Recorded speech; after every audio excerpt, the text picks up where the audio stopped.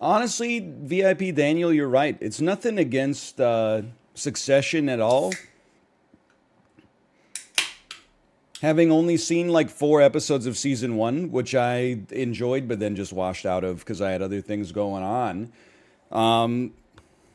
Seasons 1 to 3, people were like, oh, I love the tight writing. I love the way the family takes snipes at each other. I love the way that there's no sympathetic characters because maybe sometimes that's what life is like in an organization like this. Season 4, oh my god, Greg heads, where we at? My Kendall, Team Kendall, we're so back. It's so over, we're so back. Shiv stands, how we feeling tonight? But you know what I realized, I think, is that and it's taken me 8+ years, maybe more, to really, like, I could tell you this, but until you feel it yourself in your bones, it's not going to change your behavior. And I know that from my own experience. The average person that annoys you online is either 14 or has the brain of a 14-year-old. The only way you win is by it sounds incredibly rude, but when you see something stupid, like just insanely dumb, like an adult being mad about The Little Mermaid, all you can do is look at that and say, wow, look at this dummy, and then don't really react to it beyond that. Just say to yourself, I'm smarter than this person. You get a little dopamine hit, and then you just move on with the rest of your day. If you let it affect you in a negative way emotionally, you lose.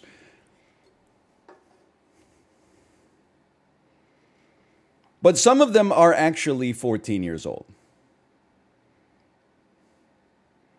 So, like, you definitely lose more if you argue with a child.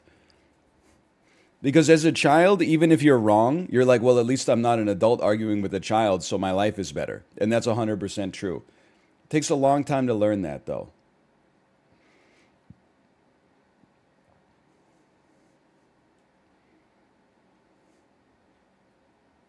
I forgot to take my probiotic supplement yesterday. No!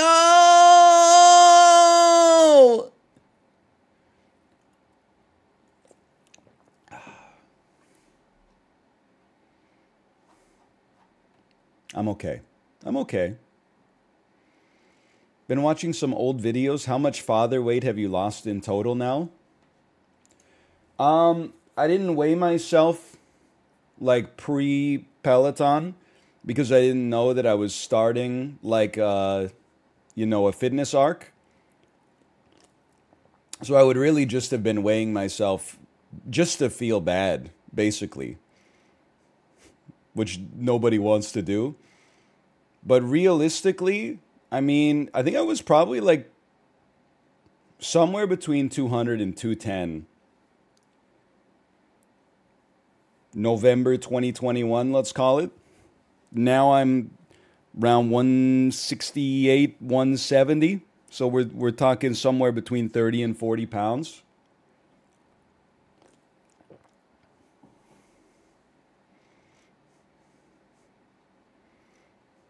Why no kilos? Well, I had like a cold sweat because I was talking about how I like want to use kilos because I think it should be good for the world to all use metric. So I was trying to like be the change I want to see in the world. Then I realized that I told people I weighed 68.4 kilos, which is not true. It was 168.4 pounds at my last weigh-in, which is like 100. That's like 74.6 kilos or something like that. So I made a conversion error and misrepresented my weight by like 8 kilos or something like that.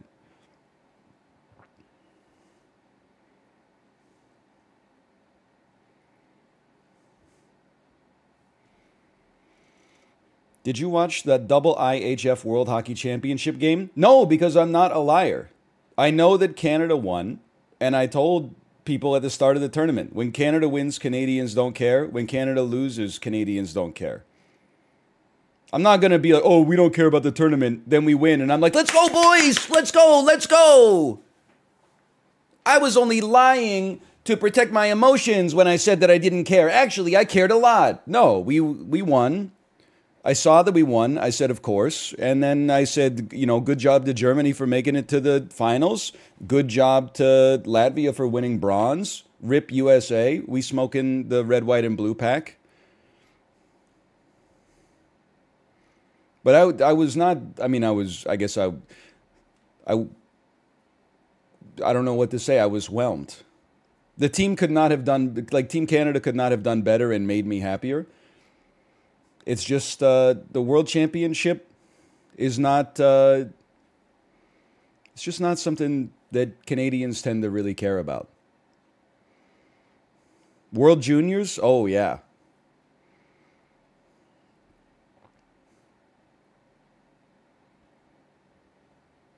Olympics? Well, when they have best on best competition.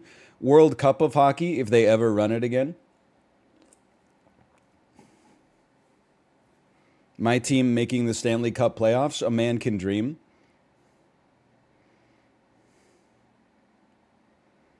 I used to care about the World Juniors till I got older than the players. I used to care about the World Juniors till they came to Vancouver. And we bought tickets like a year and a half in advance. And then the fucking Canadian team that they sent was total dog shit. And they lost in the quarterfinals. So they didn't even get to play in the medal match. Any of the medal, not even for bronze. My ass is just out here like I was Rob Lowe at the NFL game, just wearing a hat with a hockey puck on it, cheering on Team Finland versus Team USA in the finals.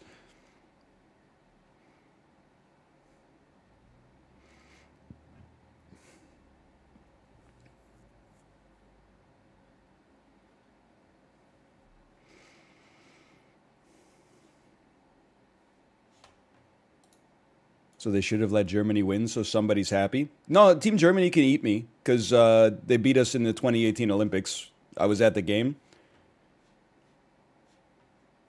We smoking that Team Germany pack as well.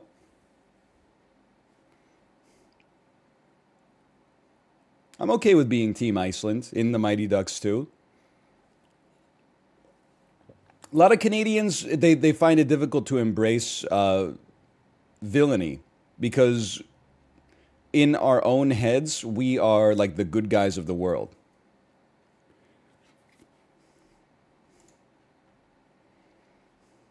So, like, even we think that in international competitions, like hockey especially, we think that impartial observers should root for us, which is crazy. Can you imagine, like, being from Latvia? And being like, oh, I want Team Canada to win. We're like Thanos. You have to embrace that in which you're a heel. If you're an impartial observer, sure, maybe you could root for Canada in like the World Baseball Classic or the World Cup or something like that. But you're not like gonna go. That's like I'm trying to think of a good example. It's tough though. It's like rooting for the USA in the Olympics when you're not from America. Like, no, everybody that's, at least my perception is everybody that's not from America, they want to see their own country win the gold medal.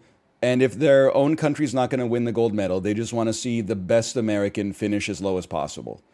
And it's not because they necessarily hate the United States. It's just because, fuck you. You got a lot of people, you got a lot of money, you got a lot of athletes, you put a lot of work into it, you put a lot of emphasis on it.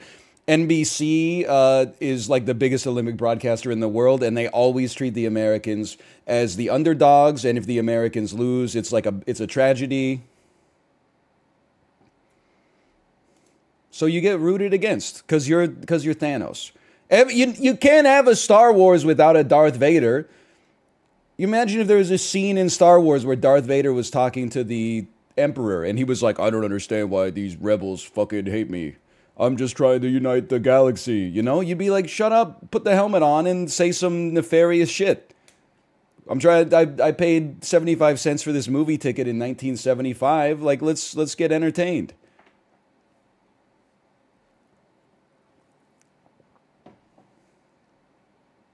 So I embrace being the villain in hockey for sure.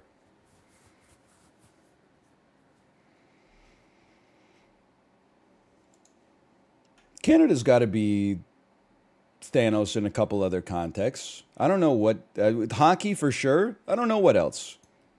Women's soccer sometimes.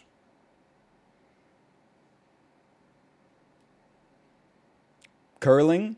We've been kind of like ass at curling though lately, right? Like we're going like USA hockey mode in curling over the last 7 or 8 years.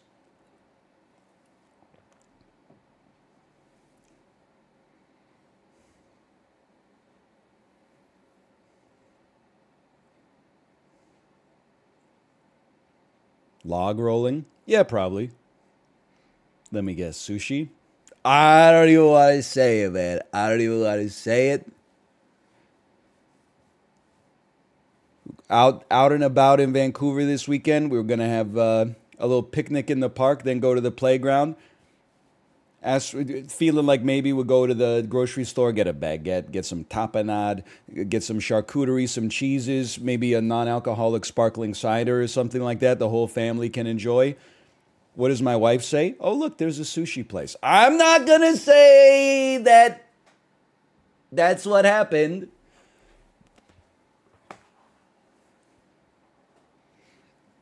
So we had sushi.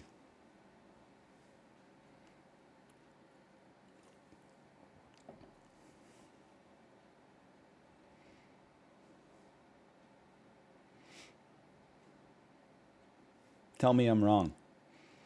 I got more controversial sushi takes, by the way. You know when you walk in to a sushi restaurant, whether it's going to be good, bad, or like bad good. Bad is like this restaurant smells bad and the fish is going to taste like laundry detergent. Good is like this tastes good. Bad good is like when you go into a McDonald's and you're like, oh, this food is bad, but I love it. So we walked into the sushi restaurant. I knew it was going to be bad good, which is fine. And don't get me started. Of course, I checked the reviews on Google before I walked in. We just happened to be in the neighborhood. Reviews were 4.2 out of 5, certainly acceptable. One of the reviews, like, listen, I'm not going to say the place's name, okay?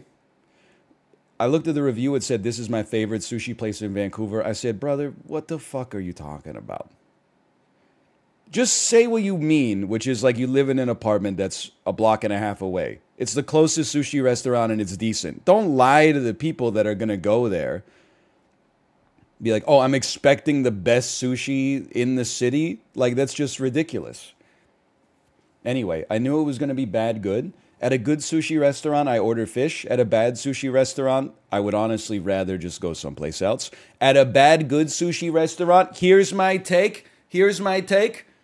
At a bad, good sushi restaurant, the vegetable rolls are where it's at.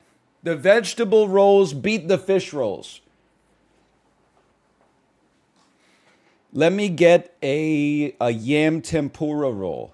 Let me get some kind of roll with like an avocado in it or some julienne carrots along with it or something like that.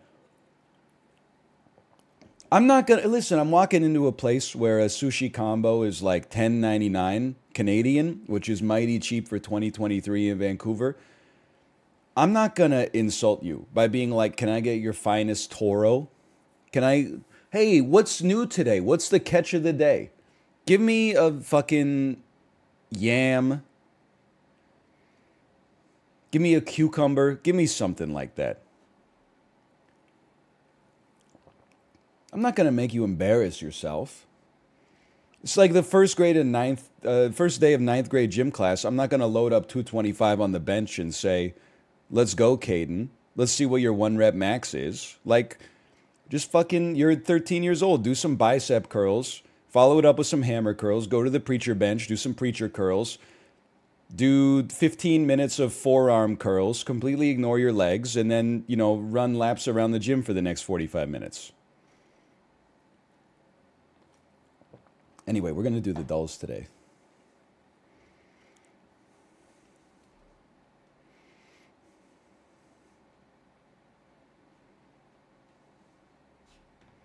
Because I don't know what else to do. I think video games are kind of washed. Great pics at the park, by the way. You're lucky I love my wife. Corpse Slime, by the way. Thank you for the gifted subscriptions. Thank you. Thank you. Why? Because she was taking photos of me at the park. I thought they were for, like, personal use. Then all of a sudden, I go to Twitter and I see photoshopped versions of me at the park. Somebody left a toy katana at the park. And then I picked it up and said, Kate, somebody left a sword at the park. She said, can you pose with it? I posed with it. She's like, that's not how you hold it. I held it a different way. She said, that's okay. She took a photo. She said, okay, one more. I swear to you, I looked her in her eyes and said, can you hurry up so I can get back to looking after our kid? Like, I was losing my mind. I thought I was showing her, like, I was like, whoa, we got like a shared story here. Somebody left a toy sword at the park. Isn't that weird? All of a sudden, I'm like, walked into like an Austin Powers photo shoot. She's telling me I'm holding the plastic katana wrong. Trying to make sure my kid isn't rubbing her mucus all over the monkey bars or something like that.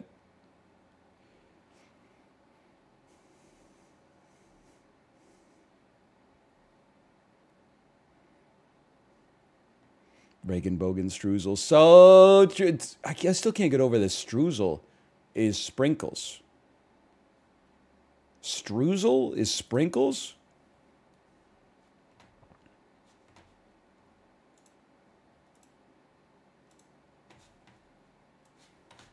Then what's strudel?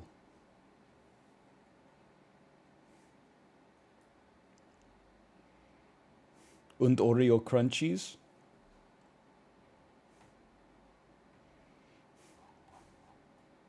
Favorite burger joint on the I-5? Listen, no disrespect to beef or Washington State. There's a couple of things, okay? I don't like burgers that much to be like I don't want to go off of burgers. I've got off of burgers so much. But like, I can't imagine someone like driving a car in America on the highway and then seeing a place that sells burgers and being like, holy shit! A burger place in America? I gotta see this. Like, so, I don't get that pogged up for hamburgers to begin with. Especially not enough to have stopped at like multiple burger joints along the I-5. The other thing I gotta say is that, like, no disrespect to upstate Washington, if I'm on I-5, my ass does not stop until I get to my destination, unless, I guess, hypothetically, if I was driving to like California. But if I'm going Vancouver to Portland, why would I stop? Oh, you gotta check out this Mexican place in Blaine? Like, I'm sure it's fine if you live in Blaine, but like, I got places to go if I'm on the I-5. I'm not just like leisurely driving. I'm 34 years old.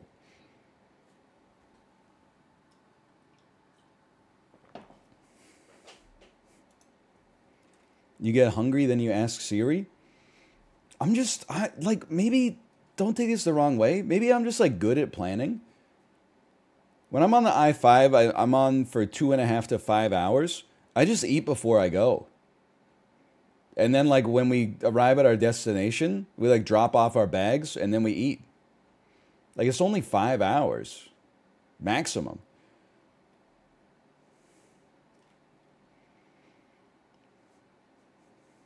I'll do you one better. I've never had to stop to piss on the I-5. I willfully sort of like dehydrate myself. I'll wake up, have a cup of coffee, no more fluid till we leave unless it's like in the afternoon. Piss right before I go. I'm en route. Now, have there been times I've had to hold my piss for like an hour and a half? Yeah. But I don't want to pull off, find a spot, pull back onto the highway. Come on. Slash marker. Dulls. All right, we're back with the dulls. It's messing me up today because crude petroleum and petroleum gas has got me thinking, 57 billion, you got me thinking that this is like Venezuela, but it can't be Venezuela because we had Venezuela. Now let me look at this for a second, because like, okay, it's an OPEC nation, which has you feeling like it's probably the Middle East, and then we see cocoa beans, and then we see coconuts, Brazil nuts, and cashews. 57 billion is pretty sizable. I feel like we've already had Saudi Arabia. I'm just trying to picture like a coconut growing in Saudi Arabia, and I don't know if I see it, but I feel like we've already had Saudi Arabia, but all signs are pointing to it. Wow, it's not Saudi Arabia. It's like, it's freaking me out. It's in it's in Africa. Really?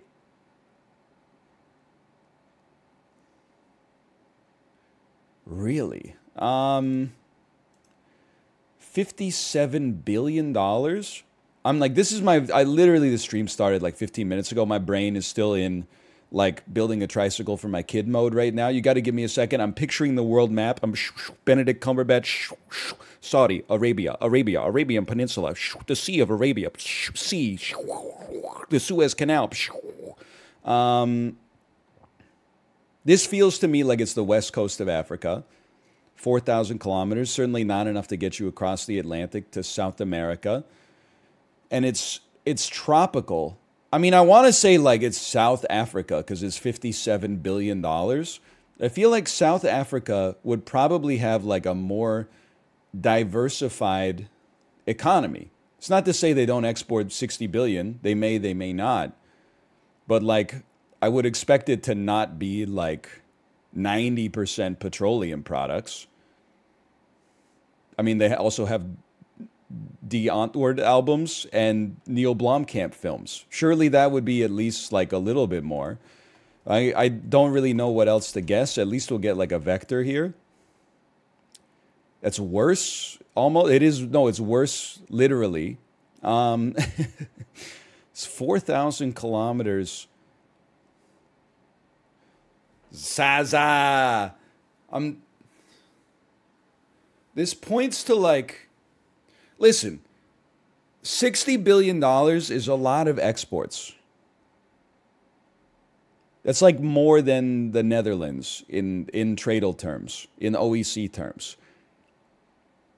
Could this be like Morocco?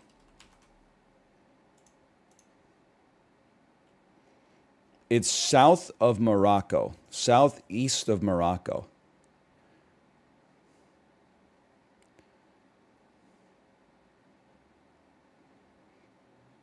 Lads, it's been a pleasure. It was an honor to fight by your side. I'm so stumped. Slightly closer to Morocco than South Africa. I mean, I'm like, is it Congo? Is it Nigeria? Nigeria's probably got a lot of exports. Oh!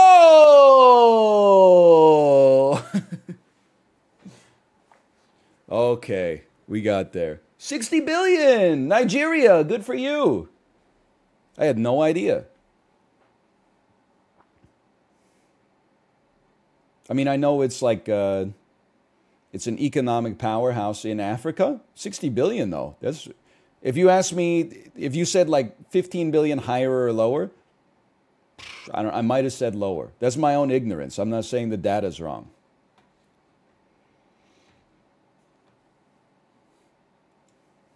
So much petroleum?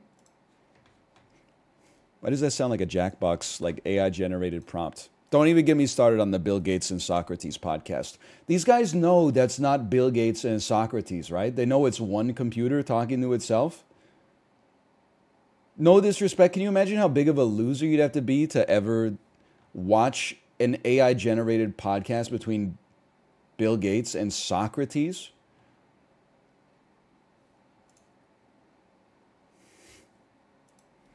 It's because it's not Bill Gates and Socrates. It's the computer talking to itself, man. I don't know how else to explain it. I'm putting it in the simplest terms possible. All the comments are like, this sucks, and then the replies are like, it's gonna get better. It doesn't matter how good it gets. I mean, I know that most people here know that, but like,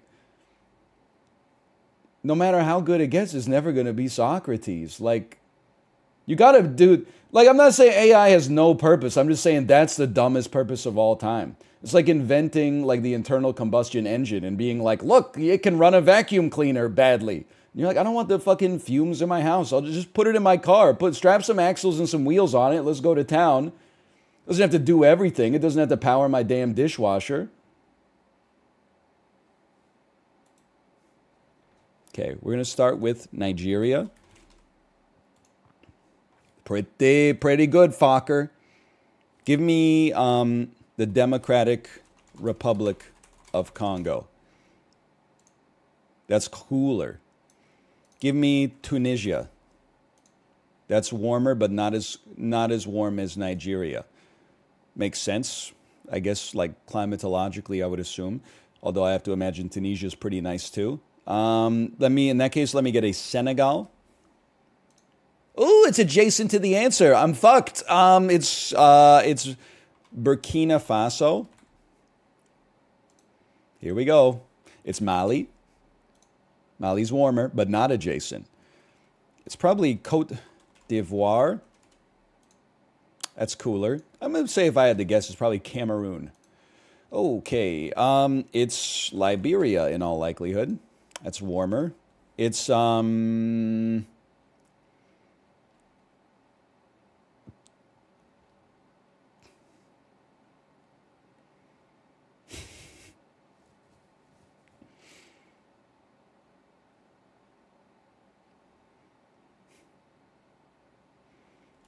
Equatorial Guinea. Yes. Yes, I did. That's what I fucking meant! Guinea. Guinea's adjacent to the answer.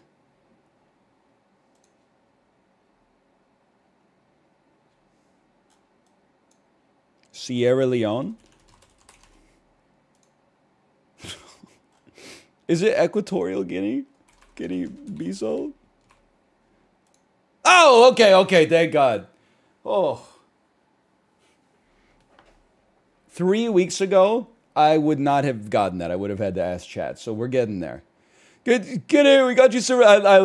It's an evergreen meme. Every time I see it, I laugh. Senegal, Guinea, Mali, Sierra Leone, Liberia, the Ivory Coast. Put your hands up, we got you surrounded. I'm Guinea-Bissau. The Slovakia one got me really good. Yeah, I know, thank you. For once, I wasn't like completely off with many of my guesses. I mean, technically the Democratic Republic of Congo, I was really off, but that was before I guessed, that was before I knew what direction it was even in. World law. This seems pretty easy, but I'm washed. I feel like this is Northern Africa or like the Levant.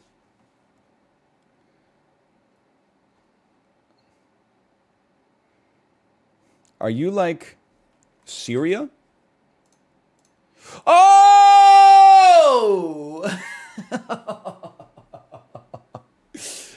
Yeah, all that time is the Mamluks in Europa Universalis 4. Ah. All right, now to the movies. November 13th, 2009. I was in my final year of university, figuring out what the fuck I was gonna do in like 8 months. Let's see. $65 million opening from Sony Pictures. Is it possible that this is the opening for Avatar 1? No. Okay. Well, noted. Let's get some tips from Sony. The genre is action, adventure, science fiction. The actor is John Cusack. This is 2012. I know, it's weird. It came out in 2009. We were warned. Okay, say what you will about 2012. It's not a good movie. Also, I've only seen it on TV, so I don't remember much. But I do seem to remember that a lady's husband gets like ground up in like an automatic door or something like that. He gets turned into like ground beef, basically. And then like 10 minutes later, she falls in love with John Cusack, which is crazy.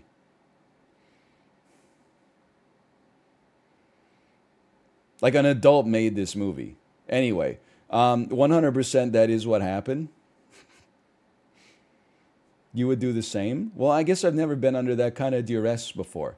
Never had to knock on wood. Just imagining that while a dude gets ground up in the human hamburger. But I know someone who has, and I'm sure it isn't good.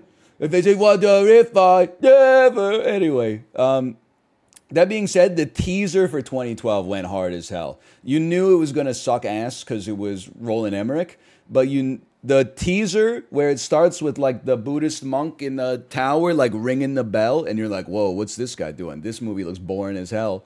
And then like the huge tidal wave comes up to like the 300-meter tall tower and knocks it over. You're like, oh man. Anyway, but you had to have a little bit of media literacy. You're like, good teaser, do not pay $15 to go see the movie. Okay, a Disney movie in 2009. It's an animation family drama fantasy. Let me get a tagline on this. I'm not great with the voice actors and actresses sometimes. Season's Greetings. This is the new Grinch. The Grinch. The Grinch. How the Grinch Stole Christmas. I know it's not the 2003 Grinch with Jim Carrey, but they came out with like another Grinch. Season's Greetings. Starring Jim Carrey. I'm stun locked. I have to come back. Lionsgate, second week. First week was probably limited release. Starring Gabourey Sidibe. If you see me with a chickadee, no diggity, it'll be diggity, diggity, diggity. Giggity, giggity, giggity. This is Precious. Based on the novel Push by Sapphire. Holy crap, Lois.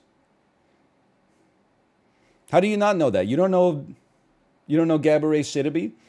This was a huge movie. Like everyone was talking about Precious, man.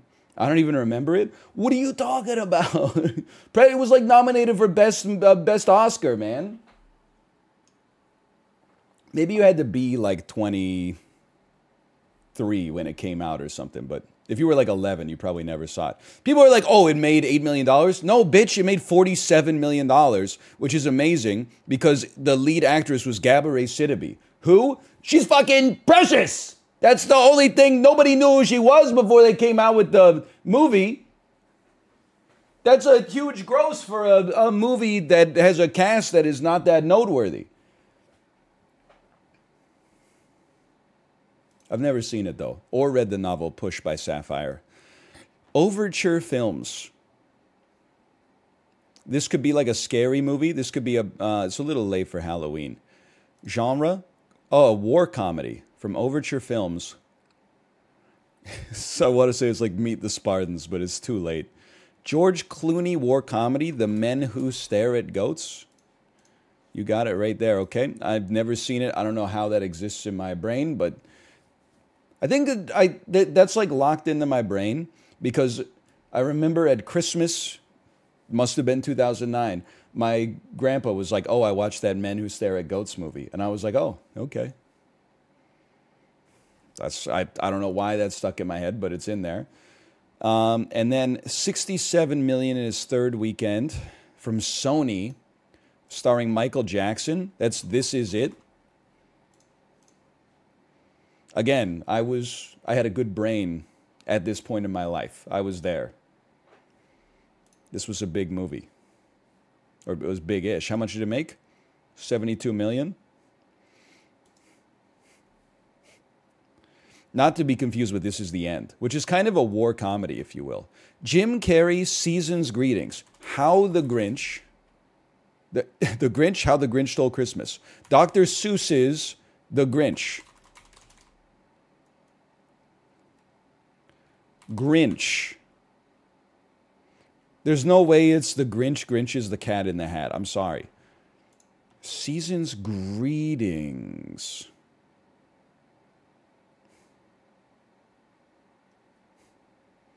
Actor 2. Gary Oldman.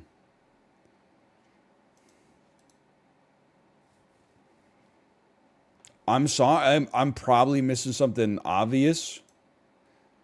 I don't know this. Oh, it's A Christmas Carol. I know it. Yeah, I know it. Fair enough. Oh, what's he doing? We're lucky we got 55% on that. What's he doing on the cover? He's going like, ah. What's the Twitch emote that looks like that? There's a global emote where the guy looks like this. No, not just the one with the tongues. Yeah, that's it right there. Wait, what is this? Broke back.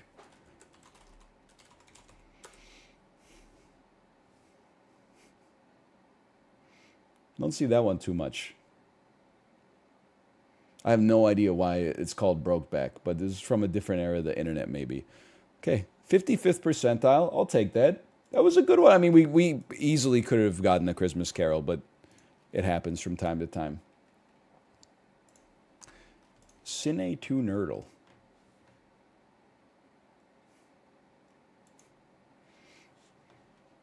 I see Ice Cube, Compton, Death Row. How is this not Straight Outta Compton? Try to sound like America's Most. You can yell all day, but you don't come close. I mean, that's Death Row Records, man. Maybe Ice Cube's not involved in Death Row, now that I think about it. Okay, now Soldier, Anthony Mackie. Falcon, Anthony Mackie. Wallace, Stop Motion. Curse of the Were-Rabbit.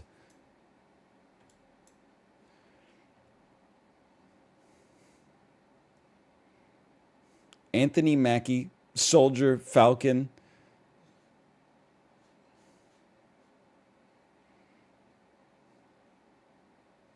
Wait, rap artist, Mile.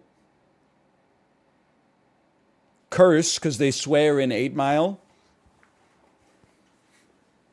Death Row. The Green Mile. Healing Powers, Death Row. The Green Mile. Okay. This is like Captain America, the Winter Soldier. This is The Green Mile. This is Straight Outta Compton. This is Wallace and Gromit, The Curse of the Were-Rabbit. I think that rap artists Mile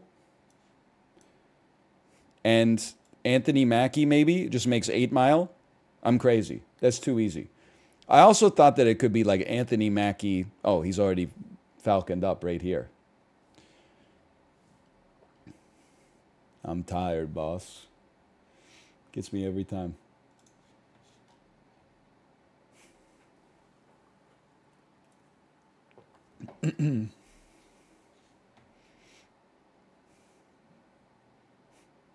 Good run? Oh, thank you. Reversal. Shutter Island. Gangs of New York.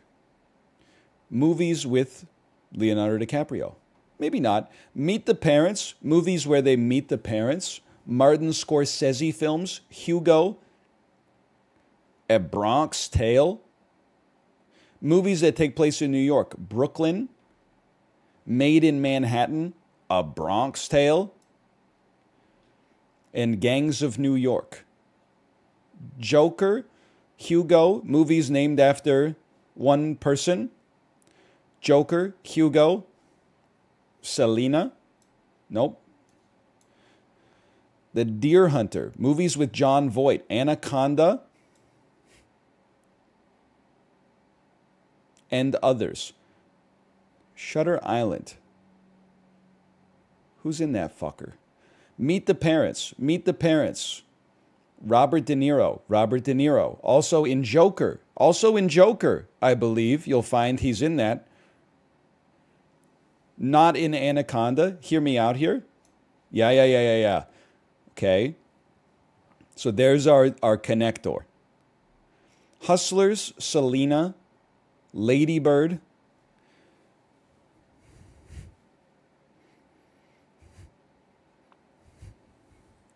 I'm washed. Movies with animals in the title.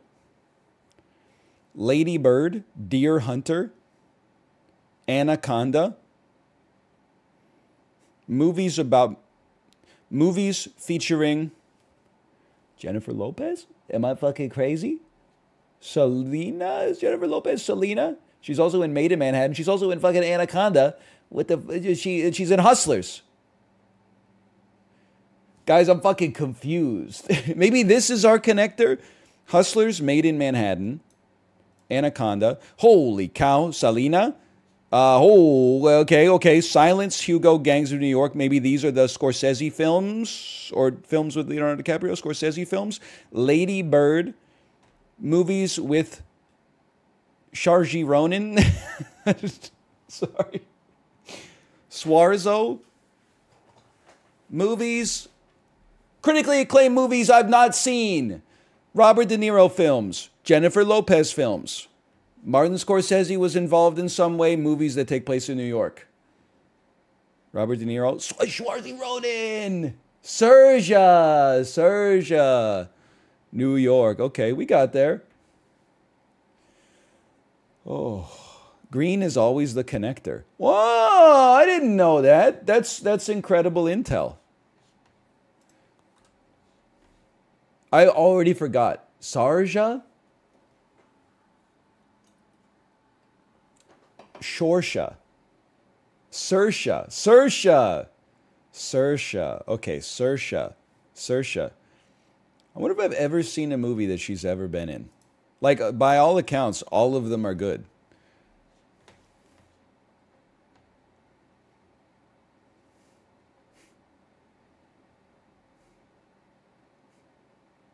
I don't know. Has she ever been, like, in the X-Men? Saoirse. She played Rogue in the new X-Men? She's above it? Oh, she's one of those actresses. She's not like Florence Pugh. Oh, I don't just do A24 stuff. I'm also in Black Widow. Okay, Rollerball. Great movie.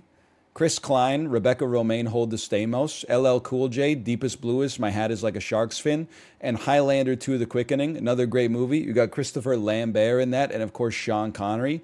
Sean Connery is probably going to be your connection there. Am I crazy to think, one second here, there's a connection, here.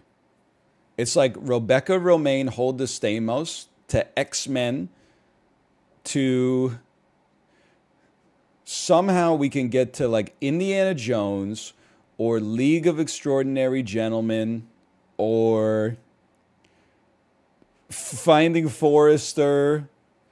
What the hell else was Sean Connery in my lifespan? Highlander 1. I can't even... Christopher Lambert, he's just like... I know him from Highlander and then also bad video game movie. You know what? It's probably easier for us to just reverse this one and see if maybe there's an actor in Highlander 2 that I'm not familiar with. Oh, I forgot Virginia Madsen. Okay, hang on. This is opening up a lot of doors to us. Rusty Schwimmer, huh? Okay. John C. McGinley can get you to Office Space. Michael Ironside can get you to Starship Troopers, which gets you to like Denise... Wait, hang on. Michael Ironside, Starship Troopers, Denise Richards, The World Is Not Enough, and then the old-ass dude who played Q, Desmond Llewellyn, Dr. No, okay, Goldfinger, 1964, Sean Connery, the Highlander, sorry, not the, Highlander 2, The Quickening. I went backwards. I went there and back again. A Hobbit's Tale.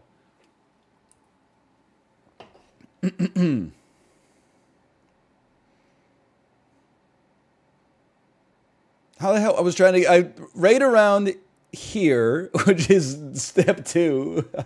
I forgot that I was trying to get to Sean Connery, or I forgot that I was trying to get to like Denise. Wait, no, I don't even know where I was going. I was being straight up with you. I don't know where the fuck I was going. You're right. It took me 4 steps to connect the movie to itself. As I'm going to pay the Giamatti tax as a result of my idiocy, I'm going to go Virginia Madsen to Sideways. I'm going to take you to Paul Giamatti. This is us paying the Giamatti tax. Now, Chris Klein. He's in Election. Great movie. Matthew Broderick. Reese Witherspoon. Directed by Alexander Payne, who, strangely enough, wait a minute, was married to fucking Virginia Madsen, right? Who did Paul Giamatti's in Sideways, also directed by Alexander Payne. Then LL Cool J, Deep Blue Sea. You got Samuel L. Jackson involved there.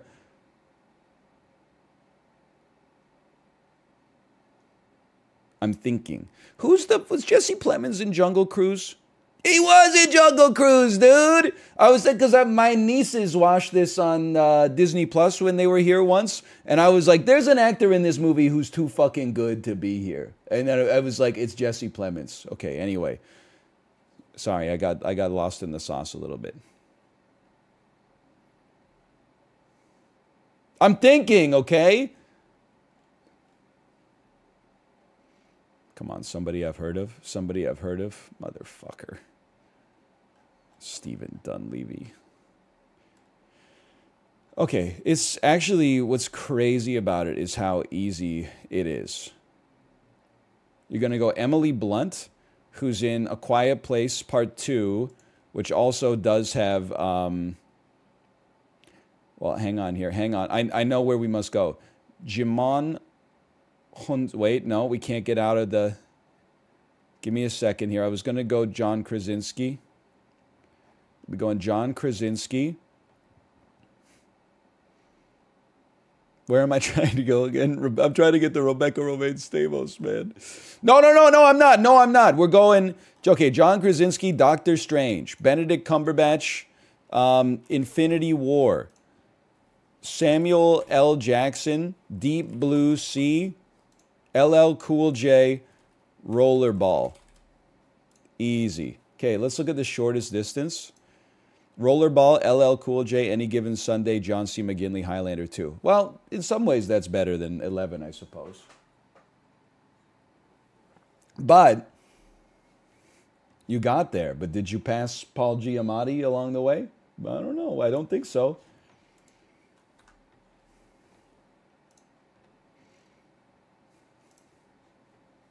Guess the game. I know this. I don't know that I don't know it, but I know that I know this.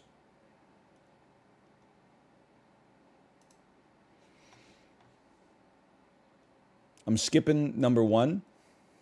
Metacritic score of 91. This looks so freaking familiar to me. I'm skipping. It's Guitar Hero 2. It's Guitar Hero 2. It's Guitar Hero 3, Legends of Rock.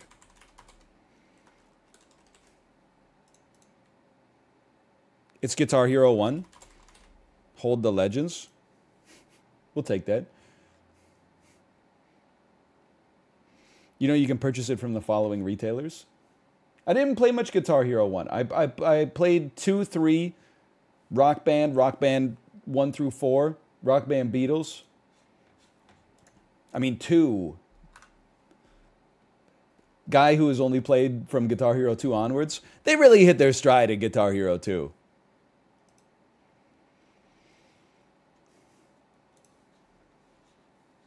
Gamedel Classic.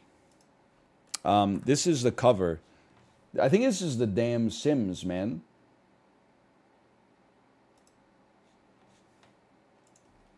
The Sims? The Sims 3? Okay. Dude, there was a tweet that got the rare good tweet that the For You page surfaced. I guess there's a not safe for work mod for The Sims 4. And this is the context you need to understand this tweet. And the tweet was just the text said, my roommate in The Sims got a promotion, and when she came home, my dude just started eating her ass. And then it was just a naked lady, like with her legs spread, and the dude was eating her ass from the back in The Sims.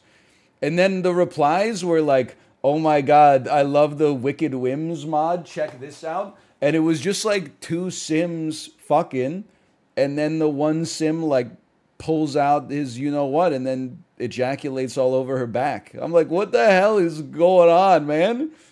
What are people doing in The Sims these days? And then the other replies were like, oh my god, when I was a kid, The Sims let you woohoo, but they were always underneath a blanket. And I'm like, you're dumb! Your ass is stupid! Can't just buy that shit at Best Buy. Are you crazy?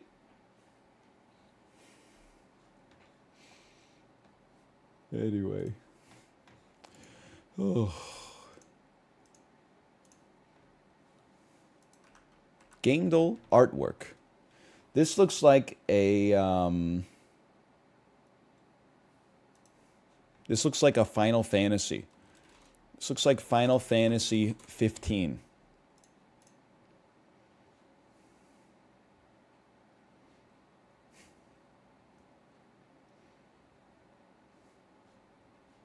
I used to have an ass like that. Sorry. Is this Groot? Is this Dante's Inferno? What is this Gears of War? That looks like a guy from Gears of War. This is Gears of War Judgment. This is Gears of War. This is Gears of War. This is Gears 5. This is Gears 4. Okay, we got there. Never really played him.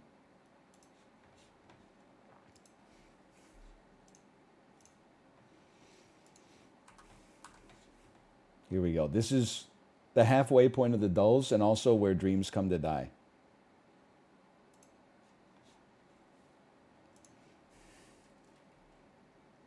Dark Souls 2. 2014. Wow, one green is a great start. And then it's a role-playing game that may also have some other elements. How about Dragon Age Inquisition? That doesn't help us too much, unfortunately. It's third person, first person, multi-platform.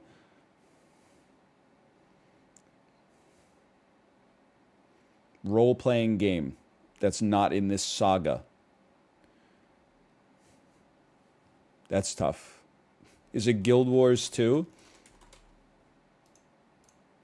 You idiot, that's from 2012. And it's multi-platform. It's not even first person, third person. It's like first person, third person, and isometric. Or first person, third person, and also side scrolling. It's Divinity Original Sin 1. You sack of shit. There is a single player campaign.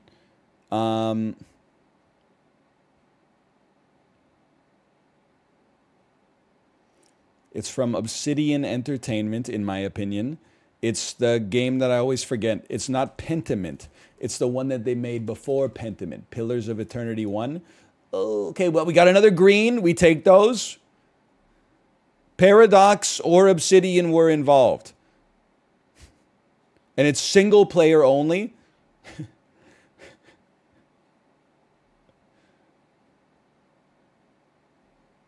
It's Rune Master. Single player, first person, third person. It's not Paradox, man. That would live in my brain, I think. Let me get the clue. It's a role-playing strategy adventure game. I feel like this is fucked up because, like, you know what? What we should have done is just type like Fallout 4 or maybe And it's not going to be Fallout New Vegas because that's like 2010. But it'll at least tell us if we're on the right foot. If it's Obsidian, no, it won't, because there's other companies involved in its production. Wait, but Obsidian is the only one that rolls that overlaps. Okay, Obsidian. And it's not Pillars of Eternity 1. Their asses were busy, man. They came out with a game in 2015 and 2014. Wait, Obsidian... I was just going to say they made a game with Paradox. Yeah, it's Pillars of Eternity. Obsidian, I don't fucking remember. It's Baldur's Gate 2 Shadows of Am. It's fucking, I don't know. It's, you know what? It's Stuntman on the PlayStation 2. It's Top Gear. It's Cruisin' USA. It's, okay, fine, you got me. It's fucking Stronghold Crusader.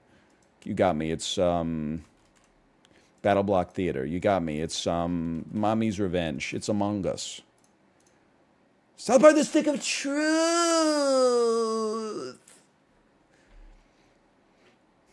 Okay. Yeah. I remember that. It's a long time ago, but I remember that. Obsidian made that? Well, can't you tell because the writing is so good?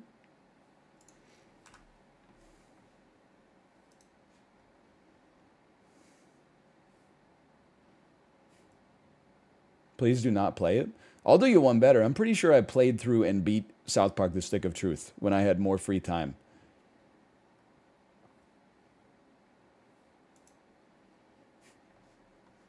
It was a different era. I don't really think that I enjoyed it all. I think that I went through the motions and was like, it's okay.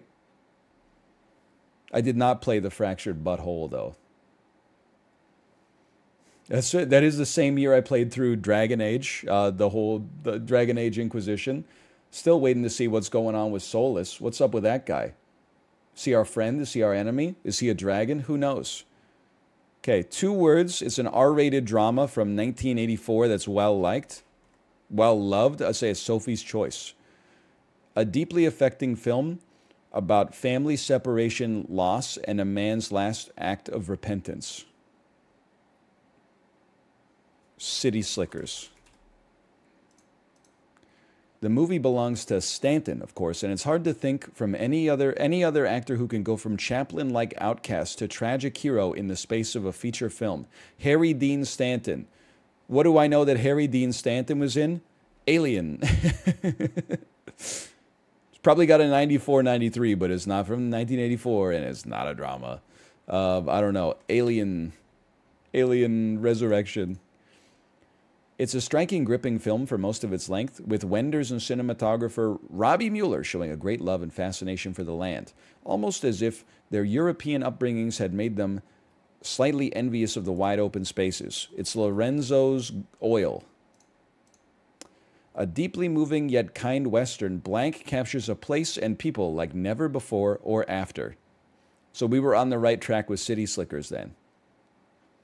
True Grit. Paris, Texas. This one's freaking me out because there's another... I've heard that Paris, Texas is really good, but there's another movie called Paris, Texas from like 2001 starring Steve Zahn that is the only Paris, Texas that I've ever seen.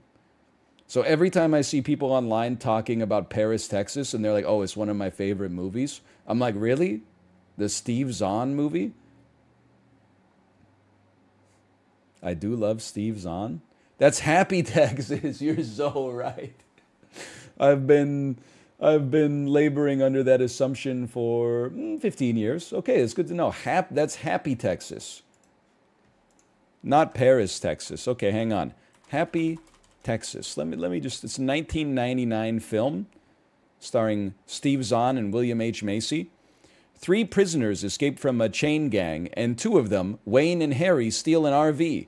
They discover the RV actually belongs to 2 gay men who travel around Texas as consultants for beauty pageants. They are apprehended by Chappie Dent, the sheriff of Happy Texas, who mistakes the escapees for the pageant organizers.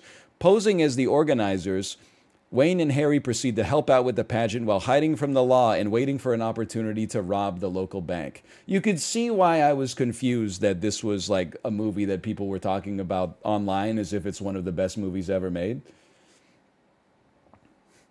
The duo's scheme is complicated by the fact that Chappie himself is gay and is attracted to the prisoner Harry. Straight Harry, on the other hand, becomes attracted to Josephine, the president of the bank. Meanwhile, gay David, who's also straight, gets involved with the local pageant coordinator, Doreen.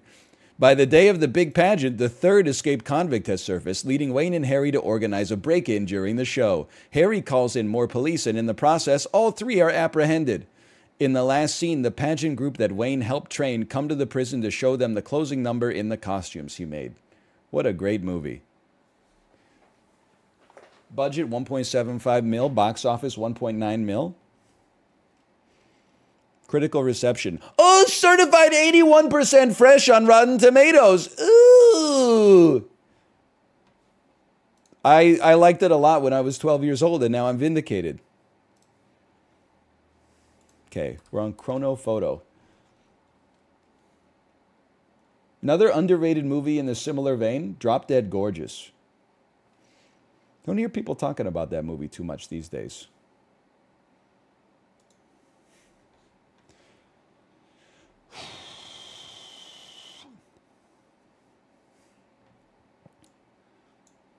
Directly pre-World War I, 1912 America. 1900 even. Fiji water. Some kind of parade. Bro, that's Steve Nash. This is like, I don't know, is this Mardi Gras? Someone's walking around with a damn tuba. It's got to be Mardi Gras, right? This, I'm looking at the phones.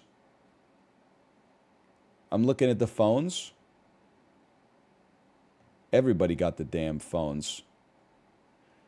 I'm looking at the stroller. Is that an Uppa Baby Vista?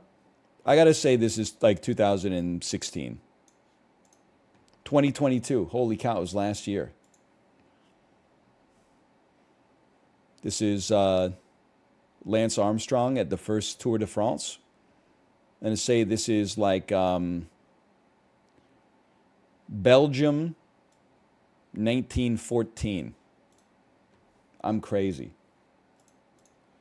This is, I know we've talked about this before, and this is basically something I just stole from Twitter.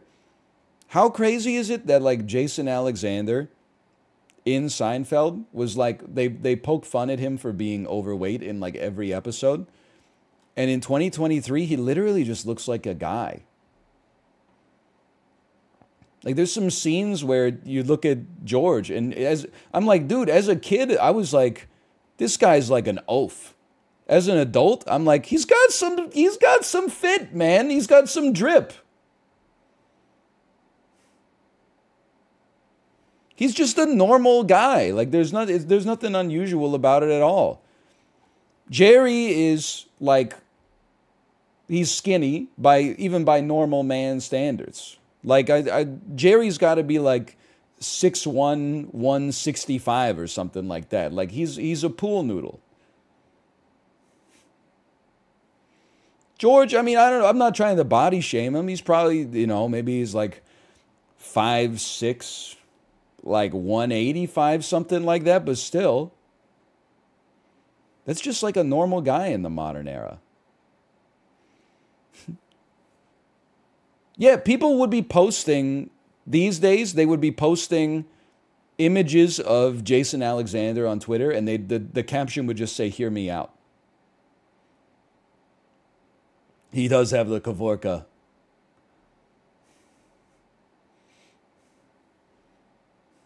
Not with that hair. No, but with like the bicycle hats on, man, for sure. For sure. You see the picture of John Goodman from the Flintstones that just says, "Hear me out"? John Goodman looks like, young John Goodman, like 30s, 40s John Goodman, looks like the kind of guy who could crush a man's skull in his hand. He looks like a professional arm wrestler who's never stepped foot in a gym, which is scary as hell. Like, that's just like, that strength came from God. That didn't come from work. It just came, like, He was just born fucking strong, dude. That's crazy. Anyway, this is not 1960. This has got to be like 1992. 1989. I'll take that. Vote equals power.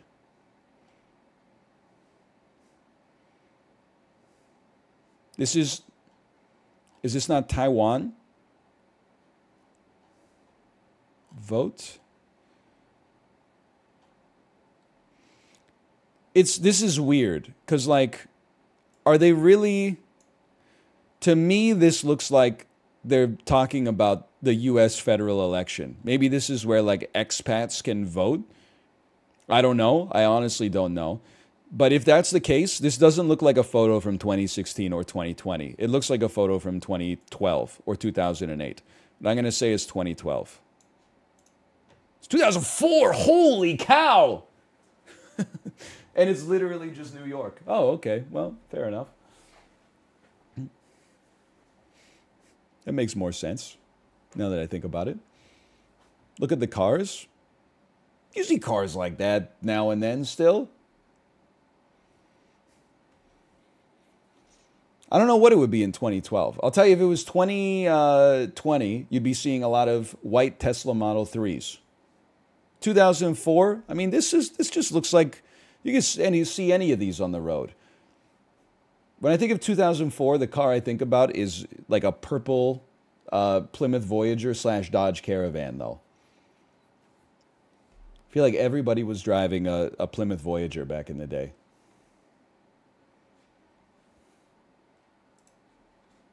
I don't know why it was purple. I wasn't buying cars back then. Presented by Dougal Murray. Okay, it's a nice looking house.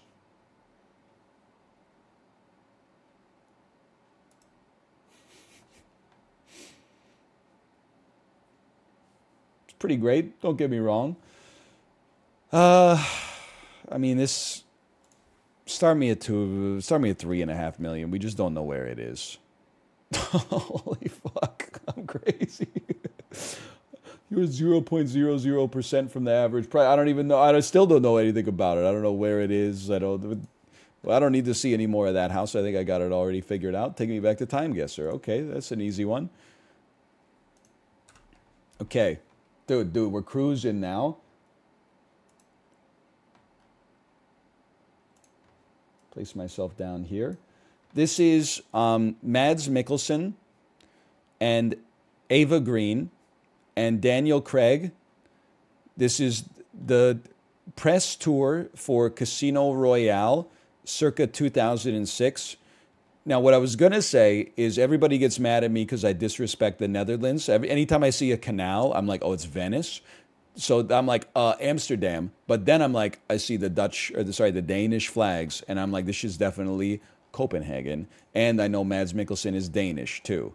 Also, this is like straight up, this is 2006 drip, man. This is so good. The black jeans and the leather jacket with the racing stripes, that's 2006, baby. I know some people are like, it never left. Some people never left. But I would say that this being the eminent style of menswear is definitely left, and that's okay. Mads Mikkelsen, Eva Green, and Daniel Craig at a press event for Casino Royale in Copenhagen. Okay, 9987. We definitely take those. Jeez, it's Albert Einstein. I was like, I was like, who is this guy? Who's this motherfucker right here? This is Albert Einstein receiving an honorary degree in the place in America where every school is. So roughly here to here. Let's call this Princeton. I feel like Albert Einstein is associated with Princeton, which is in New Jersey somewhere. Probably Princeton, New Jersey. I'll just level with you. I don't know where that is.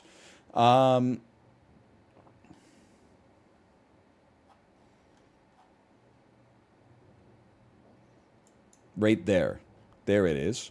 Maybe he's not, maybe this isn't Princeton, but I'm going to assume it's Princeton. You're at Princeton University circa 1950. That's Oxford, and it's 1931. Well, that makes up for the last score. Okay. This is, there's a lot of clues here. Waitress, the movie came out in like 2007, converted to a Broadway musical. We're talking early 2010s.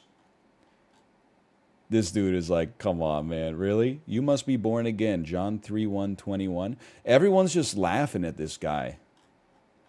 Oh, man, they're just laughing at him. Which is like, I get it, but this picture is giving me anxiety, man. Like, every face is like, she's like, oh, honey. This guy's like, I gotta see this. This guy, he's cutting up. Boo. And his girlfriend's like, don't do that. And then this guy's just like, he's got some sympathy. He's been there before. She's not really that concerned about this. She's just taking in the sights. This guy, you know, again, he's just kind of like, I gotta see what's happening here. Well, this is Times Square. Winner, Tony Award Best Musical Revival. And American Eagle was still popping off. I got to assume this is early 2010s. This men's fashion, I feel like this is 2012 era men's fashion. So I'm going 2012 Times Square, New York. Everybody's rocking a button up with khaki shorts. Times Square. Boop. 1962.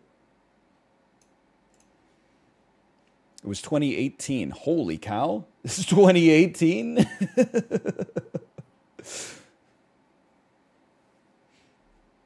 I was going to say, where are they now? But now I'm like, they're here, man. They're here.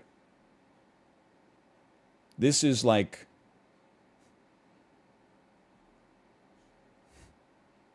Paris.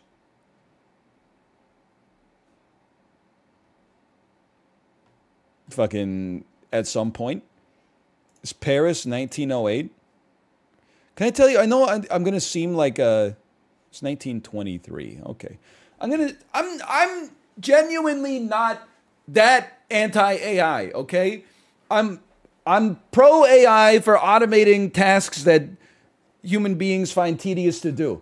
I'm anti-AI because like 99.9% of the AI stuff that I see on Twitter is always like, look at how we can use it to replace like real art with a facsimile that's fucking soulless, okay? People will, on Twitter now, people will post like a historical photo that's in black and white. They'll be like, check it out. This is the world's first photograph ever taken. This is the Archduke fucking, who gives a shit, Theodosius from 1863 posing in front of what, like the diocese of who cares, right? And it's incredible. This is like for the first time in human history, man built a machine that could capture a moment in time, but it's not in color. You can still see what it is, but it's not in color. People will reply, hey, colorized bot, can you hook us up here? And then a fucking robot goes in and goes beep, beep, beep, beep, beep, beep, beep, beep, beep, and puts like a fucking fresco filter on it and like removes some of the noise and stuff like that. And it's like, here you go. Here are the filters that I use to colorize this historical photo and make it look like complete ass. If you like this and you want to see more of it, consider buying me a cup of coffee. I'm like, you're a robot, buddy. I'm not going to buy you a piece of coffee for stripping all the context out of like an incredible historical artifact.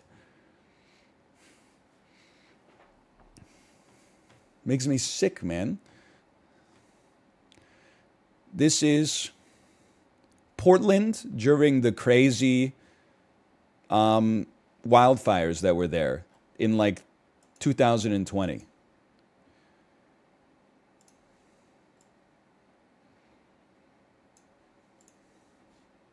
Nope, that's Australia. Yo, dude, it's so fucking freaky. It's like, looks like the apocalypse in our score was 2012. What? Why are you acting like the robot destroyed the photo? The robot, I mean, it didn't destroy the original, but like it desecrated the photo. How small does your brain have to be like, wow, great picture, shame there's no colors in it. Let's just insert some colors where there weren't any before. It's like you got a black and white photo and then you're just like, I understand the historical importance of this. Like, and I can appreciate that on like an intellectual level, but my brain would just like it more if I just, and I'm going to give you, I'm going to give you brown hair and then I'm really going to make this part in the background pop. It doesn't make it better. It's like your ass is like, thank God they remade Ben-Hur. Ooh, Ben-Hur, but shot on an IMAX camera. Ooh.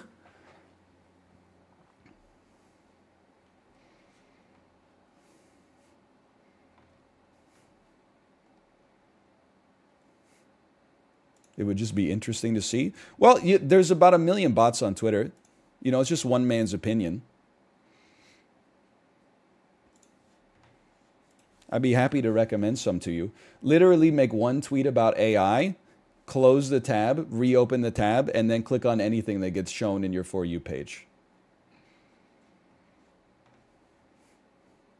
That's the recipe for seeing nothing but colorized photos for the rest of your life.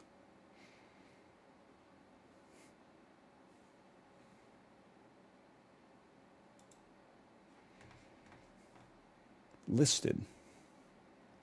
This is a strange looking house. Not anti this house. It's just a strange looking house.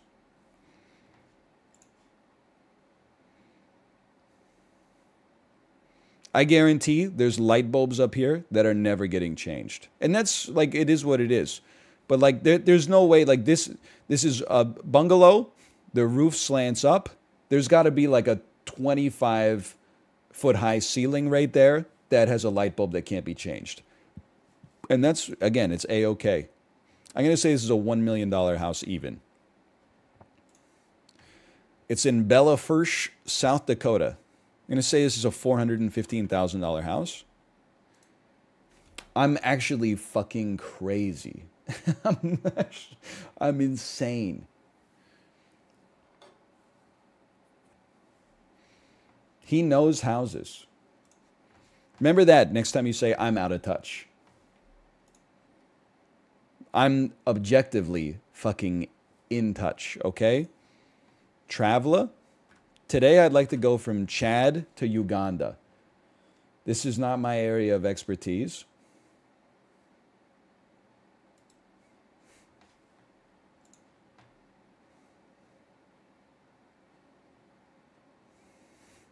This is like, so this is like the middle of Africa, which is the part of Africa I don't know very well. I don't know much of it really well. But like North Africa, I could do like a ring, you know. You go like Morocco, Algeria, Tunisia, Libya, Egypt, Sudan, South Sudan, Ethiopia, Somalia. Like, you got to go a little further. We go to Kenya, go a little further. You get to South Africa, you go around the Horn. But the middle of it, I'm totally screwed on. So I'm going to guess countries that I don't normally guess for like the rim of Africa. This is like Djibouti. It's good to get like a framework for where we stand. How about the Democratic Republic of the Congo, which might be like here? Okay.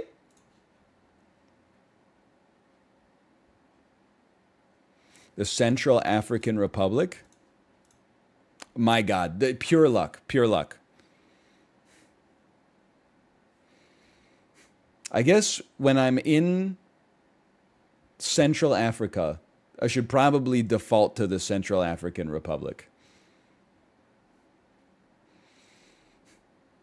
It does kind of look like a puppet with like his winky is a key. You know what I mean? Doesn't it look like a Jeff Dunham puppet that's like, where's my car keys? And then he's like, right here.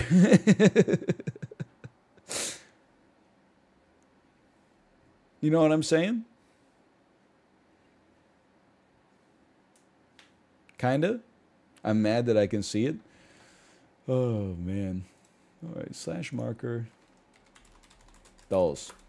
We did okay today. I was trying to see... Oh, I know what we're playing next. We're playing Halls of Torment. I was legitimately, like, rinsed today. I didn't know what the hell to play. I went to this weekly's top 50 on Steam, and I was like, oh, right, Halls of Torment. I said I was going to play it. Also, I know like I shouldn't even do this because this is like it's too much into the anti-AI bit, but there was like a new card game came out and I was like, "Oh, that could be cool." Then I saw that it was VR only, and then I was like, "Fuck, marry, kill." Crypto bros, VR bros, AI bros. I think I have to fucking fuck the AI bros and marry the VR bros and then to the crypto bros, I think, is the way that it'd have to go. I'm not trying to be a hater. We welcome people of all stars and stripes here. Hello, Kate. Hello. Thank you for the resubscription.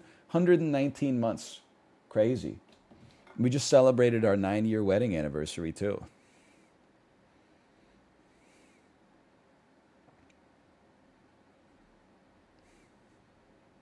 Congrats. Oh, when the stand-up comedian says he's been married for 9 years, and then everybody claps, and then he says, oh, you didn't have to do that? I'm just looking at what else is out on Steam for maybe later in the day.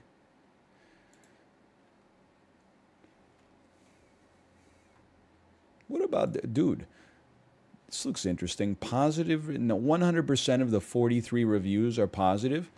Hey, we need a captain. Drive the cruise ship with the on-screen rudder, avoid obstacles, take it easy, or take the challenge.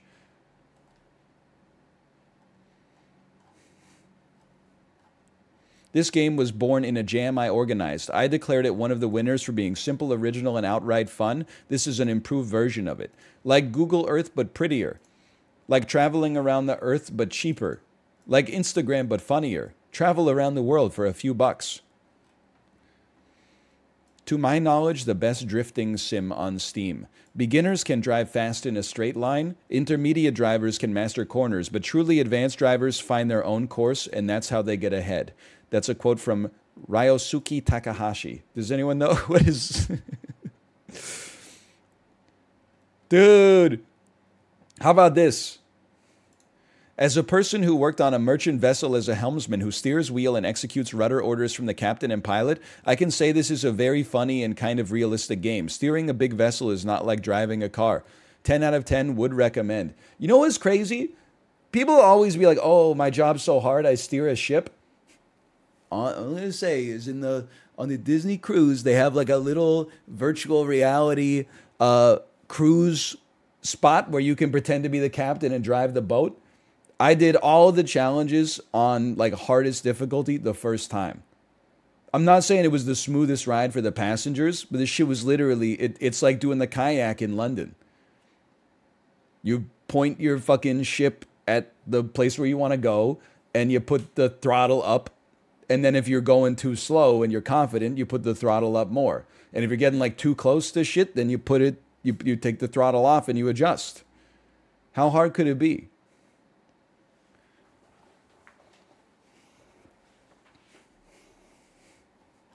Anyway, I'm going to play this first. I'm going to play Summer Trip Cruise first. This looks fun. Looks kind of like Poly Bridge meets Carnival Cruise Lines. I've been enjoying the casual games lately.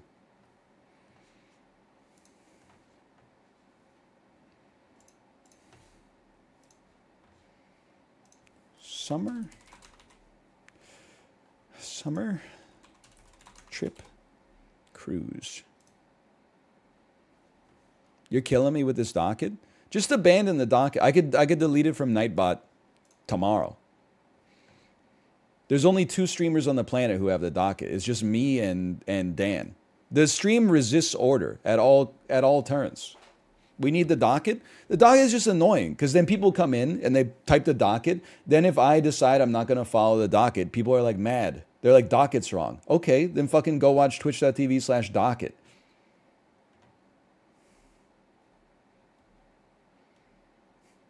You love the docket so much. Why don't you marry the docket?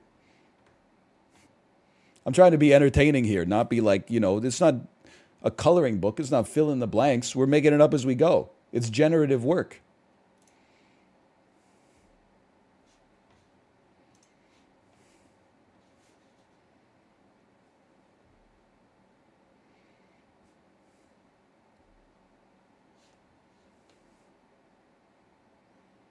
Hang on, it's loading. Ooh. I love when a song does this. Ooh. When you and your friends have to save the world from the apocalypse by gathering 17 different types of materia, but then also like, oh, it's disc 2. We got to go to the beach for a minute. Hey, Cloud. All this saving the world stuff has really taken it out of me. It's so nice to just have a relaxing day at the beach. What kind of soda can I get you? Ha! You're so funny, Cloud. I'll be back with a Nibelheim shooter.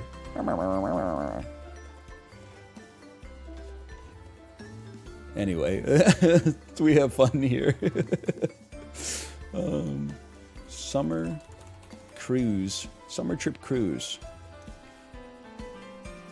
Wasting away again in Pagaritaville.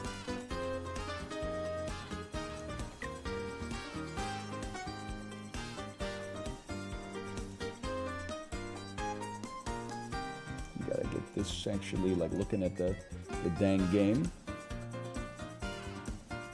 There you go. Slash marker.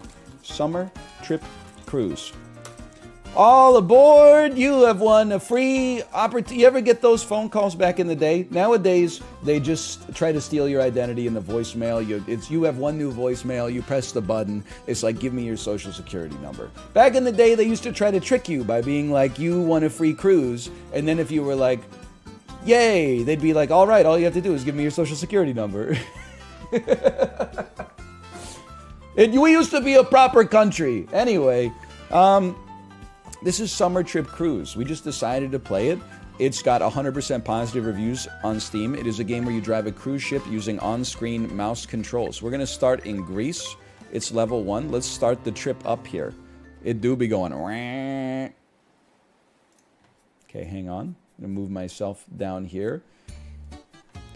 Donkey, donkey, donkey. Donkey, donkey. What's this? That's the horn. I could have told you that. What's this? Oh, okay, that's camera control. Full throttle, baby. And then I love a game where you steer with like an unusual steer. I mean, it's not unusual, it's a steering wheel. But most games would be like, just use the joystick. Here, we're going to take it a little down. We're going to take a photo of this lighthouse.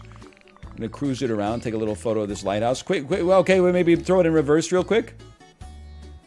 We're not crashing. If you think you're going to crash in a boat, just hit the brakes. Like, I know I've said this a few times before, but, like, if my ass was the captain of the Titanic, I'm sorry to say, like, it wouldn't have gone down like that. This is just like getting out of any parking spot in Vancouver, okay? Sorry, just give me a second here. My ass is, like, not getting beat by an iceberg. I'll probably just hit restart level on this one. Okay, give me a little speed first. That's my fault. I thought level 1 would just be like a straight line. Okay, slow it down a little bit. I mean, we're cruising right through like Mykonos right now. You got to slow it down. This is what people are on the cruise for. They're here to stop and smell the roses.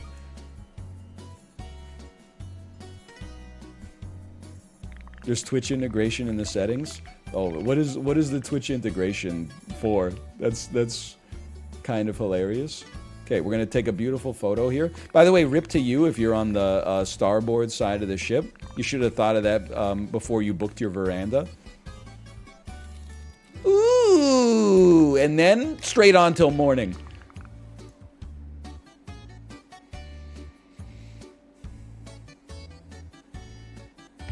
I told you, how hard could it be? Okay, let's play again. I love that it gives us the photos as well. We want to try to do it in 30 seconds, right? So let's start by aiming ourselves appropriately. Is this like a super turbo boost? Now you got to start the correction a little earlier than you'd expect. And then frickin' send it, bro. Oh! Go, go, no! Took out a chunk of the stern. Okay, okay. We'll go left.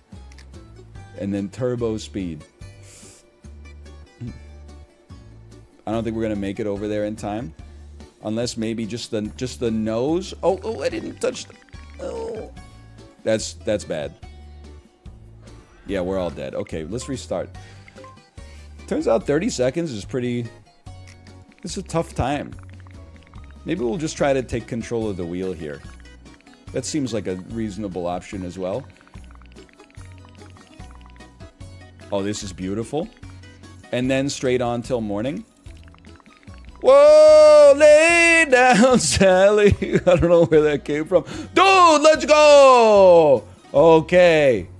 Might get a little seasick, but there you go. Can I see, are there online leaderboards for this? Well, you don't have to get the photo, you just have to make it to the end. We got everything. Okay, step one is just a pleasure cruise. Let's see what the map looks like.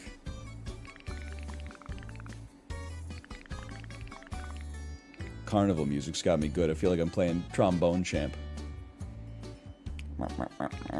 Okay, take a photo right here. Dude, that's a freaking tough swing right there, boys.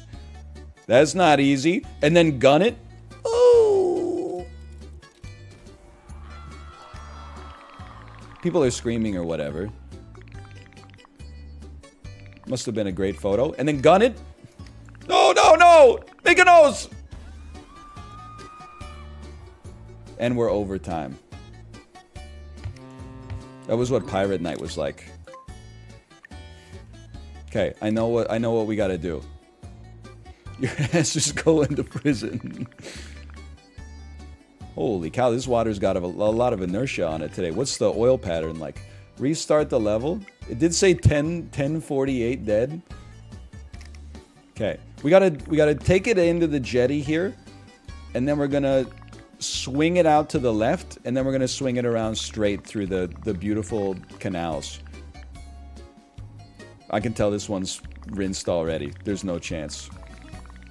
Okay, let's restart that one. Okay, we're going full throttle, of course. Step one is just stabilize. There you go, some stability. Then we're gonna get ready. We're gonna swing to the left. Once we get the vector we want, we're going to swing it way out to the right. I mean, that's a good photo right there.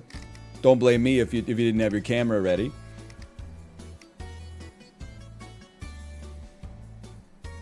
Hold.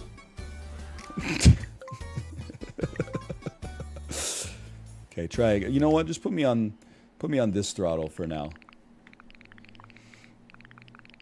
Can't you use keyboard? Bro, you're missing the point. You're missing the point. You're in like a 3-legged race or something like that, and you're like, imagine how much faster I could go if I just untied my foot from yours. We could both get to the finish line a lot faster. Spin me. Okay. Just chill, chill, chill. Gonna need to go a little left. Just a little bit. Cut the throttle. Accelerate hard.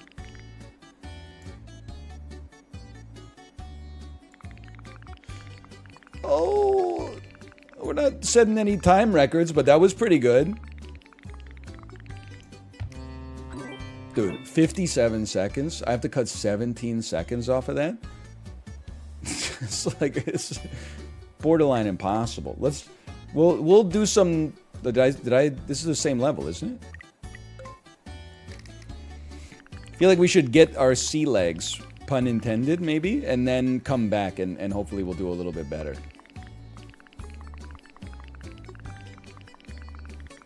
Spin me, brother. Spin me. Spin me. This thing doesn't have a Hemi, huh? Everybody, hey, clear the beaches, we're coming through. Gun it. Straight ahead, please. Thank you. A little bit to the left. Photo spot is in that island over there. I understand that jetty. Okay, we're all dead. Restart.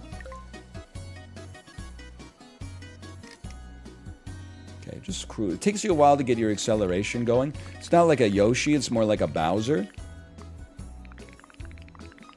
Okay, you gotta swing your ass end out a little bit there. It's just like parking in reverse, man. You know what? They should make like a cruise ship with a backup camera. Then we'd have nothing to worry about.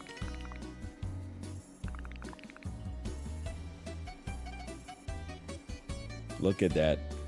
We are spinning. Forget the camera for now. We're just trying to make it to the end. Gun it! Oh, baby! Go, go, go! Cut it, cut it, cut it, cut it, cut it. And then send it. Okay, we're back. We're so back.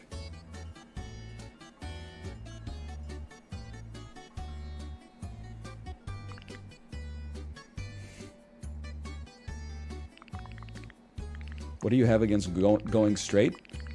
Brother, I didn't make grease, okay?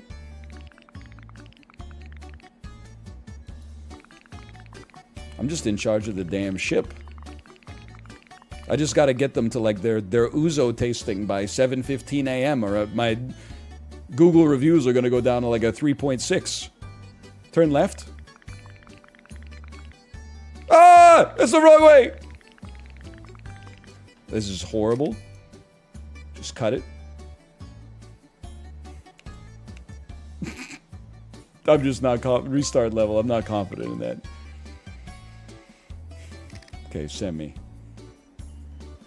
This is a tough map here. I feel like there might be like a shortcut in the middle of this. Imagine if we just drove the boat straight, huh? That'd be something. That'd be a neat trick. Everybody's dead. We blew off the damn smokestack. Just go slow. It's a cruise, not a snail. I don't know. Okay, you're right. Go a little slower. Maybe we don't have to go full throttle all the time. Have some patience. And then when you're going straight for a while, then you can smash the throttle.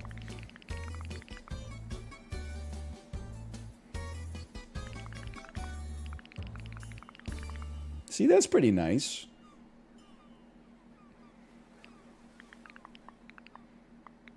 It was a little boring, though.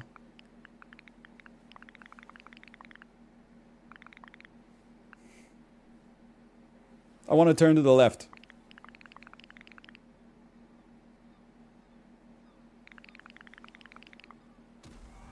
Motherfucker. Okay. Start. Get yourself adjusted straight.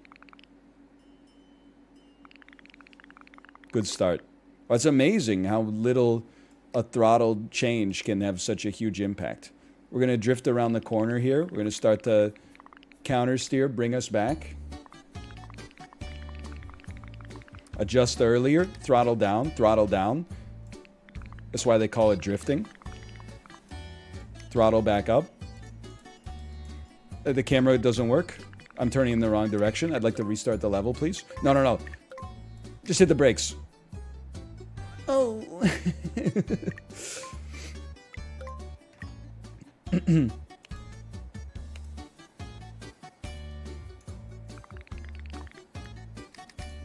This time we're gonna do it. This already looks great.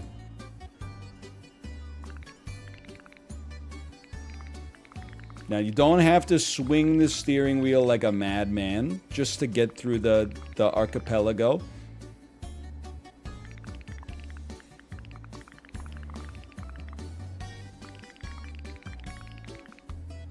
Hey! Cut the throttle. We're taking a photo. It's Mykonos, bitch.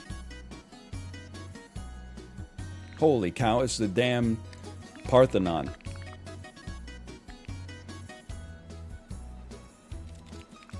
ladies and gentlemen. We got him.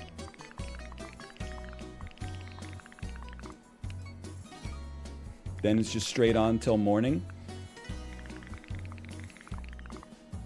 Get your shit straightened out. Dude, is that... If that's the end, we could do this in 105. I'm telling you. That's actually 3-star makeable. We'll come back later. We'll come back later once we've learned, okay? For now, we just gotta... Kate was right. We gotta take it a little slower sometimes.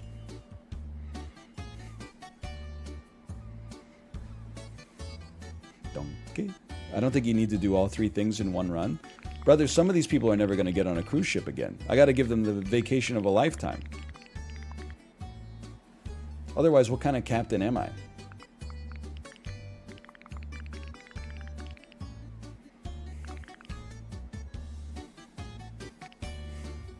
Especially after this cruise.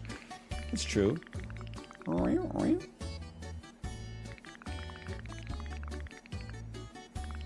this one is just driving. I will say driving a cruise ship has to be like boring as hell. But maybe that makes it kind of like a dream job. Countersteer me, countersteer me, countersteer me, countersteer me. Hit the throttle. We're all dead. Okay.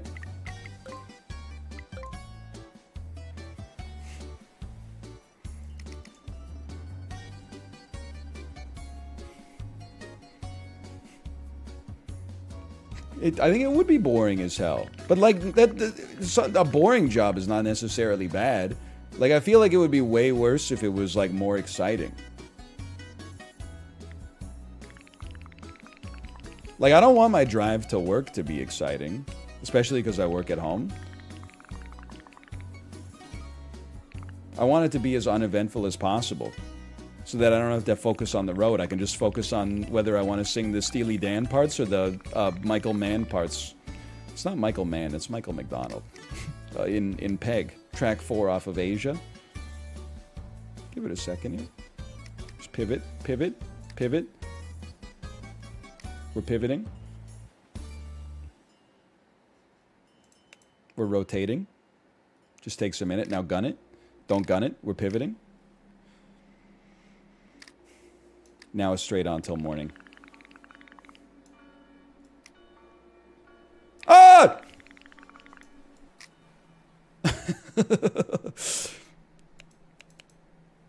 No, no! No! I thought that was the end. Huge driving, okay. Straight ahead seems great here. Take a photo right here. That's fine. I'll slow it down a little bit. Spin me. All power to the forward thrusters. Spock, thank you.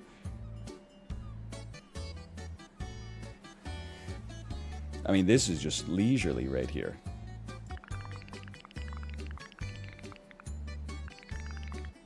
Just a little. Ooh. The Trojan horse. What percentage of the population thinks that there is like a real Trojan horse that you can go visit? Also, is there a real Trojan horse you can visit?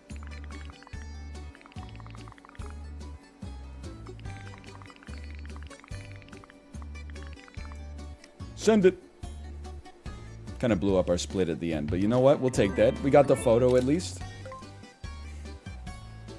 What percentage of the population thinks there's a real ship of Theseus?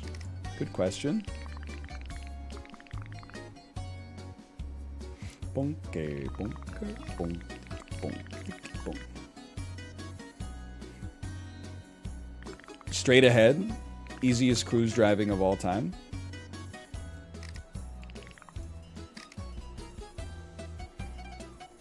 Straighten it out. We want to be pointing slightly to the right here to counteract for the forces of the drift. We've accidentally put ourselves into like a 360. I don't know where to go. Presumably we have to go around this way. You could go either way. Go this way.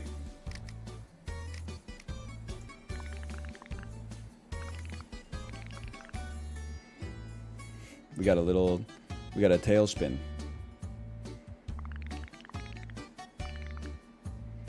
Bonk, ticky, bonk, ticky, bonk, ticky, bonk.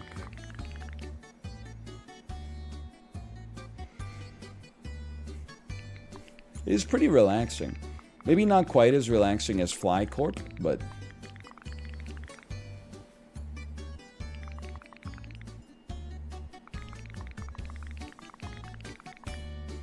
Look at that. I thought this was an IRL stream. No, you will never go on vacation with me. It's better we just get that out of the way immediately. I'm just not that kind of guy. If I was 24, maybe. You mean I can go on vacation and work at the same time?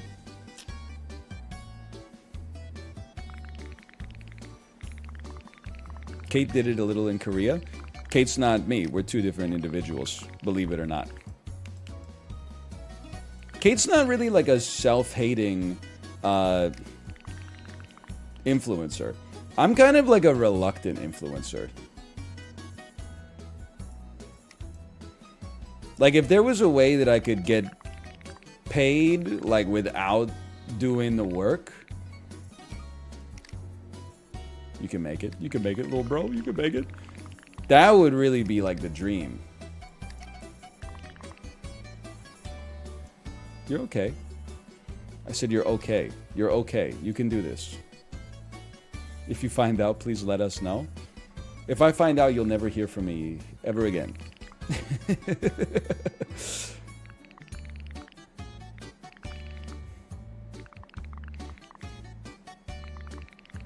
I'm mostly joking. But no, definitely, I'm never doing like an IRL stream on vacation. It's the last thing I need. I'm enjoying like a nice meal or something like that. Suck Your Own Penis has just donated $10. Whoa, this stream is so poggers. You should tell everybody in the restaurant to die. Wow, that sounds like a great use of my limited amount of recreational time. Hey, everybody, hang on for a second. It's about to get a little bumpy. No, no, no, no, no! We're all dead for sure.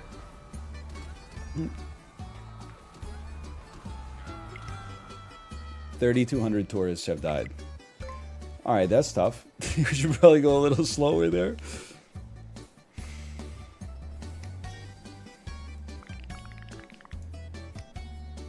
Also, I recognize this is like a boomer take.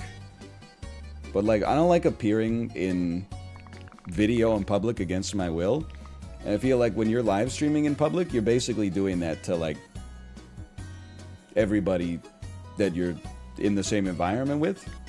Those people are just trying to like enjoy like a nice meal or something like that. Even if you don't have text to speech on and stuff like that. I don't know. It's still just, I'm not comfortable with it. So I don't do it. But there was like another tweet that I saw that was like pseudo-viral this weekend. That was like, why are men allergic to like girls having fun in public? And it's like two girls filming a TikTok and the guy behind them just like doesn't look happy. And I'm like, he's just living his life. It's just because there's two people dancing in front of him, he's got to put like a smile on his face and be like, I'm having the greatest day of my life. Like, the dude, you don't know what's going on in the man's life. He's just at like the basketball game enjoying himself. He's got to now be like the part of the ensemble cast in their social media.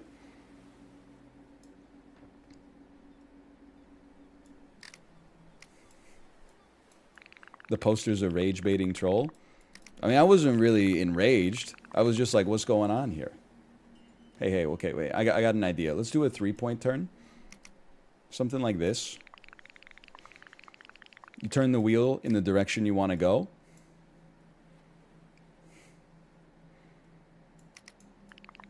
Send it out. I mean, that's just like a Costco parking lot classic here.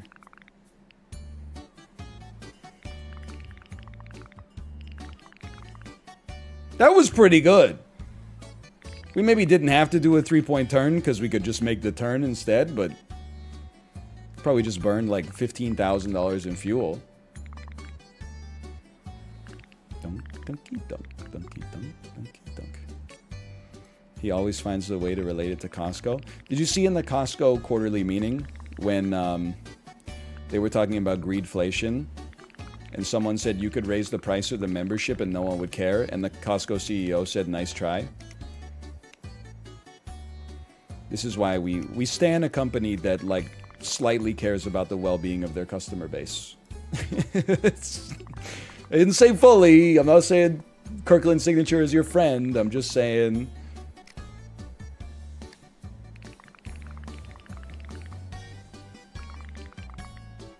Get it twisted.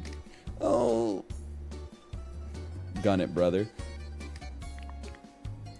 Crazy? He's crazy. He's not crazy. We need to maintain some forward momentum to get out of... Oh, no, no, no, no, no, no. We need forward momentum to get out of here. Please, please spin it. And go... Okay, we'll just wait. It's patience. Donkey, donkey, donkey, donkey, donkey. It's not really spinning. I'll take a throttle 1. Now, use some momentum.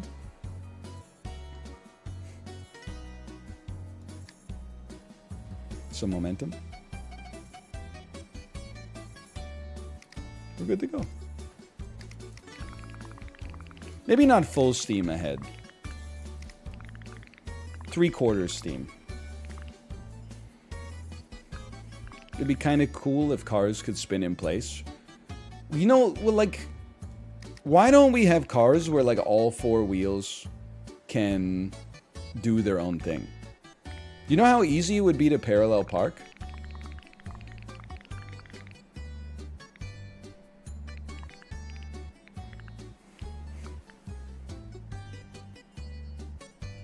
Just ride this train. Oh, no.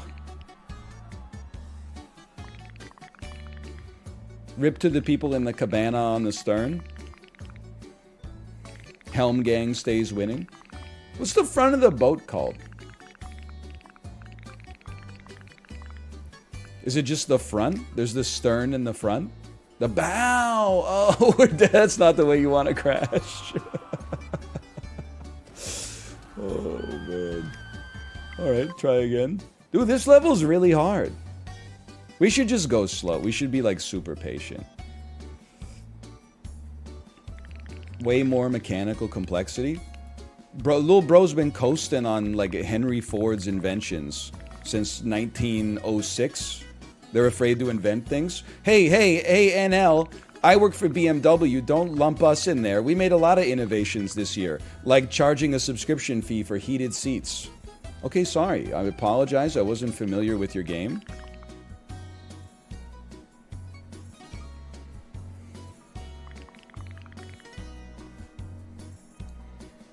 Sorry. Oh, man. Says the Peloton guy. It's okay, I get it. You drive a BMW. Hey, just hey, whoa. Just once, I'm not hating on your car. I just want you to know, recently in like the probably the 1940s or something like that, they added these things to your steering wheel. They're called stalks. Usually they'll be on like the left and right side of the steering wheel. What's crazy for me, if you go left hand up on the stalk, it puts this little light on the back of your car that lets the person behind you know that you're about to cut them off.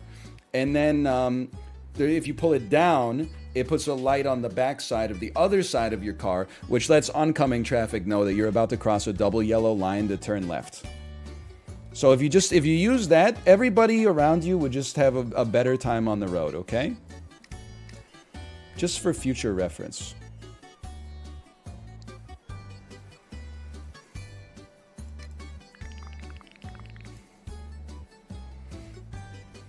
What does this have to do with the Peloton? I don't. That's the guy who brought up the Peloton. True, but the Peloton thing still stands. You know, the Peloton is a bicycle.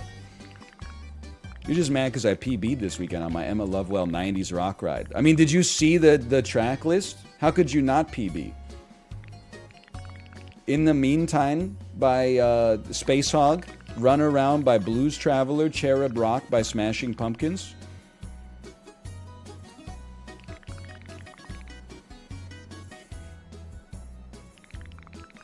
Spin me.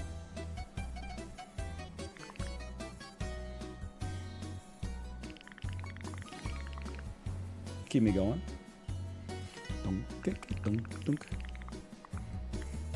A bike that needs a subscription, lol. My reaction when the streamer lost 40 pounds riding a bike that can't be hit by a Dodge Ram 1500. LOL! You're exercising financially inefficiently. LOL! We're doing a 20-year study of being completely sedentary, but one day we're going to find the exact optimum point from a price to pound lost ratio, and then we're going to cook you. Oh, wait, no, we'll all be fucking dead before you even get your heart rate above 100. You see how you're a hater.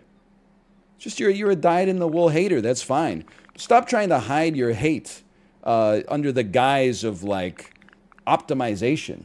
Just embrace the dark side running through you. You could just be a hater. You don't have to be like, I'm an evidence-based hater. You could just be like an angry guy. That's like most guys.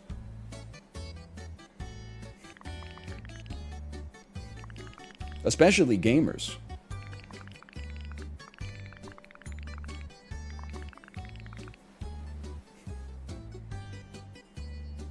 Anyway, I'm driving my ship. This is just a joke. You might have heard of them. Me when the joke is funny. Ha ha ha ha ha! I wasn't laughing when you made your joke. People tend to laugh when I make jokes. Maybe I'm doing it wrong. Hang on. I'm in the middle of my high-skilled job here. 1 second. Okay, we're going to point the camera where we want to go. We're going to enter. We're going to be like... We're going to go tangent to Mykonos here. And then we got to gun it. It's calculus. It's a simple Newton's calculus. Need a little bit more gas. We're all gonna die.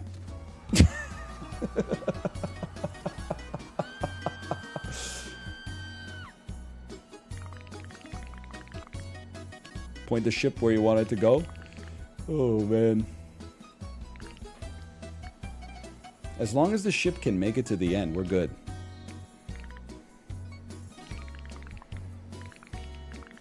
Couldn't you just stop paying and then just pedal it? Brother, listen. It's the problem of a young man. Sometimes when things are going well, you just gotta get out of your own way, okay? I'm in the best cardiovascular shape of my life. I'm averaging 90 minutes of exercise a day. I'm feeling good. I'm looking good. People are like, yeah, but you could be saving $60 a month and like jeopardizing maybe falling out of the habit that you worked for 18 months to build. But you could be saving $60 a month. Hang on, hang on. I got the perfect idea. Just float.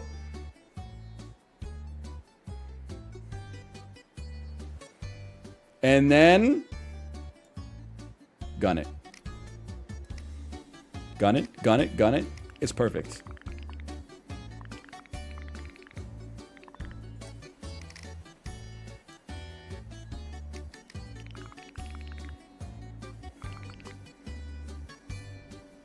And that we have to do the same thing again.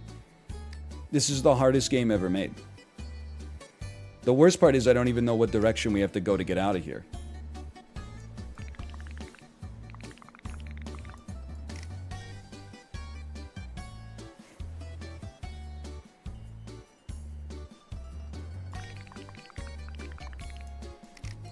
Oh, no, no, no, no, no, no. Oh, God.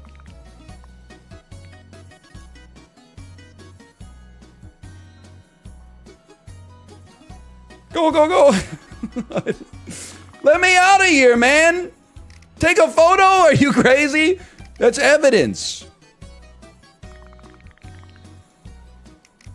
We're all dead. We're all dead. There's nothing you could do. We got no ship left, brother. It's over. I never thought I would like get to this point this fast in the game. I actually don't think like this is beatable for me. This is not a casual game. I've been lied to. Also, the level is too fucking long.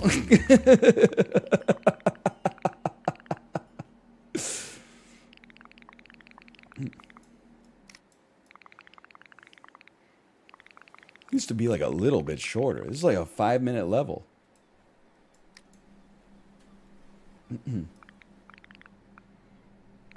What's the big button for?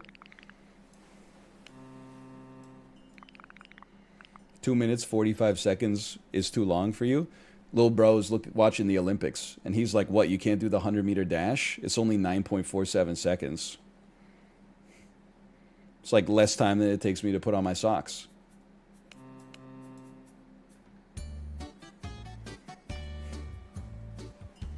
And the little buttons are, gives you a little bit of that.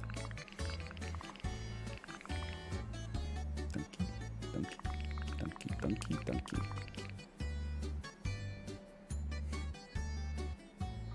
What about the wheel?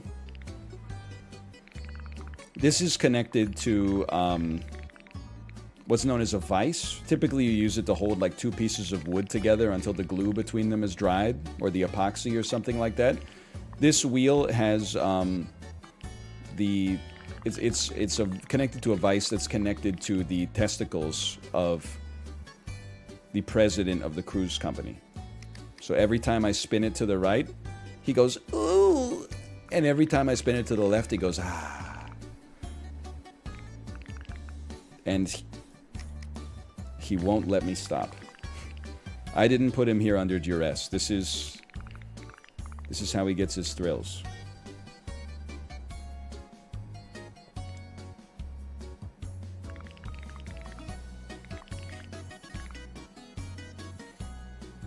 Damn, I need to become a CEO. Don't bother.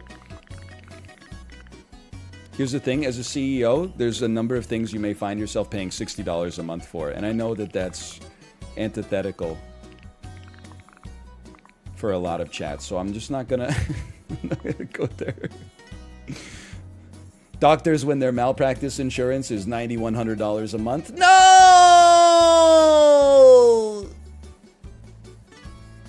I just won't mess up, forehead.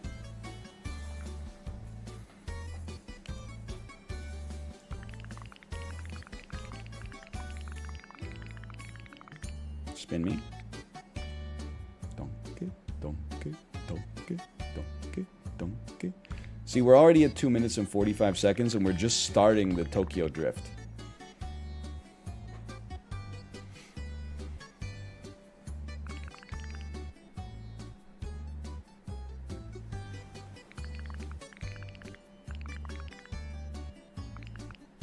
You're going 3 miles an hour? I guess this is the slowest speed I could be going while still going forward.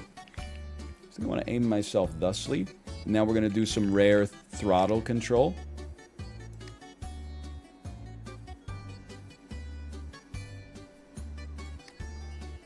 He's crazy. He's in. No! It's fine. It's like the ship is barely even damaged.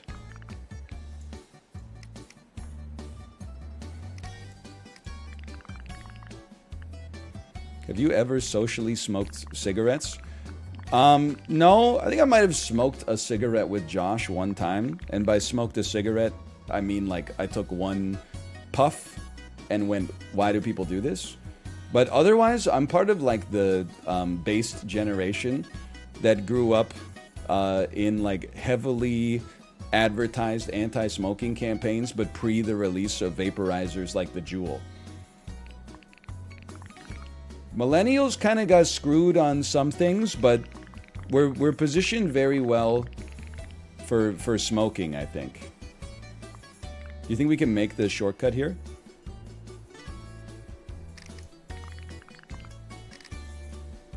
Come on, little boy. Come on, little boy. You could do it. You could do it. You could do it. Oh!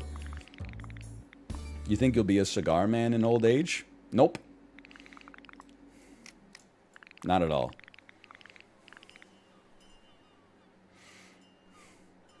While I was driving on Friday, I saw a man driving his car. Like it was an SUV with the windows down, and he was smoking a cigar while driving his car, which I thought was just very humorous to me. I mean, I guess like it's why couldn't you? But then there was just like I was like, I didn't know those guys existed anymore. It was just like, I thought a cigar was like, oh, the day is done. Now to have like a nice cigar and like a glass of scotch in my garage. until my wife knocks on the door and says, "Hey, are you coming to bed?" And I say, "Nah, give me a minute. I worked hard. I work for a living."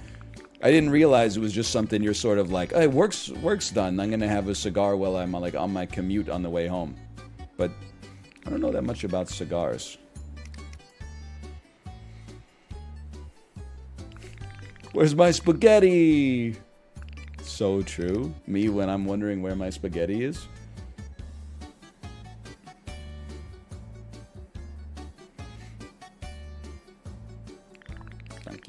Dunky, dunk. They're super good for you. It was, the cigar was organic GMO free. It came in a bag with like a leaf on it, and it said, "Just tobacco."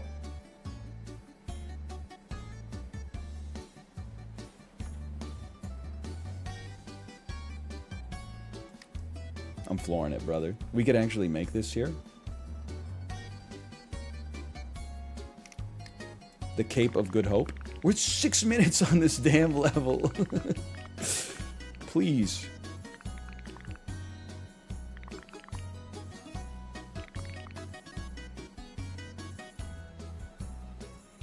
Slow down. Slow it down.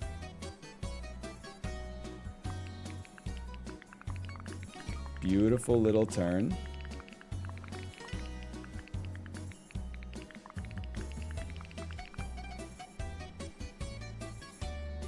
I do have to see like some. They should go full poly bridge and have leaderboards with replays. I would love to just watch people Tokyo Drift every single one of these levels.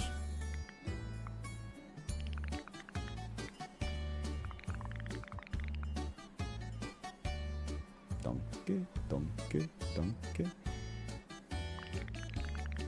YouTube exists? My ass is not. I don't care that much. I'm not gonna go to YouTube, type in Summer Trip Cruise Speedrun, and then hope that, like, some kid in Bahrain has uploaded all of his speedruns independently. Like, I was thinking that about streaming services. You know where we're at with streaming services? I won't use a streaming service anymore that requires me to log in. Now, because I know the culture of the internet, and we're like so individualistic, it's like, oh, you're lazy. You're too lazy to watch television, is the take that like you with a smooth brain would have. But actually, it's just that there's so, the industry is so oversaturated now that the consumer can afford to be unreasonably picky. Because there's that new show on Amazon Prime, Jury Duty, right? Sounds cool. It's the Joe Schmo show, where one person's real, everybody else is actors. Everybody's talking about how good Jury Duty is. I was like, oh, I'll watch that on Netflix. Turns out it's on Amazon Prime. Hadn't watched anything on Amazon Prime in 18 years because nothing good has come out. Go to Amazon Prime. Even though they know I'm logged into Amazon, they're like, you have to log into your Prime Video account. I said, fuck it. We're watching Scary Movie 2 on Netflix instead. Sorry. If you want me to watch your service, there's two ways to do it. You could remove the login page, which I understand you're probably not going to be interested in. Or you could release more good shows so that I stay logged into your service. If there's like 2 shows, I would log in and then never fucking log me out, because then I'm gone.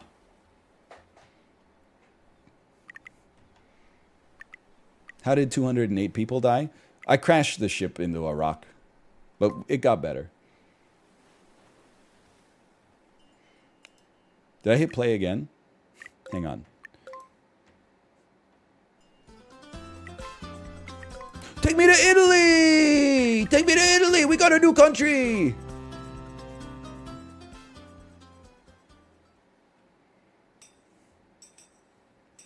Oh. You think we're ever going to get to go to Canada? I'm never going on a cruise. That's fine. Less buffet lines for me. It's pretty chill, honestly. I think a cruise is a great vacation if you're like one of those people who travels to a city and then just spends like most of the time in the hotel. I'm saying that with no judgment, because, you know, that was not me before we had kids. Now that I have a toddler, that's us. We'll like go somewhere and then be like, you know, wake up, get ready, eat lunch, and then be like, you know, go down, have a nap, wake up, go out, eat some dinner. So boring, people. Do you ever get tired of like just being hateful? You ever think about just like being nice and seeing if it ever, like, the world ever reflected that niceness back to you? It's crazy, man.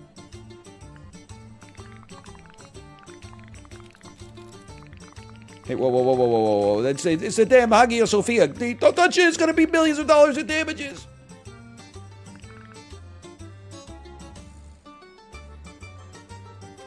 Okay, spin me. I'm a hater, but people are still nice to me for some reason.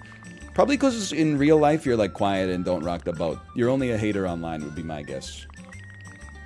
If you're a hater in real life and people are nice to you, then you're probably hot. So congratulations. Like, whatever. You didn't earn it. Probably.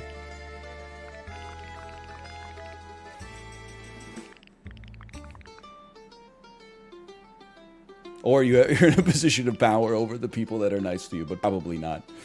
Or people are really scared of you. That's true. That's the alternative. People might be like, this guy's not a hater. This guy's like a risk.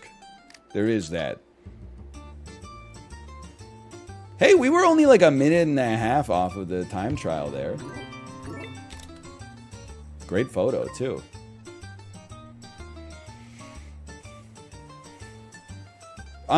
It's simple. Like, you got me in a fucked up position here to start with. You can't do a shift change in the middle of Florence, okay? If you're driving the boat when we get to Florence, you either give me the helm at the start so I can set up the vectors right, or you drive through the whole fucking thing and then I'll take over when you get to the Mediterranean. Sorry, my shift's over. Nobody wants to work these days, man.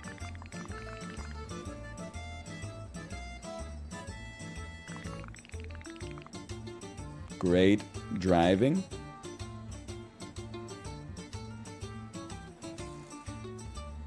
He's doing it. Ooh, get me away from here, I'm pogging. Give me a ship to set me free. Nobody pogs me like they used to, so it may as well be. Hey, okay, you get ready. We are cruising too. You gotta start your turn a little earlier. We're ignoring the photo spot because I saw the camera icon too late. Cruise ships are banned in Venice. This isn't a cruise ship. This is my private yacht. I'm Jared Leto from the House of Gucci. Oh, hello. Skirt, skirt. I'm spinning. Is it my room that's hot, or is it the living room that's hot? So you open the door, there's like there's a temperature change. It's obviously your room that's hot. My room's hot? Yeah. Why is this like 26 in here? It's not hot.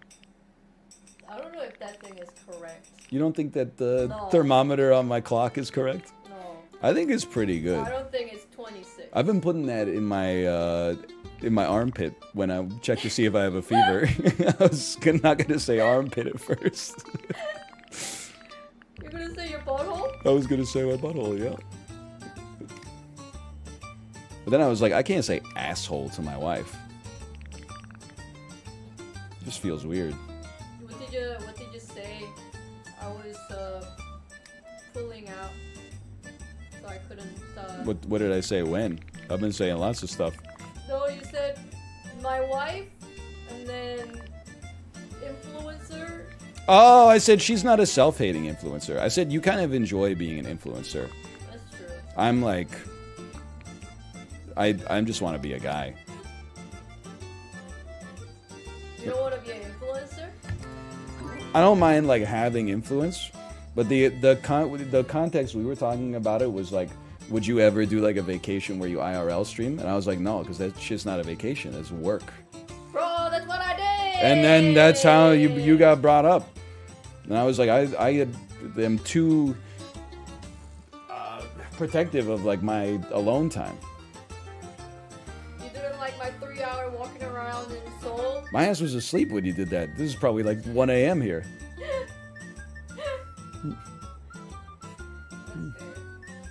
I like it when it's like clean.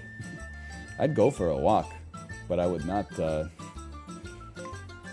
I mean, I love going for a walk, just not with like a GoPro strapped to my head, being asked like, "Hey, 8 years ago, you said you don't understand flatbreads at Subway. Have you changed your mind?" So when Kate said she liked it when it's clean in here, let me tell you a little story.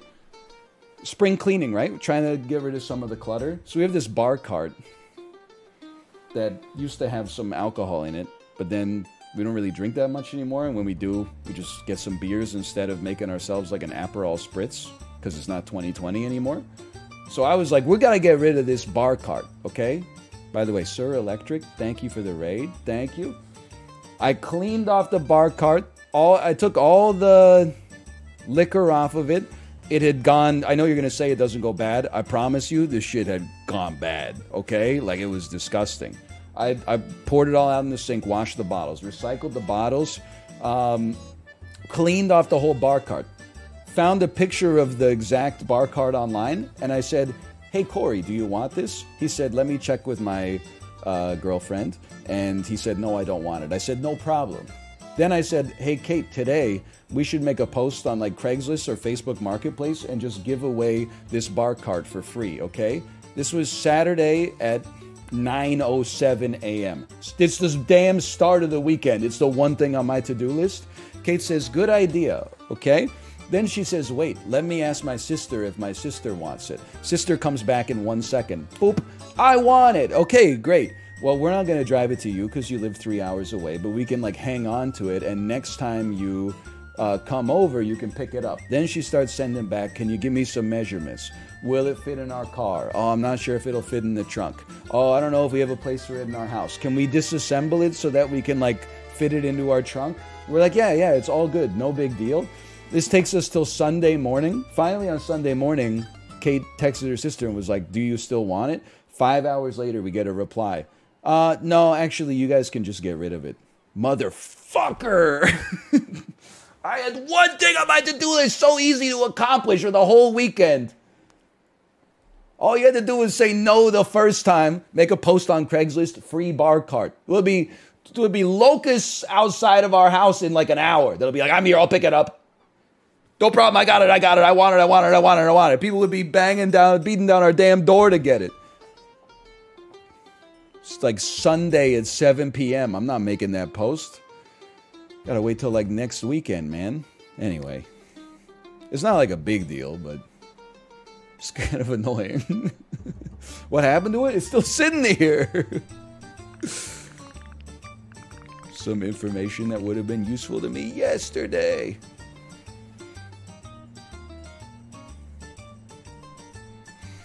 Oh, man. Just put it out on the street. I don't think we really do that here. Like, you see it sometimes, but like, I don't know. I feel like when people put furniture out on the street, it's like, basically they're like, "I don't know how to throw this away. I'm doing this like to make myself feel good that I'm donating it, but actually like it's just out of sight, out of mind." I got no problem putting it on Craigslist and just being like free if you come pick it up, because at least then they like want it. But like, I'm not gonna put like a piece of furniture out there on the street and then like it rains or something like that, and you know, like, I think it's just littering. It depends where you live. Like, I'm not gonna say I've never picked up furniture like that in college, but these days,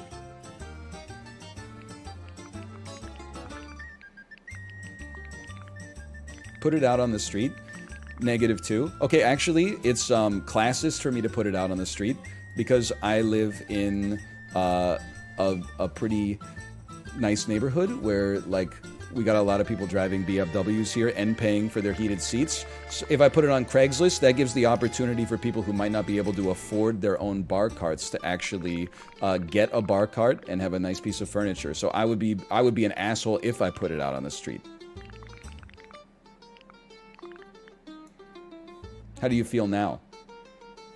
You fucking dickhead.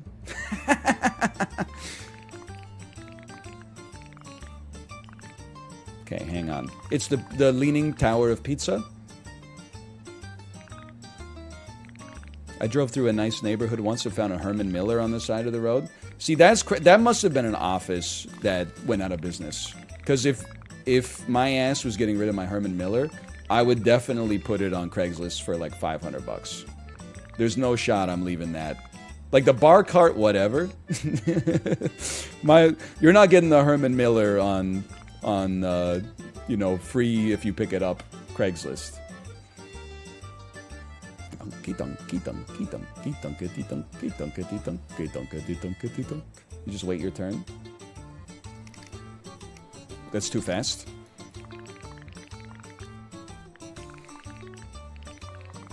Hey, Jordan Belfort, you could just stop.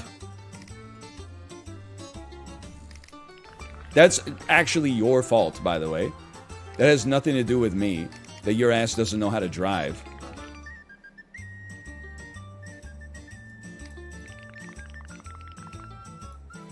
Like, sure, maybe you had the right of way. Well, it turns out you're dead and I'm still alive. So enjoy having the right of way in heaven. Literally, all you had to do was touch your brakes for 2 seconds. You would have been fine.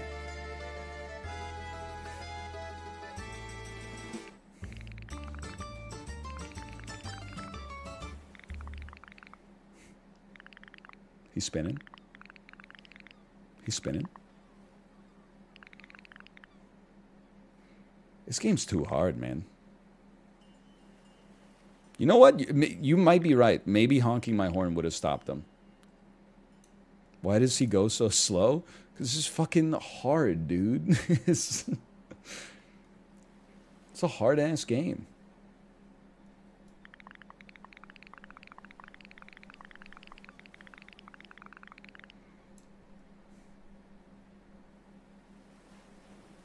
People are too impatient these days. This would be the best day on a cruise, you know? Like, you're actually, like, not just in the open ocean. Cruises I've been on, there's been days where you're just going out there and you're just raw dogging the water for a few days. And you know what? It's still a great time. Someone's cooking for you, someone's cleaning for you. Hey, maybe we'll stop in at the gift shop. Maybe have a couple two-hearted ales. Donkey, donkey, donkey, donkey, donkey, donkey, donkey. Gun it. You go to a cruise casino? I've never been on a cruise ship with a casino, actually. I'm more than capable of losing enough money just paying for the tickets.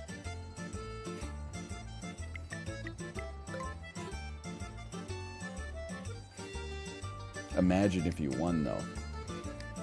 Well, you know, I should say I've never been on a cruise ship with a casino. However, the Disney cruises do run bingo. And that's kind of... This was like maybe one of my proto learning to hate gambling arcs. Because like we went to bingo once. They did it like 4 times on the cruise. And we're like, oh, this could be fun. And we bought like 1 paper ticket each.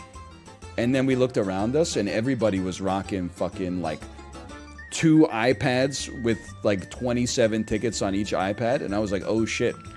So the next time we went back, we're like, we'll take one of the iPads each.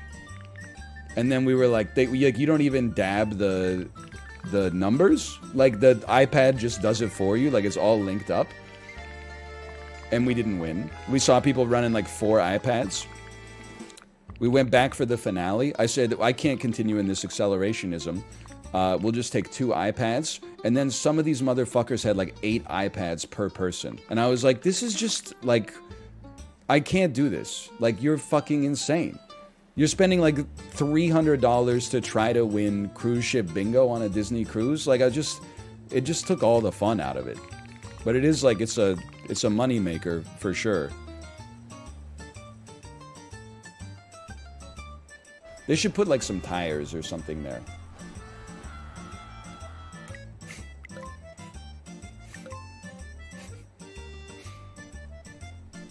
No, the prize was like, I think the prize was something like $10,000. So like the winner was eating good, but still.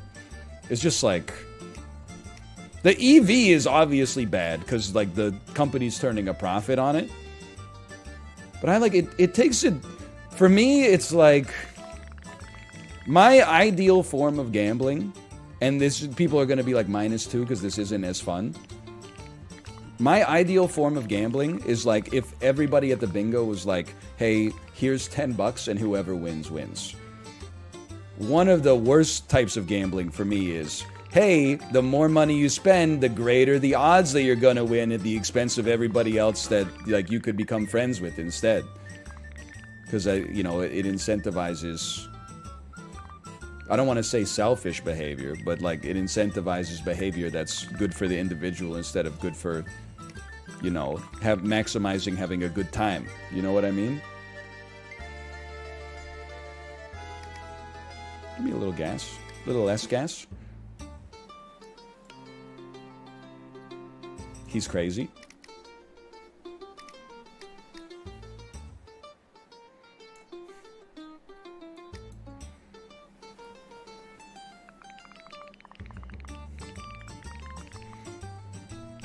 True, the cruise goers could have risen up against the bingo caller and taken the money for themselves. I can't read that out loud. Ooh.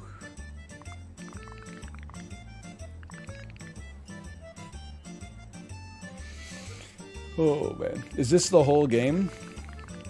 Once you get to where you're going, it actually becomes a an extraction-based first-person shooter a la Escape from Tarkov. Right now, we are the logistics crew. We're about to stock up the idea at Interchange. We got a container ship full of, like, you know, particle board bookshelves and stuff like that. It's on its way to Woods. We got all the condensed milk and the GPUs. Doesn't this sound like the Grinch theme song? He's a donkey, donkey, donk. You got all the appeal of a stone-faced crocodile, Mr. Grinch. Given the choice between you, I take the... Oh.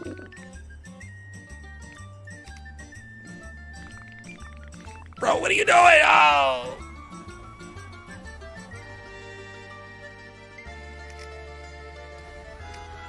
It's real hard to get off the wall once you find yourself on the wall.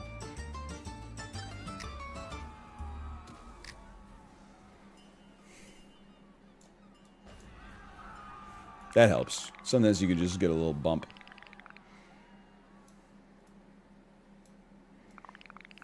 He's insane.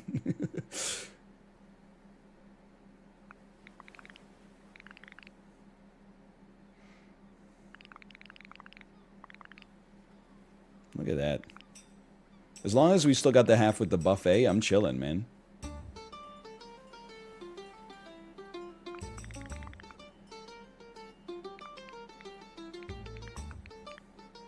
How is this boat still going?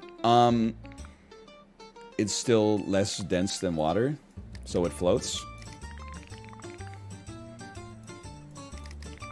Got a regular Isaac Newton in the chat. That's okay, now we're in trouble. I think I got one more in me. Based and Archimedes pilled. Ever did a bit about how smart you had to be to like invent math? And then like we're like 16 years old in math class going like, this shit is too hard. Sine, cos, tan, how am I supposed to remember 3 things? Meanwhile, Archimedes is like holding up a fucking like leaf and measuring the length of the shadow and going, oh, the Earth's approximately 17,000 kilometers in radius. This shit's fucking crazy, dude. There should be a podcast where Bill Gates talks to Archimedes. Alright. That was a Rasta scene? Okay, fucking Ken Jennings. Guess what? It's Archimedes now. Deal with it.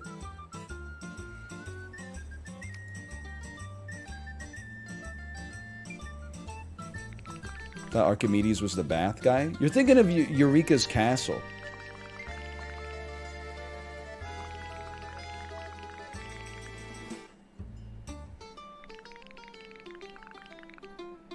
Beautiful. Okay. It's just timing.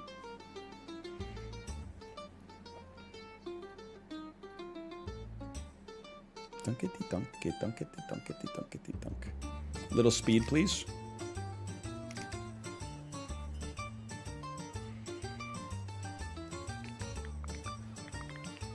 Which of the major ancient philosophers would be a flat earther?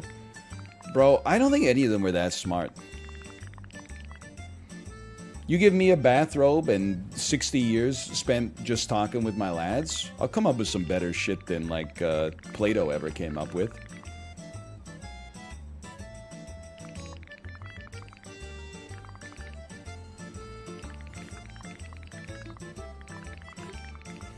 Me too. How hard could it be? The only real one is Diogenes. And I know nothing about him except that he, like, told jokes and lived in a wine barrel. He didn't take himself too seriously. It's kind of like history's first drill.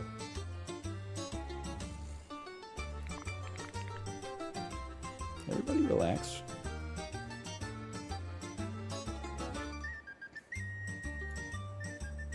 What about Marcus? I don't consider Marcus to be a philosopher because he had a real job. He was an emperor, and he just did philosophy on the side. It's like the best streamers are not actually streamers. They're like, oh, I work at NASA, but then, like, in my off time, I also stream Kerbal Space Program. The worst streamers are the ones who are like, I'm live 14 hours a day. You're like, oh, fuck, here we go. Chat, did you ever realize how hard it is to fucking make a phone call? Here we go again. Which one are you? The second one. For sure.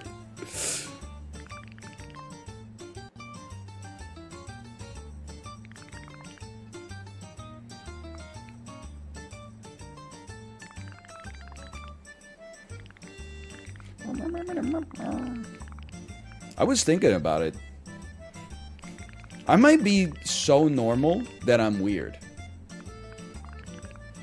Let me give you a data point. I think I went to like 4 grocery stores this weekend. I don't mean weird by streamer standards. I mean like weird by like even normal people standards. Why? Because they were fucking there. And you always need something from the grocery store.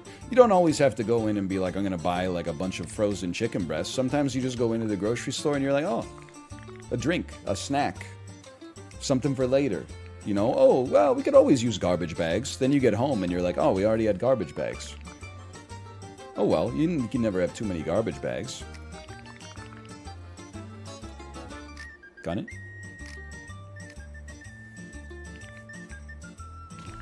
Whatever. That's why the rooms at the back cost less.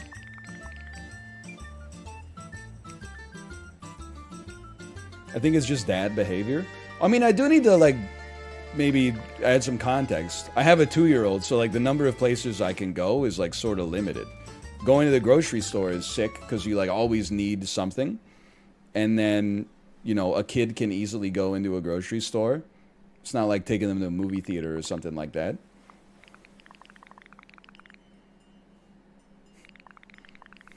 The bar card story is Boomer Energy? No, it's not. Boomer Energy would be like, I need to get rid of this bar card. I'm going to put it on Craigslist for like $500. My ass was just like, I want to get it out of my house. I'll donate it to anybody. Anybody that can come pick it up can take it. Boomers will be like, hey, I have 3,000 baseball cards from my childhood. I don't know what any of them are. I'll take $5,000 for the whole lot. I think I got one more in me.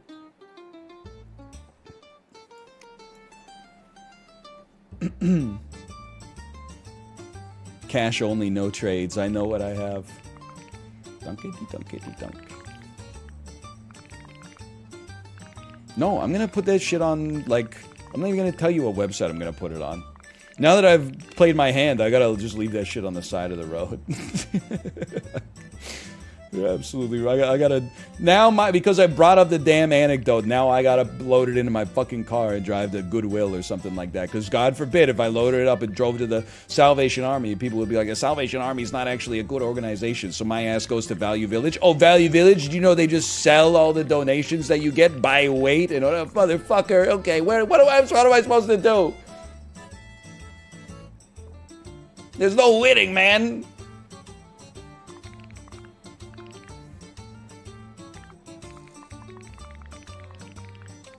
This is the damn Grinch theme song, man. I hate when you have like a shared garbage room. This is why I don't like leaving stuff at the side of the road, because I like to think that I'm better than at least some other people. Not everybody, there's people that are better than me. Anybody who keeps their compost in their own freezer is definitely like better than me. I keep it on the counter, and then just take it down more often. I'm not willing to sacrifice my freezer space for the compost. That's where the frozen French fries go. And really, like, if you have a Costco membership, you can only afford to put 2 things in your freezer anyway, because they're all so big. But anyway, regardless. So, you know, when we've had shared, like, garbage and recycling rooms, every once in a while, you'll just, like, walk down there and someone has placed an entire couch in the garbage or recycling room. And you're like, you can walk through their headspace, but you just want to, like, sit them down for a second and be like, brother, I didn't want your couch, like, to begin with. And secondly, I definitely don't want it now that it's been soaking up like 1,000 people's garbage vapor for like a week and a half down here.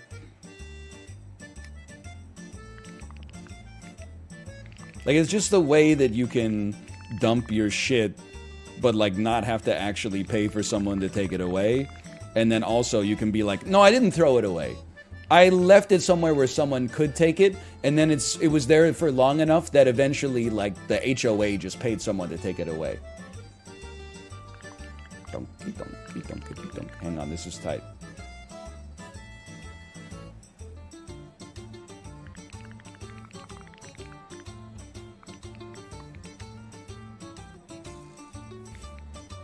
Someone put a 6-foot-long wood and steel sideboard in our apartment dumpster today.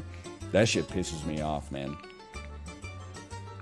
I'm gonna have like a bad tape-to-tape run one day. I'm gonna go down and like take our cardboard boxes down to the recycling. Someone's gonna have purchased an entire house's worth of furniture on Wayfair without having actually broken down the boxes or taken their name and address off the label. And we're gonna go up there and we're gonna have a conversation. I know one day it's gonna happen. I'll be like, hey, you seem to have left 15 extremely large boxes unfolded in the recycling. I just want to know why you think your time is more valuable than everybody else's. Just interested to know why you think like you're the only person here that's like busy.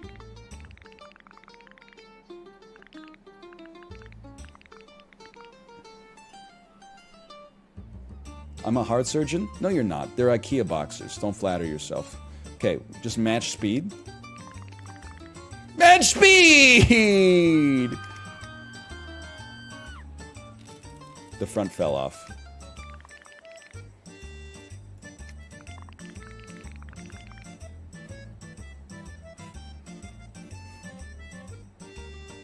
This shit is not as hydrodynamic as it used to be.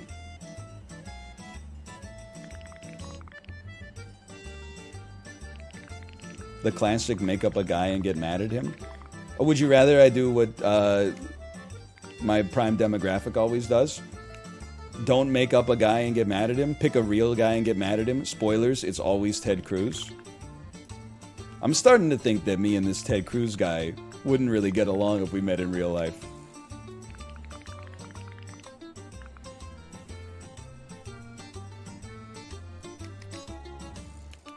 Okay, how about a little of this?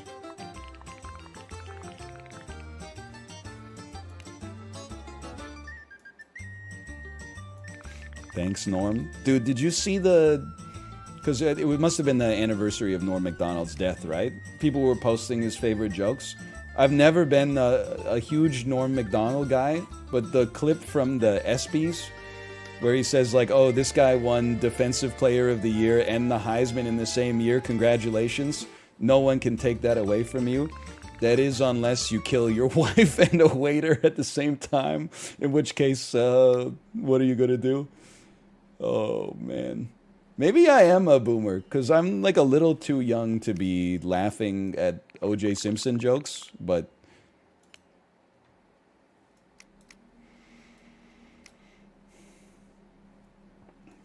I didn't kill my wife. I don't care. That's Tommy Lee Jones in The Fugitive.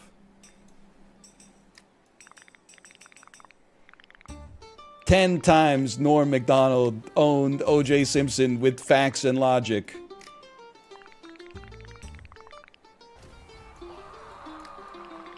Whoops. The clip of him on Larry King is also extremely good. And I've never been a Norm guy. But maybe he's got a little something. Maybe the people aren't wrong. You are so bad at this game, God. Sanest Empress Cruise director in the chat right now. It's so good. Most normal cruise ship driver of all time. Come on!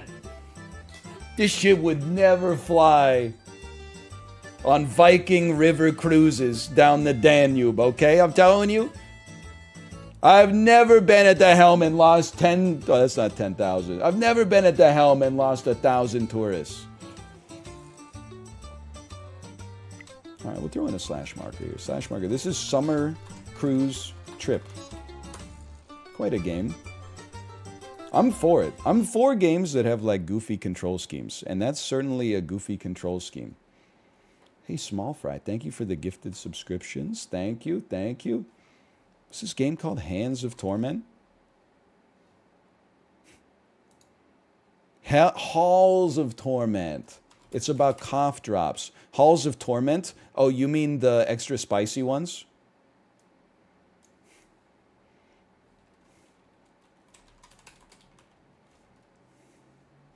I'm going to call this Diablo 0.4.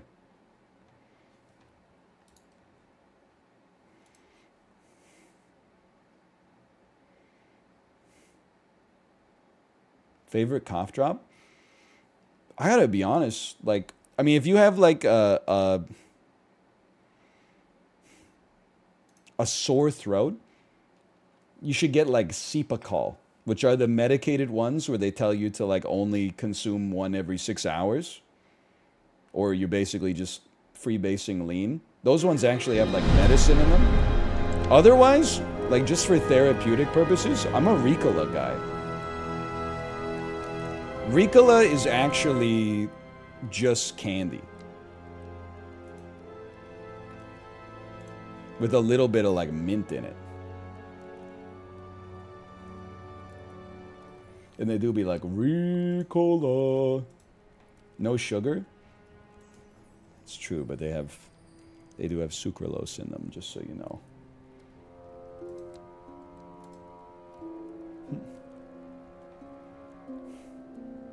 Have you watched The Bear yet? Thank you for the gifted subscriptions. Thank you. Thank you. Much appreciated. No, I have not. Slash marker. Halls of Torment.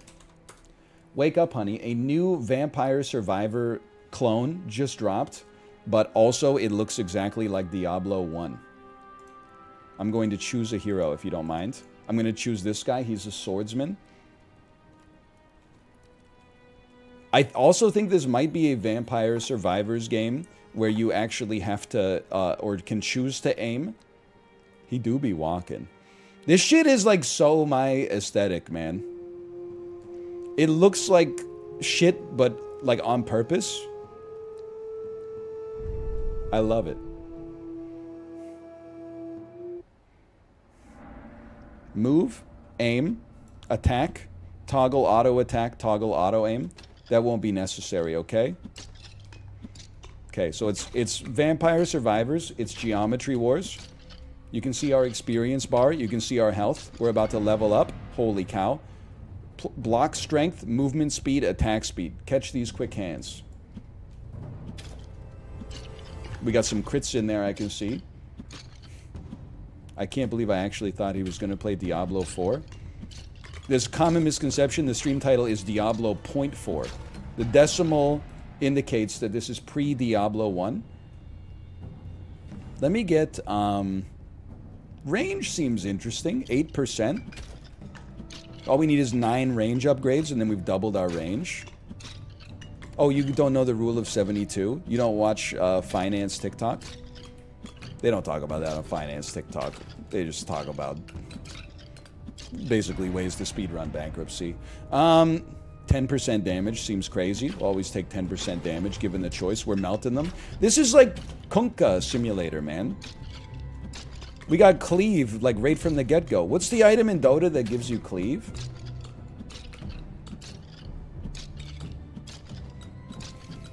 Battle Fury! My reaction when the Kunkka on my team buys Battle Fury? No! You should have bought Aghanims, so your boat came twice, I think. Let me make my area / cone size larger. Probably win my first run ever. NL, he has a new eggs. What's his new eggs? Only eggs I care about. Ancient Apparition. More attack speed, please. Always. We're breaking barrels. No enemy will ever hit me. Hang on, there's something glowing on my map. This must be where Lilith is spawning. My reaction when Lilith spawns. I'm Fraser Crane, by the way.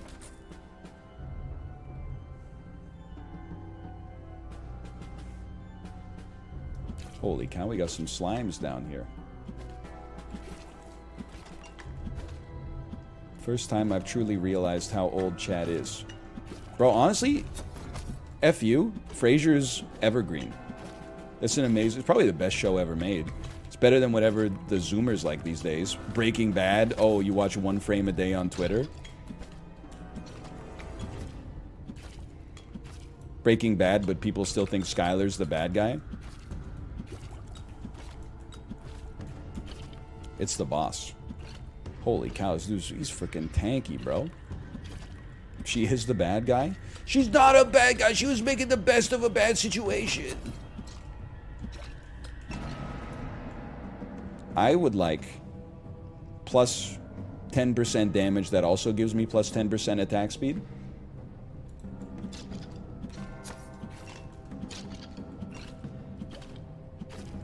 She's saying happy birthday to Ted. That's cringe. It doesn't make her a bad guy.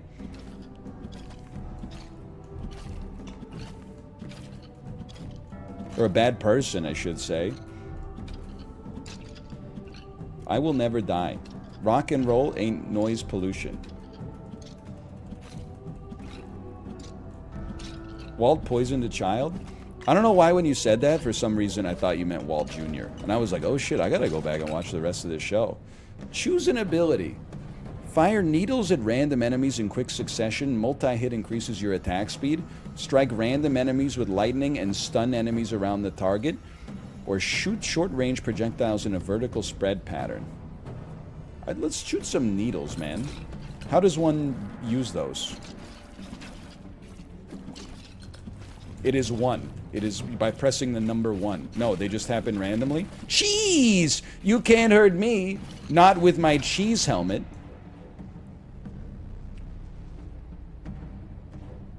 I would always like to just get my attack going here. Successive hits raise our attack speed. I'm an attack-based Andy. What can I say?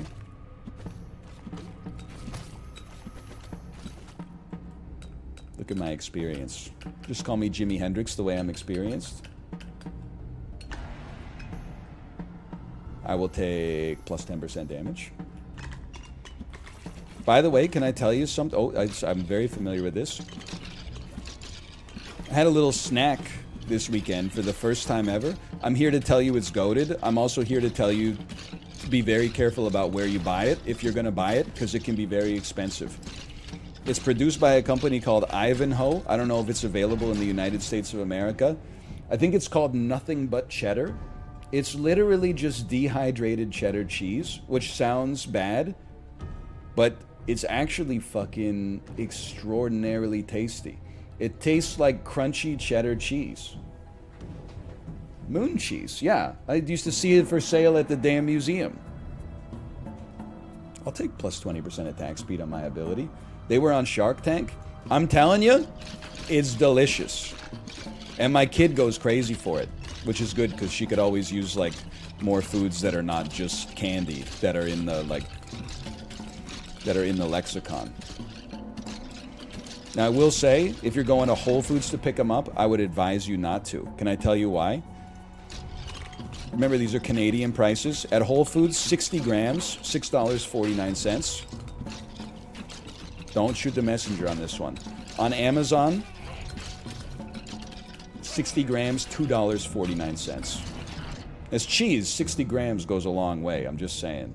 It's the same price as Save-On. There's $6.49 at Save-On? They should be calling it fucking Spend On Foods. Plus 5% crit chance? They should not be calling it Save-On Foods. Daryl is wilding out. Just wait till they raise the prices when a Canucks player actually scores 5 goals in one game. I will raise my range again. I basically am going to die in one hit at some point, I think, but...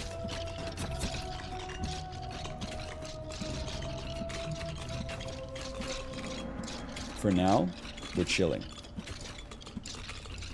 I guess we should move. I always forget this, because when I played the most Vampire Survivors, it was before they added, like, this stuff to the game, where you could, like, walk around and pick stuff up. Used to just be walking around in a circle. So now, I'm gonna go, let's go for it. Let's go around and walk and pick this stuff up over here. Question marks? Bro, I'm telling you, when I played Vampire Survivors, there weren't icons on your map, okay?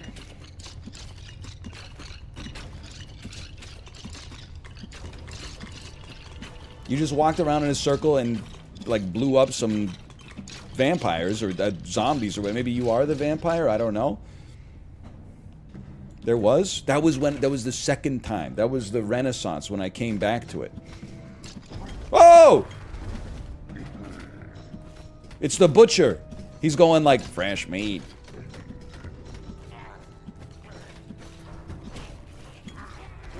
I gotta say, I think we're doing pretty well.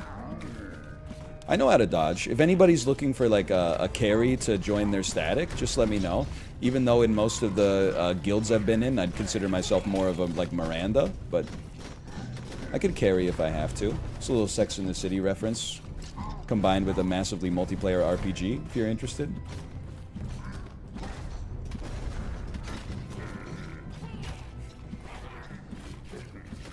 Can you say Koopa in the funny way?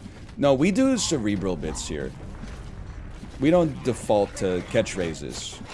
I leave that up to my audience. He's bald? He's bald? Hey guys, had a great stream today, but I heard a troubling revelation about NL. I just found out, according to friends of mine, he's bald. Is this true? It's beneath me. We weave intricate tales here instead. Let me get... I don't even know what I clicked on. I don't know what happened to my brain. I made a mistake. Dude, I'm so happy, by the way, that Ludwig has declared the Mario Party speedruns dead by not doing them anymore himself, and that's about it. Hang on, let me see what's in the chest. Whoa!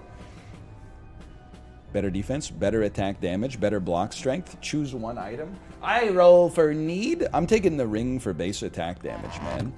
That's a cool little UX quirk right there. Because I was getting pretty close to, like, doing it myself. I had watched Chibli do a little Mario Party speedrunning, and I thought it looked like fun. But then this weekend, I got a chance to watch him do it for, like, 30 minutes at the start of a run, and I was like, no, I'm never gonna do this. Like, some of the games are fun, but there's, like, at least 40 games in it that are just torture.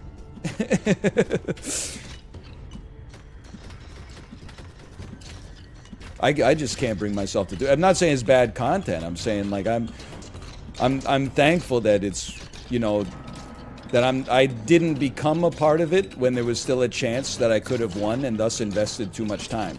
Now that I'm like way out of it and there's no shot, I realize like it's not the best use of my time. I just don't have the tenacity, honestly. Plus 20% damage on my ability? Sure, maybe. I don't know how my needles are doing, but we'll give them a chance. Hey, I gotta find a way out of here.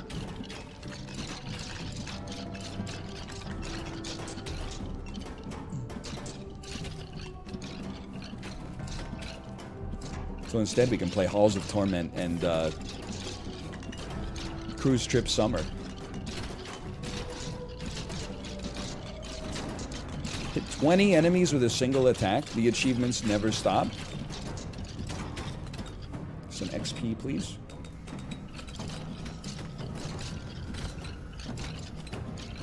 So true, we have Phantom Needle. Now all we need is Phantom Thread. Based and yet Daniel Day-Lewis pilled. I think at some point we might need some extra defense. I'm assuming that means we take less damage from attacks. At some point we're gonna take some damage from attacks. Might be good to have a little protection. More like Zaddy Day-Lewis. That's between you and God. I don't really have any strong opinion on that, like one way or the other. That's for you and Jesus to sort out. Help me.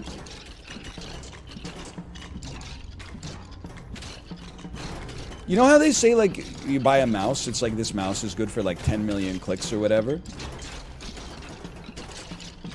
Does it count as a click if you're just holding the button down? Because I think that we might have found a way to, like, hack the system. That's why when CS2 comes out, I'm going to maximize the lifespan of my mouse by never letting go of the left mouse button. More attack speed. Always more attack speed.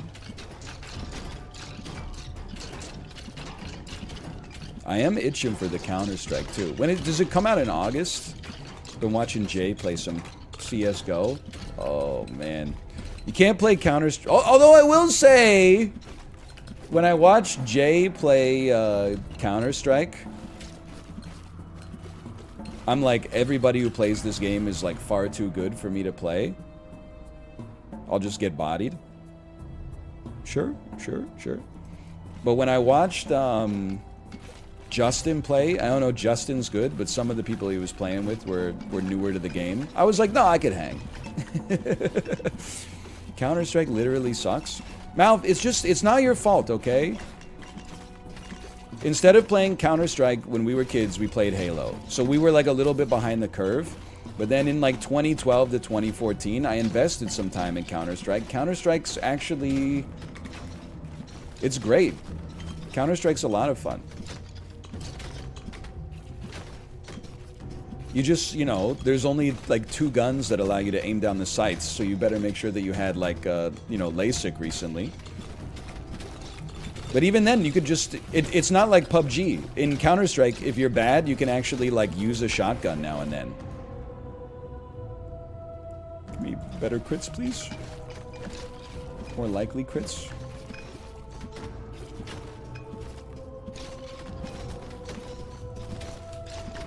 I'm gonna live forever.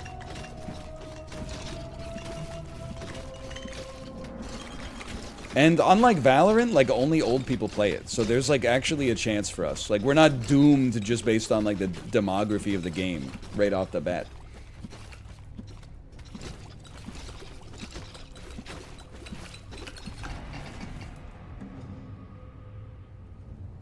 I'll make my crits even better. Holy cow. I don't really know what we're building towards. I'm just, honestly, I'm surprised to be alive still.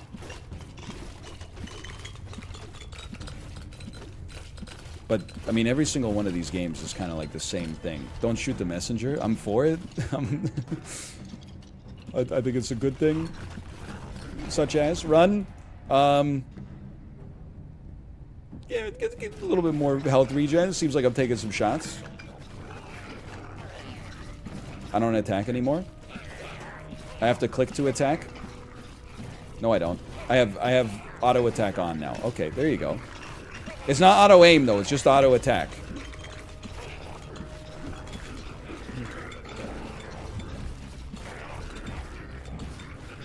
I'm surprised you're even playing these. I like a good Vampire Survivors clone.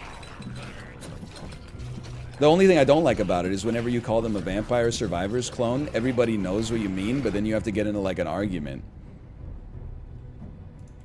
over like, well, actually, there was a fan-made two-hole game that was the first one that was similar. I wouldn't call it a Vampire Survivors clone. Actually, there was a RPG Mania, which came out for the Nokia N-Gage in 2001, was actually the first game that was similar to this. The preferred term is a bullet heaven. You know what I mean, brother.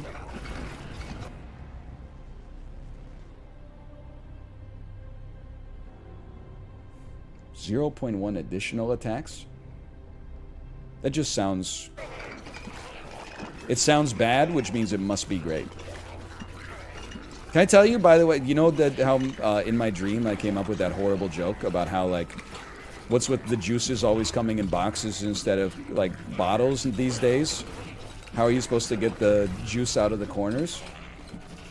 My brain came up with another one the other day. I woke up and I felt so rested. This is on like Friday or Saturday morning. I felt so well rested that I thought it was 6 a.m. when my alarm's supposed to go off, but it was actually only 5. And my brain just cooked up something. It was like, you know what it is when you wake up an hour earlier than you're supposed to, but you feel good, but actually you can go back to sleep for an hour for free? That's heaven savings time. Heaven savings time. Please clap. Because it's like daylight savings time, because the clocks have changed, but it's from heaven, so it's heaven savings time. Really good one. Thank you, I appreciate that. Well, nobody's laughing now. Silence. I cancel you.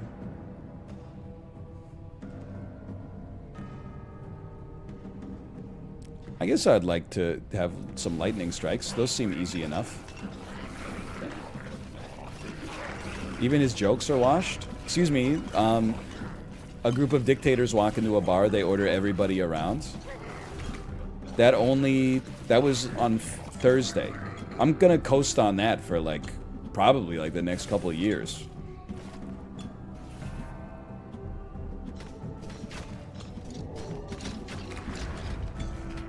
There's a large man there. Bro, die! I need to move. Oh! Whoa! They're not freaking around. They're not. Okay, you gotta kill the large man. That's a gimme.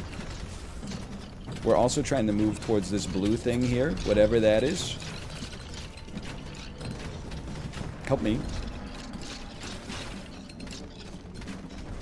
Okay, that's quite painful. It's Final Fantasy XIV static Ultima weapon. Raise the damage of my ability. We're gonna have to kill some enemies to take less damage. We could also raise our defense, of course. Stolen from Twitter. Never mind. That was Sufjan Stevens. Yeah, you got me. I don't. That's you got me on that one. It is Sufjan Stevens.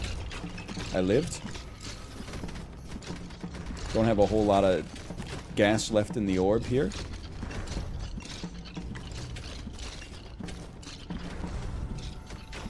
Final Fantasy XIV drawings that look like shitposts. Hey, hey, it's not over. Every 5 seconds, we get 1 health back.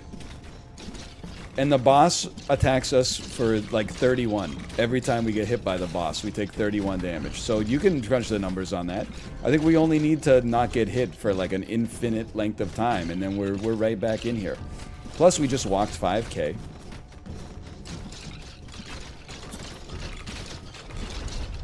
Oh, did you see that?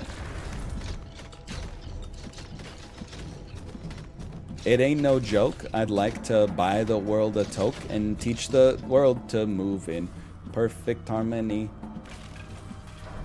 Oh. You know what I'm talking about? Walking on the sun. Smash Mouth.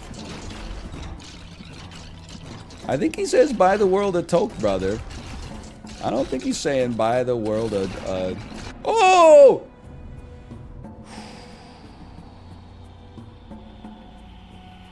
I think he says buy the world a toke.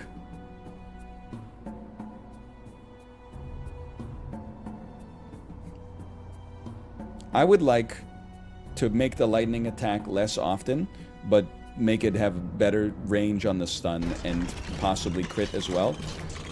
Holy cow, he's sucking. How about some extra health and defense? We left a lot of experience back there, man. Oh, it's still coming! How about damage and attack speed? Smash Mouth was doing drugs in 2001. Bro, the Steve Harwell from Smash Mouth was on Celebrity Rehab when you were probably in like the 3rd grade. So every generation thinks that like drugs weren't invented until like the first party they went to in 10th grade. People have been messing their lives up for, you know, millennia.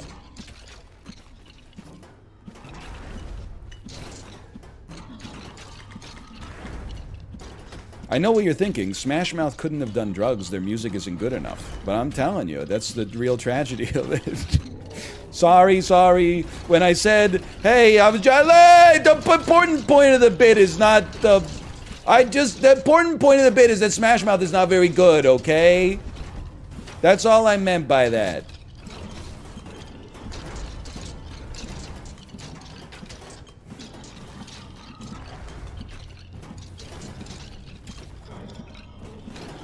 It's the same as the joke from Elden Ring.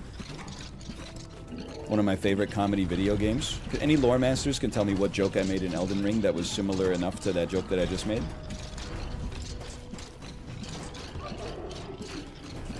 Nice try. Worth.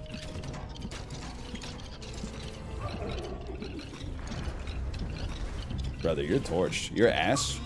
Oh, help me. Ooh, a legendary.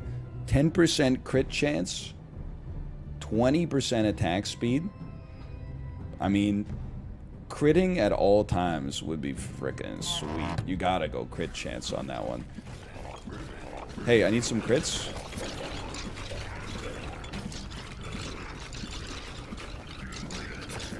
Brother, it's not looking so good. Melt them.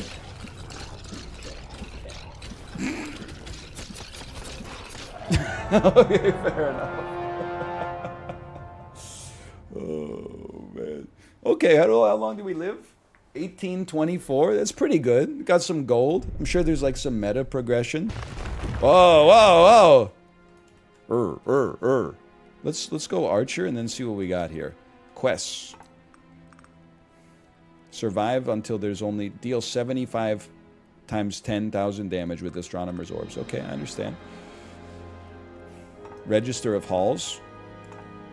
Register of Halls, isn't that just when you buy cough drops? But we'll stay at the haunted caverns for now. And then what about this? The Shrine of Blessings. How much gold we got? 2,000. Increases area and projectile size by 8% per rank. Increases health by 8% per rank. You know what? Why don't you give me some default, greater than default movement speed? Why don't you just give me like one of everything for now? I don't really worry about min-maxing the meta progression. I'll just summon a slightly stronger man. And I'll go to the haunted caverns.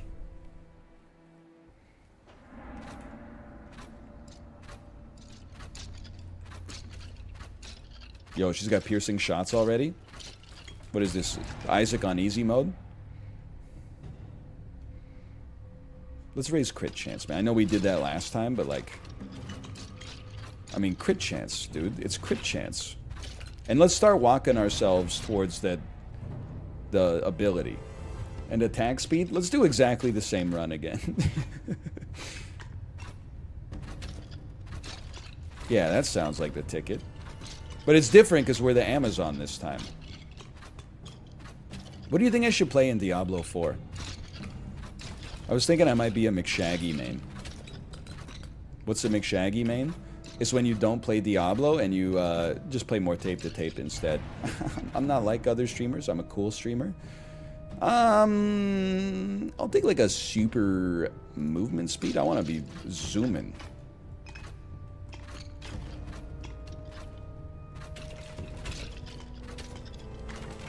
You could play PoE. It's always an option. Could play PoE in the same way pi could be exactly 3.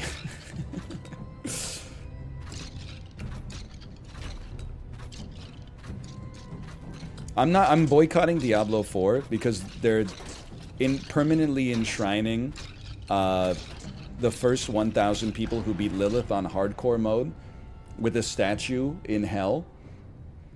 But they're also leaving the competition open to the Game Informer writers who got early copies of the game so they could review it. And even though the writers are like 47 years old with kids and probably have like a bunch of other shit to do in their lives, I don't think it's fair for them to have like a head start. They aren't anymore. They changed it. I was just making a meme, okay? I was just memeing.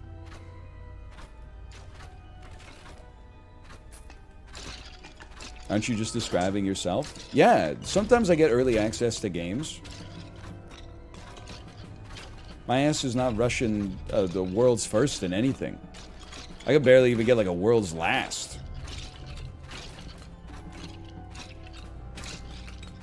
You see me playing the cruise ship game? Didn't even make it to our destination.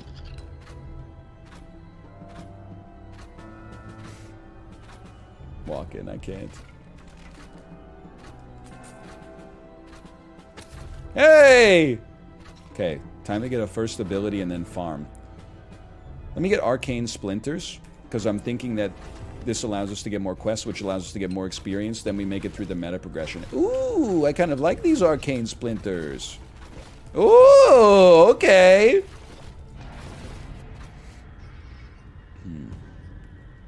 Yeah, I'll take 20% attack speed. That's a market improvement. I also feel like faster arcane splinters would be kind of poggy.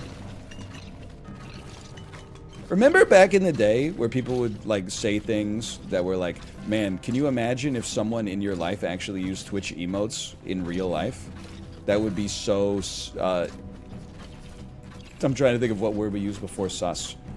Now those motherfuckers who were saying that shit in 2014 are like 27 years old and dealing with like the increased insulin sensitivity that I've had since the early 2010s. And now we got a whole new generation of people in chat that are a little bit more appreciative of the culture that we built here, okay? You thought you had everything figured out when you were 16 years old in 2014. Well, now look at you.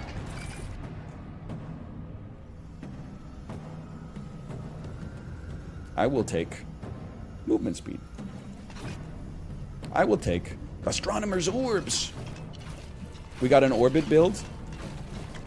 You guys remember, probably not many of you, unless you're my age. You guys remember Orbits? The drink that came with weird little things floating in it that were not boba, but now that I think about it, maybe they are boba. Look at that. Just gonna squeeze right by you. Classic little squeeze right by you there.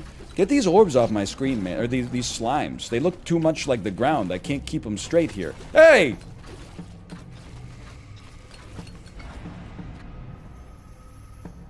Extra crit chance. Is that the movie surgery thing? I think you're talking about a grape. They did surgery on a grape. I don't know about orbits. The things in the orbits did kind of look like grapes.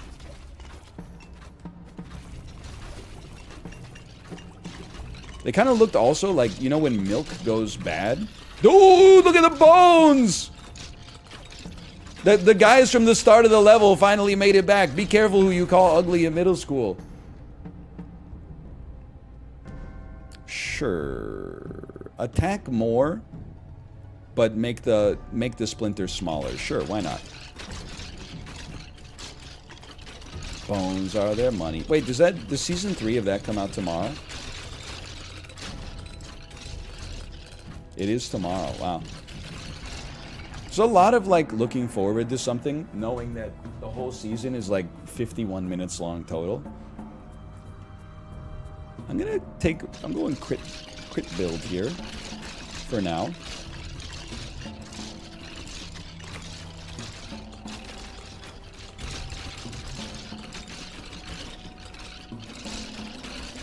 Meet the archer who can't be stopped. Super archer. More attack speed, please. Are you gonna watch it 3 times in one night? I'll probably watch like 2 episodes the night it comes out, and then watch like the remaining episodes over the course of the intervening month, I suppose.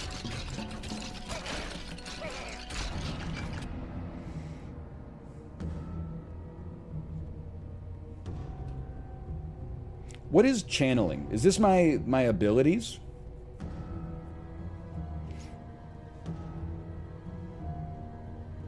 My abilities last 8% longer? Yes. Fuck that, dude. I'm taking... Okay, I'm taking that. Then I'm moving up to the glove here. Won't you glove me? Long gone were the times that she scrubbed me. Wake up the lake at the cake, she's kissing me. As they do, when they do, in kissing me. You know what I'm talking about?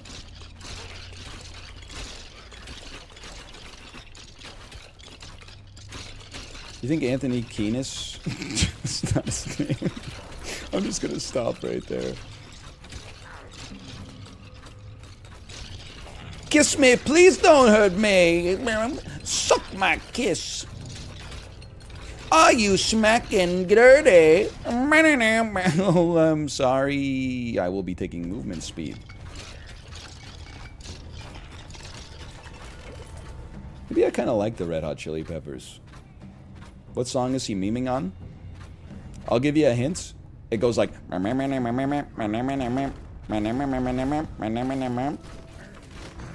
Rumpin' and stumping, cause I'm in my prime. Born in the north, I'm bound to entertain ya. When I'm driving down Pennsylvania, wake up the cake at the lake, she's kissing me. Etc., etc.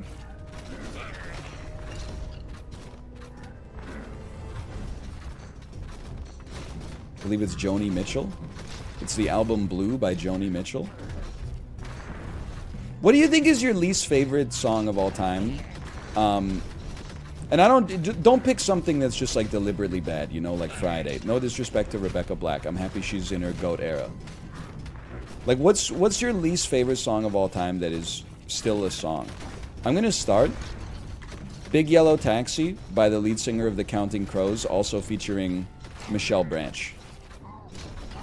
I think that it's just, it encapsulates many intersections of things that I don't like. One of them is covers that do nothing, like, to elevate them beyond the original. They're just making them, just because, like, hey, remember this song? Another one is the Counting Crows. Yes. Hey, God. Not retrieved. I've never retrieved these. I'll increase my critical damage by 40. Sure. Why not? Santana Smooth featuring Rob Thomas. I know that I should hate it, but I don't hate it. I don't like it, but I don't hate it. One bourbon, one scotch, one beer. Fair. A song I could definitely go without ever hearing again. I would certainly never put it on myself.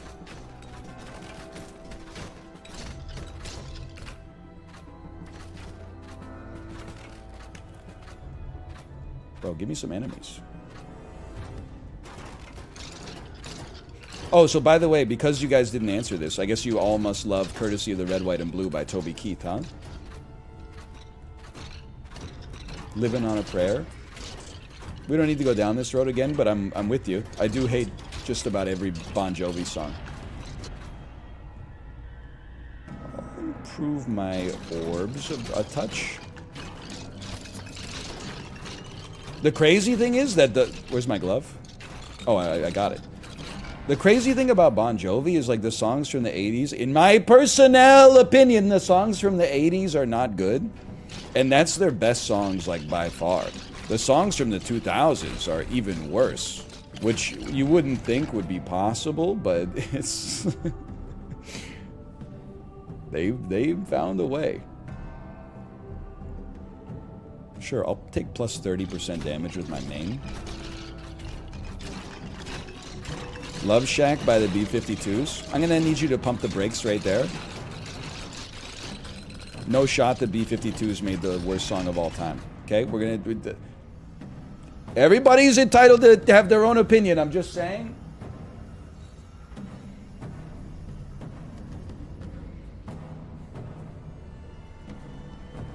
More crits.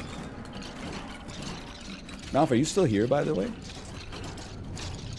I didn't really have anything to say to you. It's just nice to have you in chat. Fitter, happier? Yeah, fitter, happier is pretty bad. But it's not like you're hearing it on the radio. Unless you listen to a based radio station. In which case it would be the best song ever played on the radio. Sure. I'll make my orbs even better.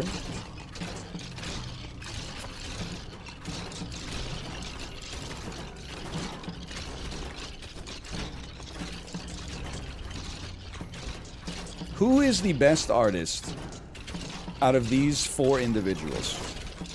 Shawn Mendes, Ed Sheeran, Bruno Mars,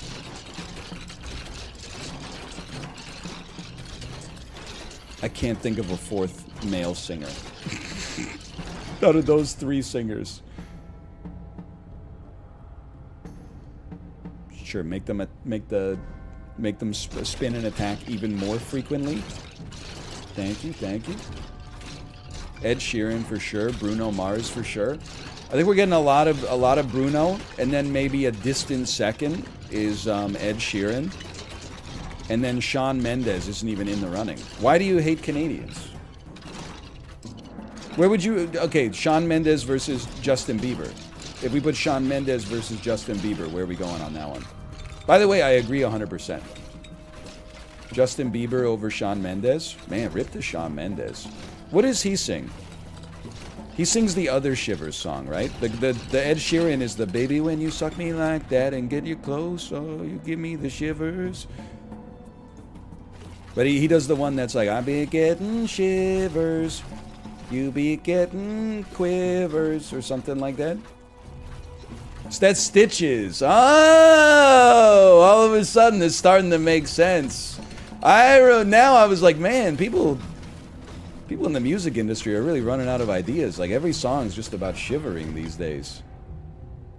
Plus 10% additional attacks? I don't know what it means, but said like 10% of the time we shoot one additional arrow, 10% of the time we do one more attack, which is 2 more arrows? I don't know, but...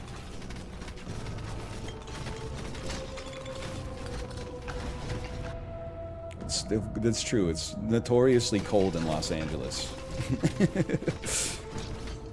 I don't know where Shawn Mendes is from. He's serving Greater Toronto Area vibes, though.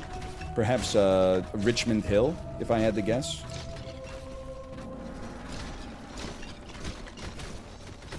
Pickering? Should have known. Boy smells like the Havelock Country Jamboree. I don't really know where Pickering is. Is that where the nuclear plant is?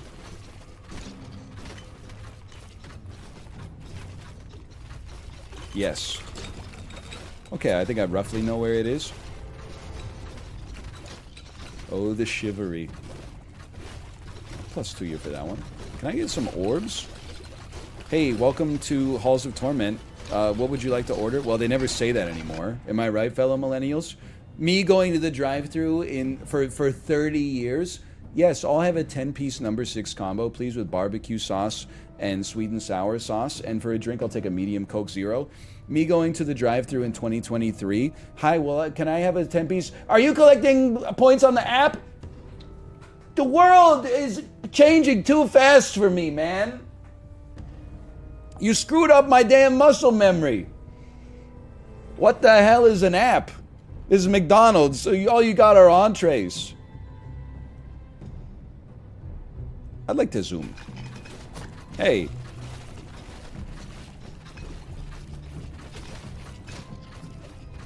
Hey, hey, hey. We gotta kill the caster. It's dog season, baby. Movement speed plus range. Quite nice. Quite nice. We can keep ourselves at a relatively safe distance. Then we swoop back in, get the XP. Level up, please. Thank you. Critting more often would be nice. Is there an easy way for me to see my crit chance? I don't think so. Probably have to open the menu or something. Hit tab. No, it's not tab. Tabitha! Can I ask a question that I mean only positive things by? I don't mean anything negative by it, but it's going to be easy to take it in a negative way. If you name your child Tabitha,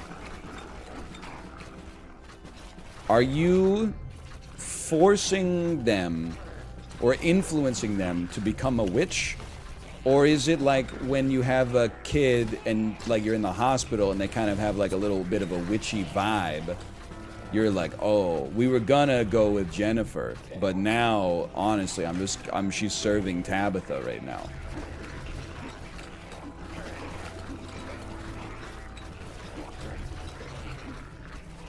What are you talking about?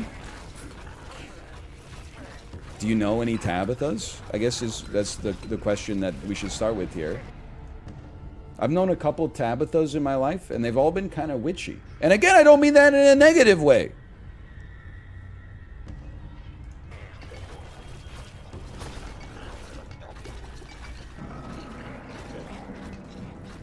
Break the barrels. Break the barrels, give me some HP. Run for your life. From the long arm of the law, hangman is coming down from the gallows, and I don't got very long.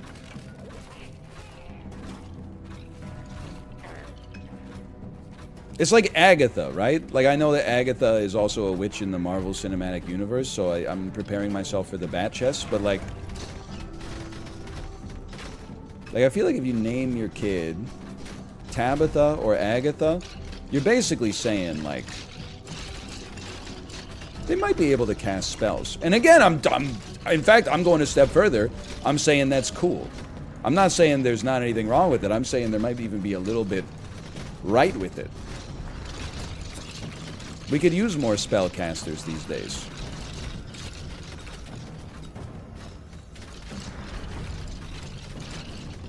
I thought one of these bosses was like nearly dead. And now now they're not. Maybe when they go off screen, they regen a little bit.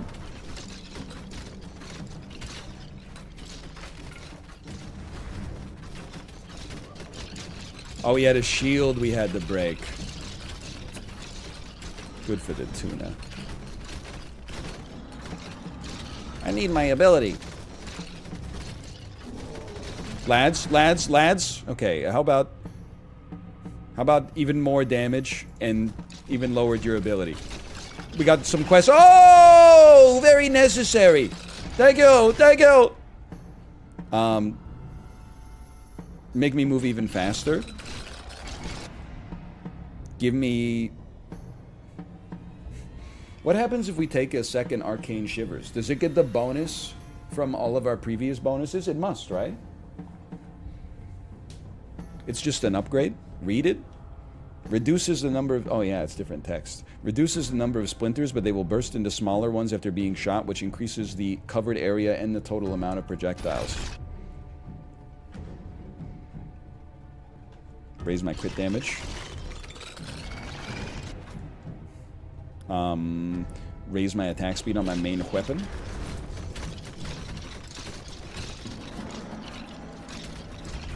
Seems kind of sick. Seems kind of sick with it.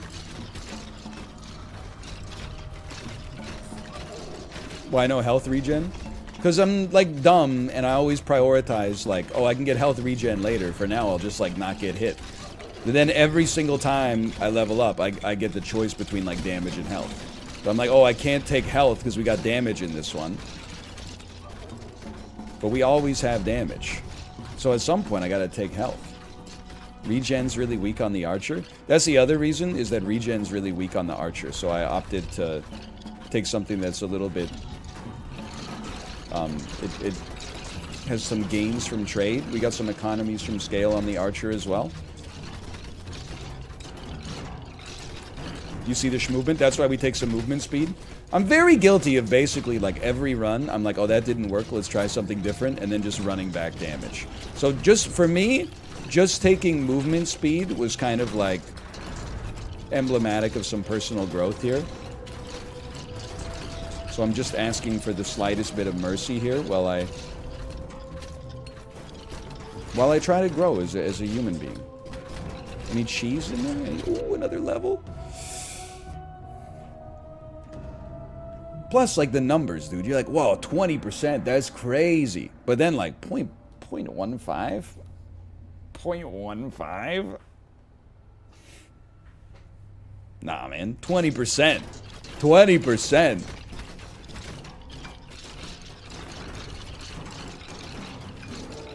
.15 is a joke. Cheese! I'll just get cheese. Me, when I haven't been grocery shopping in a while, I'll just eat cheese for lunch today. Let me get that chest. I'm going to die. Plus 10% base crit chance. Plus 12% health capacity. Plus 2 defense. I'll take base crit chance. Oh, whoa, whoa, whoa, I'm alive!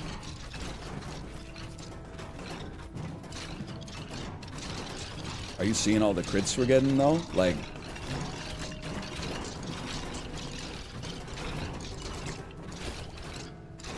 I live, bitch.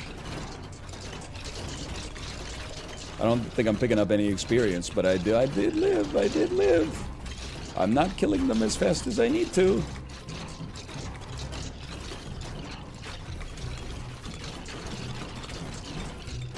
It's got a nice sound effect to it, right? Kind of sounds like that Rube Goldberg machine out in front of Science World. You know what I'm talking about? Real Vancouver heads know. Shit just drops like a bunch of marbles around. It goes like... So true. So... Ah!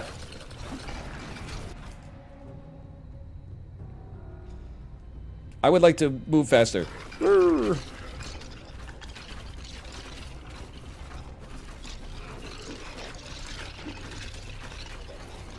We have to find a magnet so we can actually pick up this experience that's dropping here.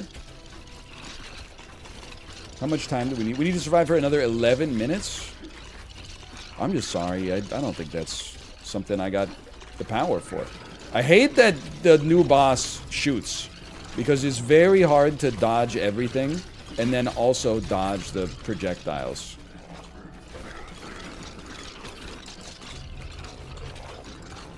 It's okay. You ever heard about the power of movement?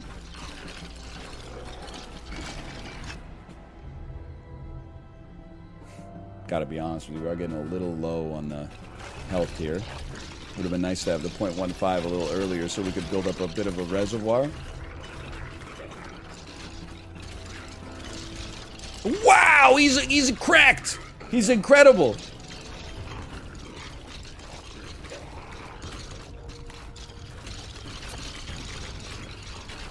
$36 HP.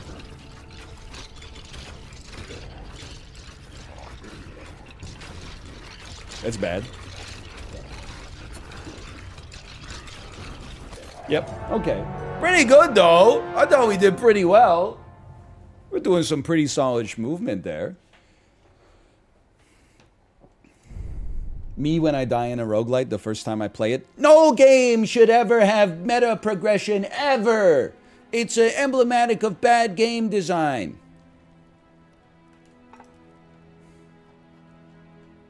How about, you know what? If I'm not going to get health, we should buy, like, defense. And maybe, oh, well, I can't afford anything else, so fuck you. Let's go to the Ember Grounds this time.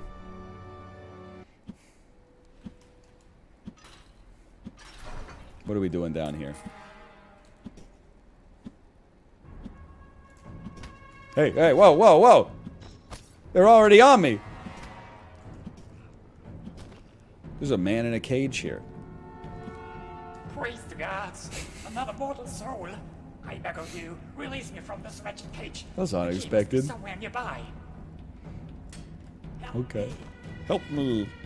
You think it's in these pots? I thought I saw a key there. Oh, it's on the map, actually. Gollum? I am your Gollum. You listen to me. You're just a precious, precious, precious, precious, precious, precious. Is it true that the Gollum video game has a Megan Trainor song in the end credits that she made just for the game? Help me. Yes? That You're owns. back! Please, free me from this accursed place. Quick, the shadows are closing in. I've opened your cage. He was like, yeet, I'm out of here.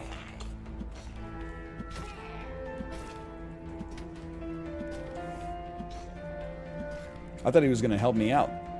I thought he might be like Laurentius of the Great Swamp or something, for real. Me at the flea market, Laurentius of the Great Swamp. Is this something? 10% damage. The concept of the Gollum video game is quite funny. I mean, it's like, I feel bad. People are like cooking Daedalic. They're just like, you know, normal men. They're just innocent men. They deserve it? I mean, all they did was make like a bad game. If your ass buys like a game that has a 36 on Metacritic in 2023, your ass kind of deserves it, honestly. It's like eating poison and being like, somebody should have told me, and then like there's a big skull on the bottle. Like, you can make fun of it, but when people are like, this is everything wrong with modern games, I'm like, brother, I know you're like 11 years old, but there were shit games, like, you know, before you were born, I'm telling you. How about, give me some pickup range so I don't get EXP starved. Holy cow.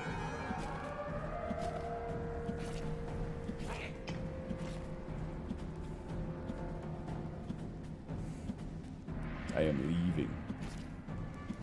But it is funny. Like, the concept of that game just existing is kind of hilarious. Like, who wanted, like, a Gollum game? Never really watched, like, Lord of the Rings and been like, man, I'd love to see what that guy's got, what that guy's got going on. Kid named Gollum. Fixes projectiles in the direction you're facing. Ring blade throws blades left and right in alternation. They act like boomerangs, passing the character and then flying off screen. Yoink. They do be flying off screen. They're not joking about that part. How about some extra attack speed?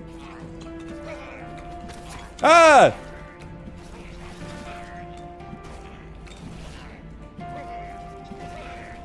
You gotta try to aim your boomerangs, please.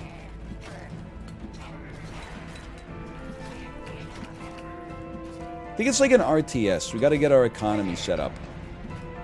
Need like, I'll take area and cone size on it. Whoa, Explodor! We need to get like pickup range so the enemies we kill, we actually get all their experience and don't slowly get whittled down. Like, I'll even go 40% pickup range on this so I don't have to get right next to these enemies to get the EXP. And be just strong enough to survive.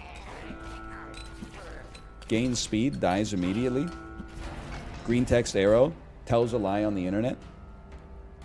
How about, let's go regen. Let's take early regen. You keep us out of trouble here. Go a little bit more defensive.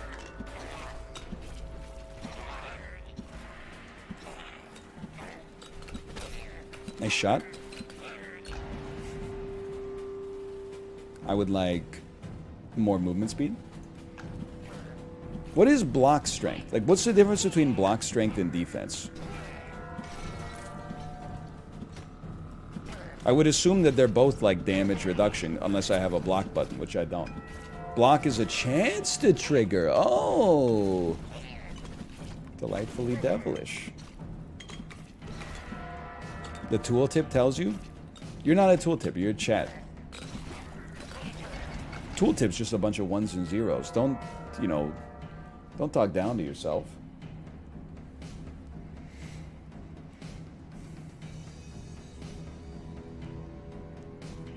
Might as well. I was going to take 8% range over 10% range plus extras. Why are you getting mobbed by giant turds? This is my spec script for Bo is Afraid 2. Bo gets simultaneous Salmonella and Campylobacter infections. And gets chased through the halls of hell by his own diarrhea.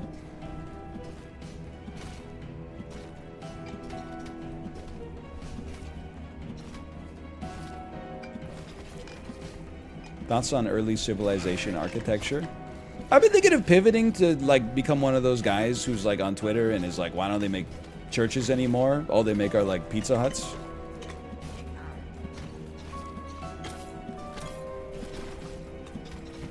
While also simultaneously wanting the income tax rate to get reduced to 0%.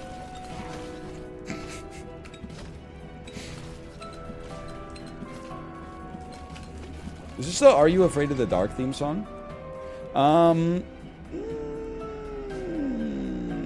Give me some damage. You always need some damage.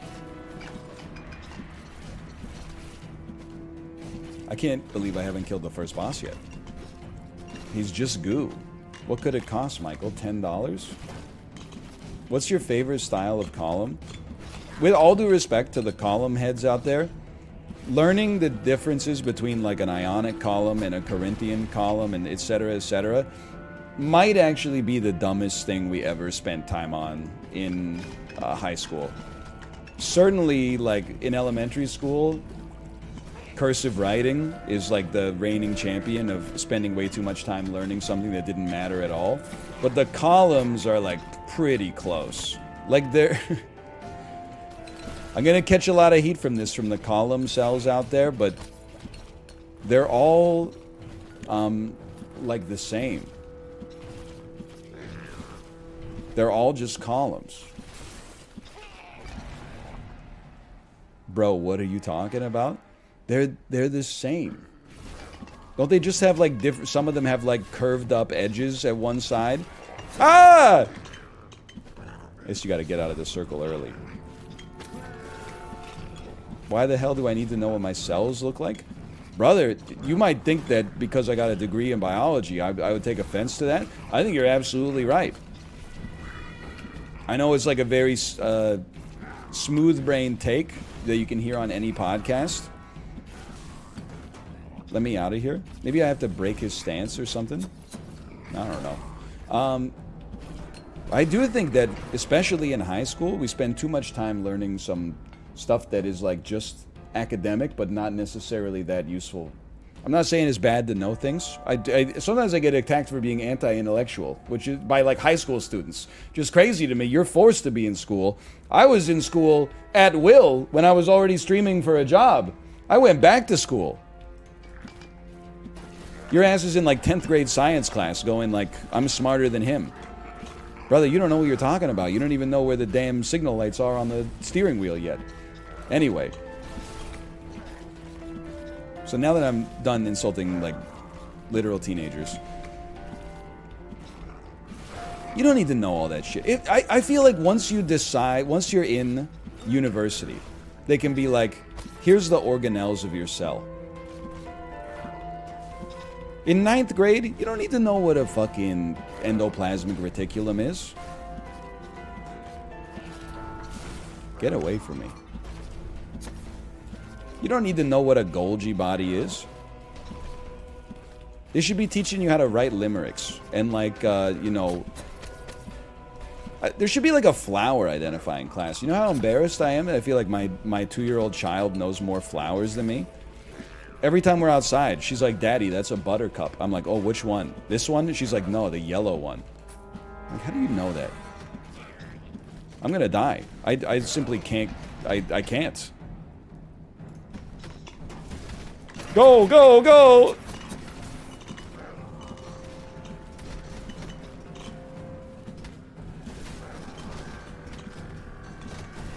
Thank God I took HP regen. We're so back.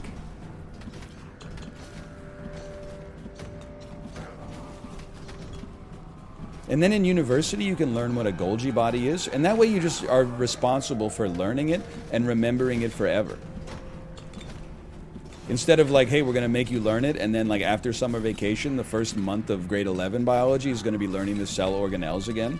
And then after you finish that, you get 8 months not thinking about biology again, and then in 12th grade, the first 2 weeks, we're going to learn the cell organelles again. And then in university, they're like, we can't be held responsible for the high school you went to, so we're going to spend the first month learning all the cell organelles again.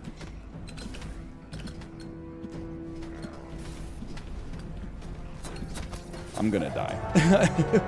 I was trying to get to the magnet, but I started way too late.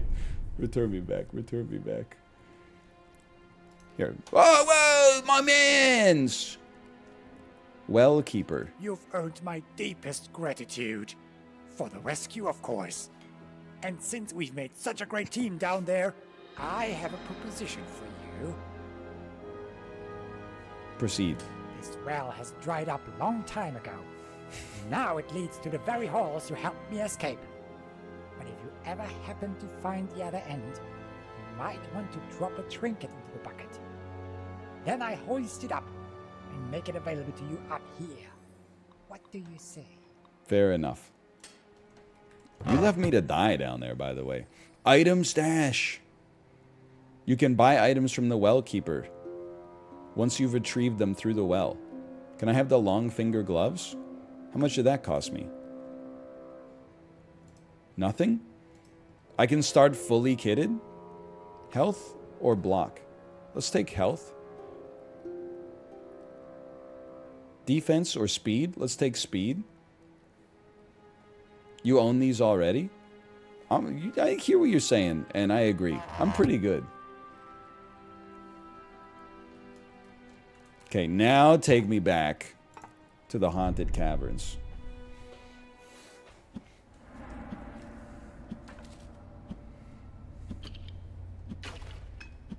You'll lose them if you die? I'm not too concerned about that.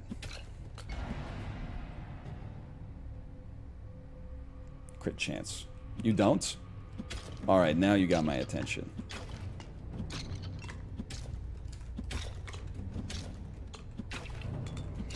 It's crazy that the game looks like crap, but like, it must be so much work to make it look like the right kind of crap. You know what I mean?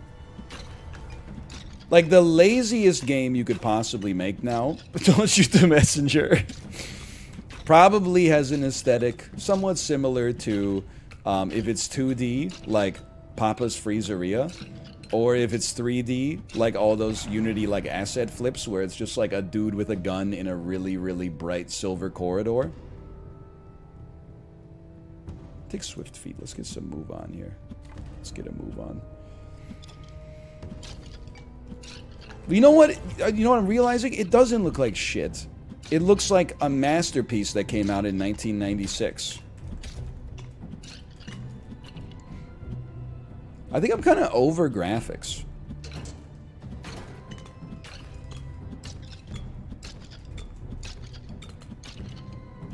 What do you mean by that? Well, I just like... I'm not completely over graphics, because whenever someone tells me to play a roguelite, and then I look at the roguelite and it's literally ASCII, I'm like, I just can't do it, I'm sorry. That's where I draw my line, I guess. But from basically, like, anything that's actually graphics and not just text on the screen, up to, like, the most photorealistic game ever made, they look the same to me. Maybe that's an insane statement. But I don't know if it's an age thing or it's just a personal thing. I never really liked to, I never really prioritized reading the books with a lot of pictures as a kid either. I was like, if I wanted to look at pictures, I'll just, I mean, the TV is undefeated, right? It can feed you like 23 pictures a second or something like that. The games that look the best, I mean, like Halls of Torment. As far as I'm concerned, it looks amazing for what it's going for. Wild Frost, amazing art direction. So I always laughed, like, people would be like, I watched you play 800 episodes of Slay the Spire, but I just can't get over how ugly it is. And I'm like, brother, what are you talking about? It's not ugly.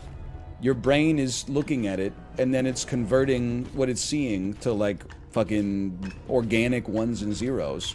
And then you're clicking on a card with a sword on it, or you're clicking on a card with a shield on it. So the whole game is just shield or sword. I don't think Slay the Spire is ugly. It's like saying, you know, I don't know, I can't think of a good example. Because I'm making it up as I go. Hang on, let me get my ability, then I'll go for this potted plant up here at the top. You did say Brotato looked like shit. I say a lot of things I agree with. Just take Lightning Strike because I don't have to think about it.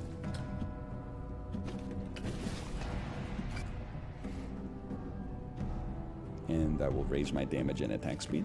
At some point we're going to want defense. You know what? Why don't, for now, why don't we kill the boss? That way we can get some loot from the boss, rather than kiting him around and having to fight two bosses at the same time. Austin, it is shit. It's like saying a calculator's graphics are shit. The real analogy crafter has logged on, thank you. Like, some games it matters, some games it doesn't matter. Like, I feel, that's my opinion. Like, I feel if I was playing, like, a Telltale game, the art direction matters a lot. If you're playing, I mean, Darkest Dungeon 2 is a great example. I think that game looks great.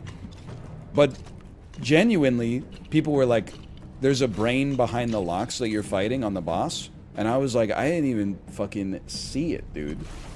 Because my ass was so focused on, do I do it? What should I do? Do I blight? Do I do blight? Do I need damage over time? If I do this, like, they did say, you know, like, that game's all about the mechanics.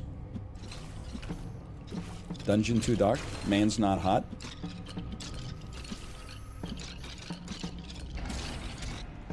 The brain is there before the locks show up? I'll take your word for it. My ass is hard stuck looking at, like, this part of the screen. From here to about here. Let me get, you know what? Take some base health and block strength. I don't think Darkest Dungeon 2 is ass. I think it's just too hard for me at this stage of my life. It's like the same thing, like, you know, I'm sure the MCATs are good at what they're designed to do. My ass is not just gonna walk up and be like, hey, I'm gonna, like, solo the MCATs. Takes practice. Takes a different kind of individual. You know, if you want to ace the MCATs, I think it starts with going to private school when you're like 7 years old, and then it culminates at age 35 when you actually get your degree.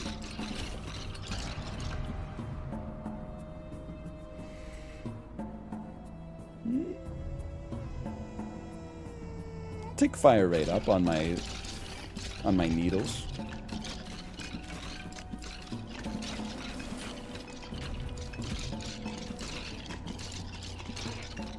Dude, that would be sick if you could summon for the MCATs.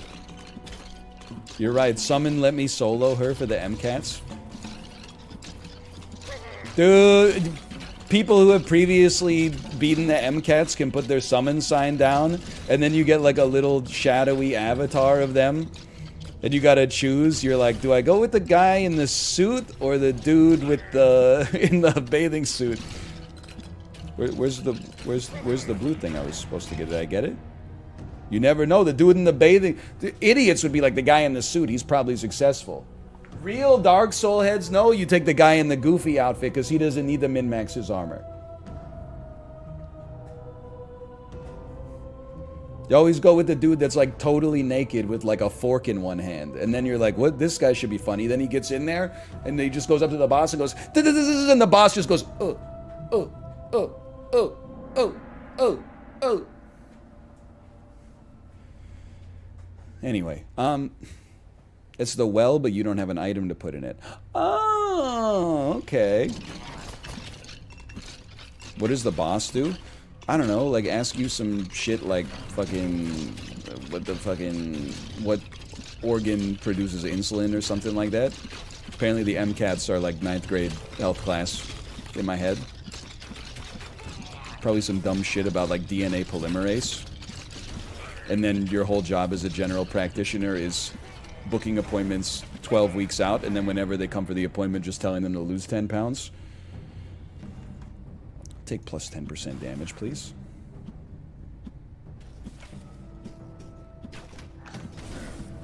By the way, so like I know I've gone off on the medical industry a little bit. It's only because they caused me trauma that I'm still working through when I had the gut infections, okay? But anyway, so remember when I smashed my thumb into the back door and like cratered my thumbnail and like bled a lot, and then all the skin fell off, and then the nail died, but it died from the bottom up, so I had to trim it back like over the course of 3 months until finally it all fell off. And now it's grown back, but there's still like a little seam in it. Just give it a sec.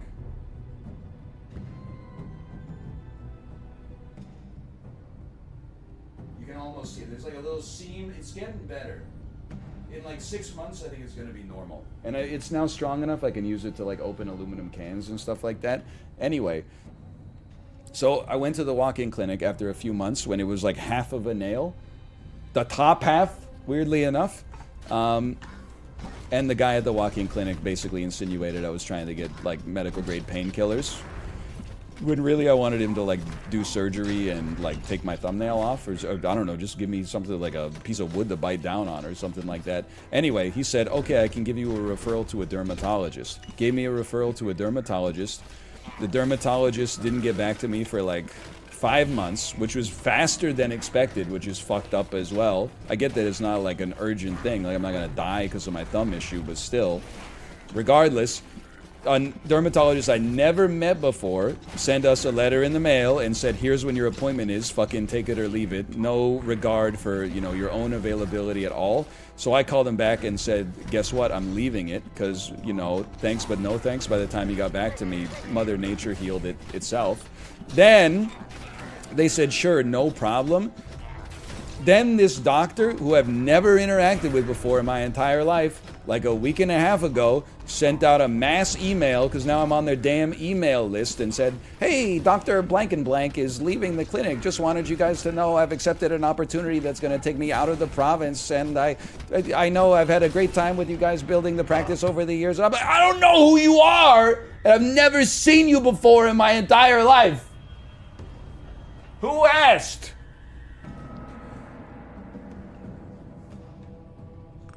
I don't really want to like lose my boots. I guess we could take them back to the well. But like spike boots, when hit, drop 10 spikes to the ground, takes 4 seconds to recharge. I will put these boots in my bag. And then I will go to the well and try to drop the boots, I guess. Maybe? Is for me? I guess we should get the magnet first.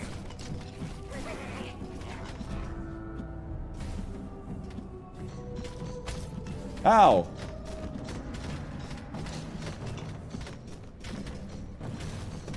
The boots are already collected?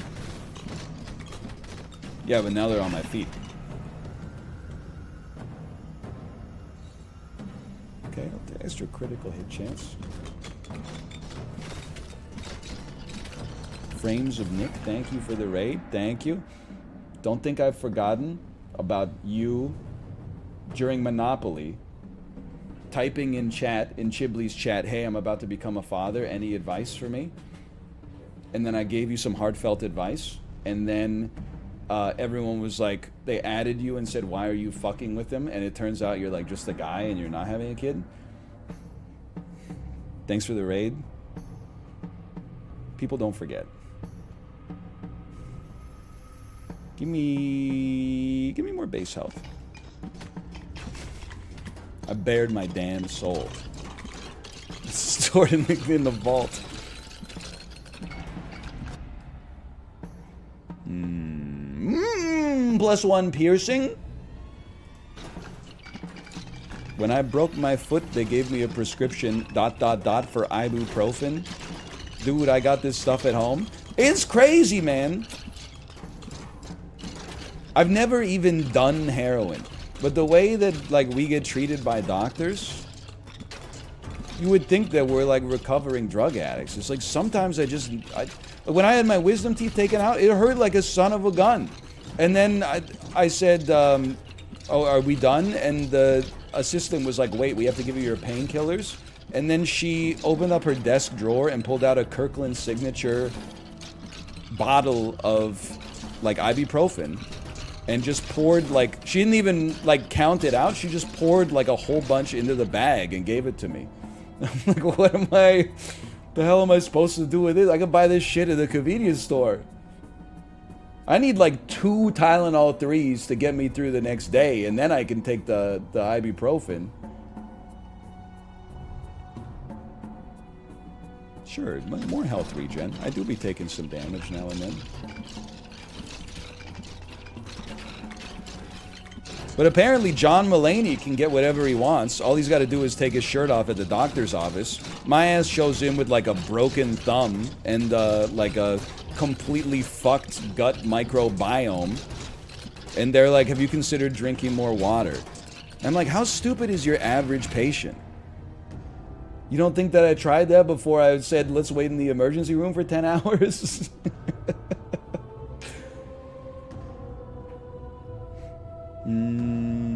Okay, let's get faster needles.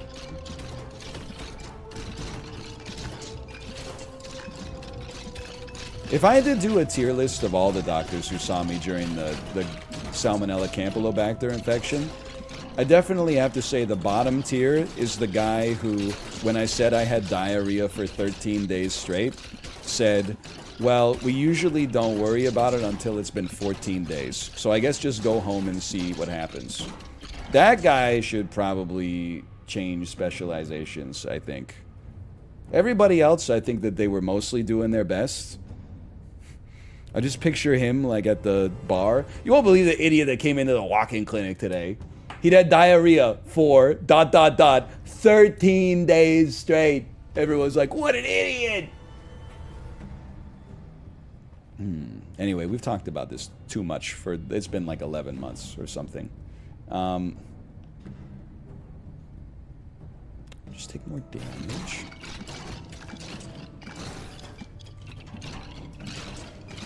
On the 14th day, the diarrhea does hit a little different, though. Because now, instead of being like, I'm sick, you're like, oh, I'm fucking ill, dude.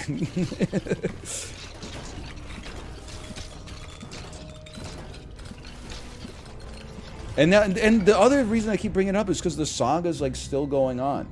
So I mentioned that, like, we were trying to get life insurance, but then the insurance, like, underwriters were like, oh, you had this medical incident last summer, so we need to talk to your doctor to get more information before we approve it. They're like, you didn't have a follow-up CT scan that you were supposed to have. And I'm like, nobody fucking told me about a CT scan. So then my doctor's office left, like, 8 voicemails on my voicemail, and I had to make an appointment with the doctor to talk on the phone. I had to call the office to make an appointment to have the office call me to talk about this CT scan that nobody told me I was going to have, and I already know what it's going to be like. The doctor's going to be like, do you need a CT scan? It seems like you're okay. And I'm going to be like, I am okay. And they're going to be like, why do they want you to take a CT scan? And I'm going to be like, because I was sick a year and a half ago when nobody would.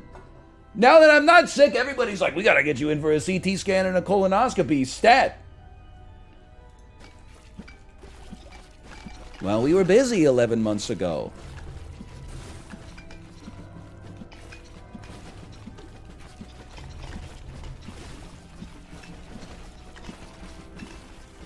POV, you are poop in the turlet. It's a good joke. I remember Trackmania.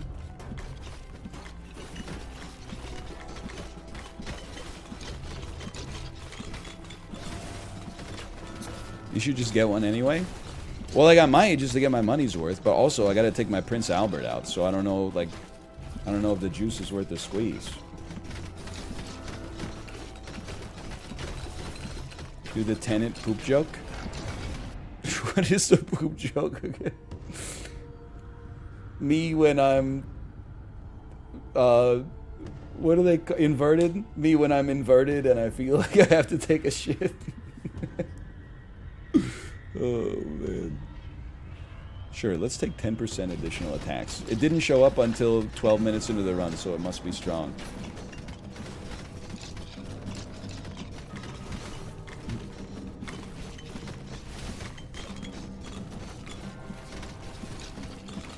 A guy who has seen Tenet once, I think people are still sleeping on Tenet. You, person who knows nothing voice. It's kind of shitty and it makes no sense. Me, a genius. Yes. I think that the world is going to come around in 10 years. Because you know what it is? Is this... I'm trying to think of a good analogy for it. It's just cool. He's too far up his own ass. That's what makes it fun, is because like he's so serious about it, but the movie is so silly.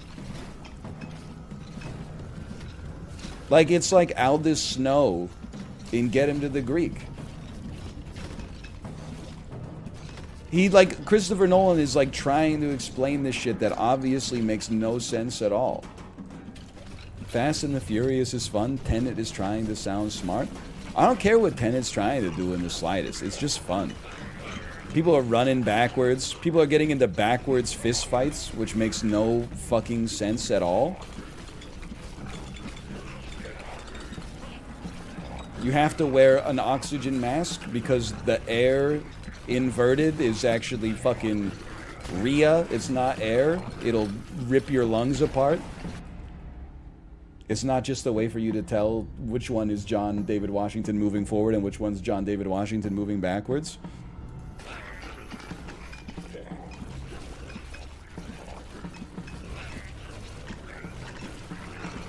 I think Tenet owns. Also, Kenneth Branagh is just great in everything he's ever been in.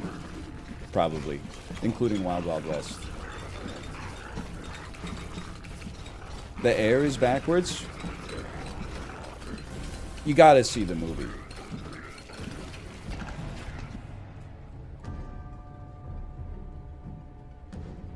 I'm not taking any damage, man. I'm not taking any damage. Give me the pickup range. He does have the goated Macbeth, too. No offense, Mel Gibson. All offense, Mel Gibson, now that I think about it.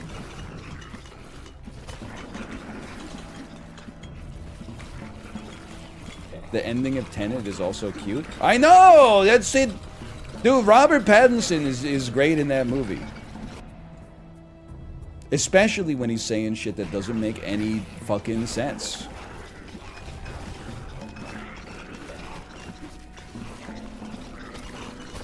Like, that whole script is like how people talked in the forum days.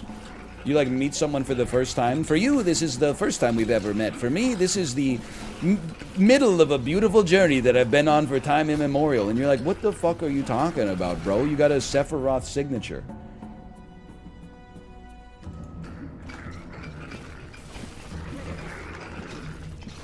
I'm telling you, on the best of the decade list, don't be surprised to see Tenet within the top 25 movies of the decade for me. That's if I get to see 25 movies this decade. I don't think we're on pace yet, but...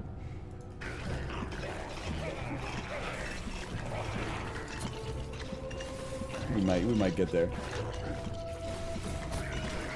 I just think it's cool. It's like The Matrix 2. I just think it's cool.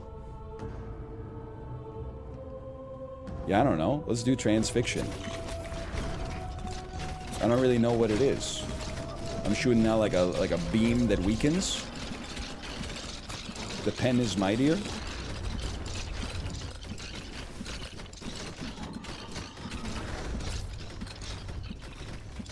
Walk in. I can't.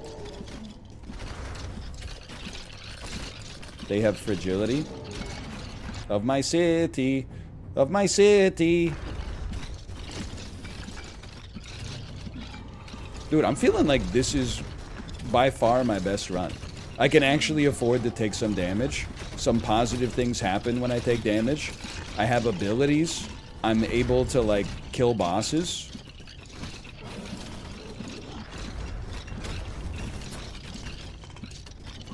I think I'm doing something. I'm starting with some equipment. That's very true. Ooh, the Helm of Damocles. Every 15 seconds you summon a skeleton to fight for you. Plus 0.07% damage for each missing health point. 6 block strength. What's 500 times 0.7? 0.07. That's like 35% damage.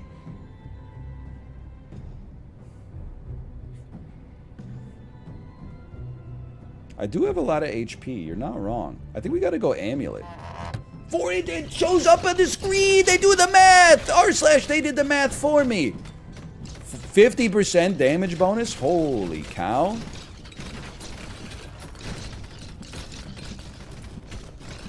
It would have been nice to see a skeleton. Don't get me wrong, but and then let's get some. I was gonna try to get some like health regen or something, but that's okay. Or more max health.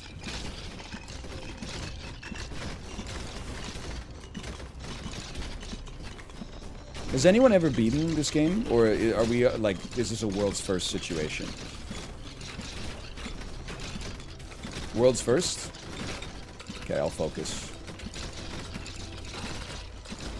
Not even the devs? That's typical, because the only people who are worse at video games than games journalists are game developers. Am I right? Game developers, when they have to play a game versus me, a gamer who is unemployed. Oh, what do I do? What do I do? Oh, man. Oh, sheesh.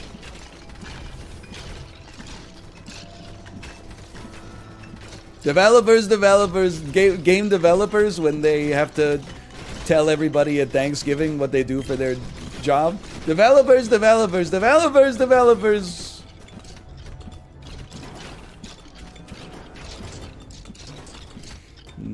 I love saying sheesh. I'm glad that of the TikTok era shouts, sheesh made it out, in my opinion, and frickin' mint is forever lost in the 2020s. I guess we're still in the 2020s, but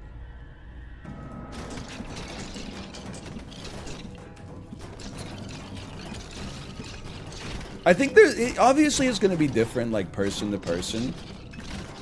Well, I'll just walk into that, I suppose. I think, like, and I can only speak for myself, which is why I'm saying in a man's life. In a man's life, there's like a few eras, okay? When you're a kid, you're silly. Because you're a kid, you're just having fun. You can get away with it. When you get slightly older, let's say, you know, teens to early 20s, you define yourself by no longer being a kid. You have independence now. You take yourself far too seriously. You find yourself trying to fix problems in the world that, like, you don't have the expertise. Why is traffic a thing? We should have subway cars where you can just say exactly the building where you want to get off, and the subway car detaches your car and drops you right on top of the A&W, so I don't have to walk 3 extra blocks to get to where I'm going. And now that I'm in my 30s, I definitely went through a self-serious phase. I'm not going to disagree with that. Now that I'm in my 30s, I've gone right back to silliness. I've returned to my childhood silliness and realized it's just funny. It's just funny to be like a little bit goofy. Maybe I'll get serious again at some point. I don't know. I'll face some kind of like trauma or tragedy in my life that'll make me serious again. I mean, it's a average male lifespan in Canada's got to be like 78 years or something like that. It's a long road. I'm sure you go through ups and downs. Right now, I'm enjoying my silly phase. I feel like kids also keep you silly too, because you spend all day doing like silly improv that makes no sense. More regen, please.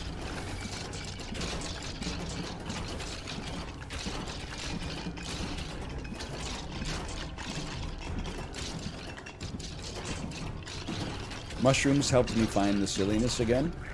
I hear you. That's sort of like how I felt when I rewatched the Matrix trilogy. I've never done hard drugs like that, so I don't know how they would impact me. Maybe make some good music or something like that, but... Mushrooms are not hard. The ones I'm eating are. I want a soft mushroom. More health, please. They're the softest drug? Nope. The softest drug, you wouldn't know this because the media put out a hit on it. The softest drug is actually bath salts. They did a survey, and it's actually the drug. It's impossible to become addicted to it. And I don't know where I'm going with this. Stop it! Stop attacking me! I need to move faster.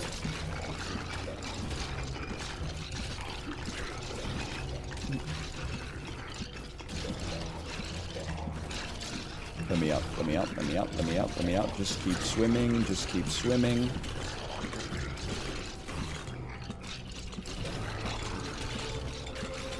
It's true, I'm a doctor. Rare Dr. Dub. Oh, relax. You're saving the world. Doctors, when a patient doesn't say thank you when they have an acute problem and they finally get an appointment, but the appointment is 11 months away and they'll either be healed or dead by then just due to the way that nature moves. No!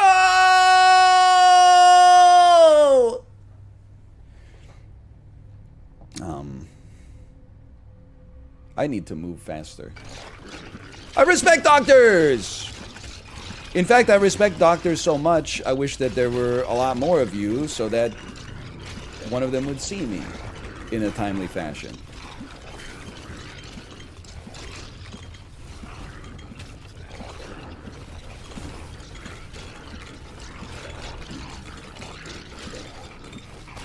Help me. I've killed the boss. I can't believe it. If needles could still hit more enemies when the maximum range is reached, they deal their remaining damage as magic damage in an area around them. Thank you. What have I done? Oh! Just start going to shamans. You know what? I never really thought of that as a solution to my problem. But now that you mention it... Shamans, huh? Tell me more about this. I have seen that Kino Korean movie about the shaman. What is that one called? You know the one I'm talking about. You know the one I'm talking about. It's not called The Shaman. The Wailing! Yes, I have seen The Wailing. I'm still gonna die. No, I'm not. I'm gonna live forever.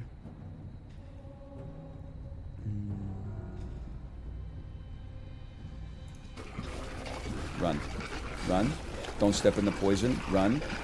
How's the bitrate in this compared to like Vampire Survivors? I'm going to assume ass. It's serving ass vibes.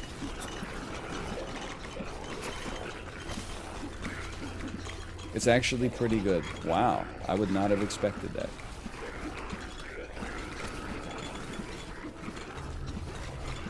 Get out of your green slimes.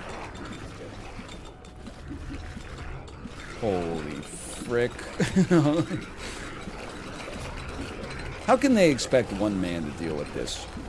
This is like being beset by Chitauri warriors in New York City, but not having access to all of the Avengers.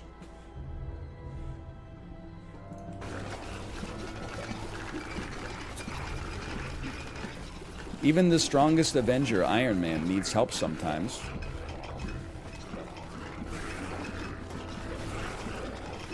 Eight minutes, huh?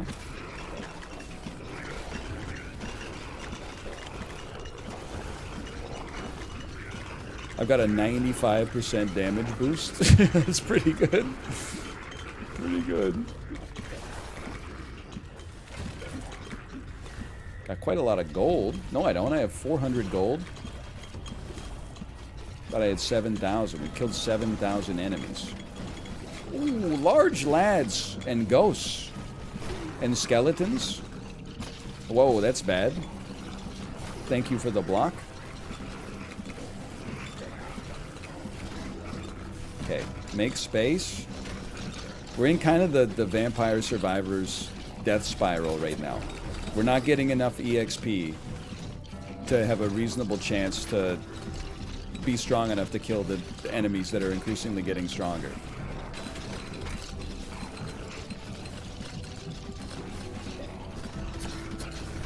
But I lived. I lived. I have 8 HP. That's on the low side, I would say.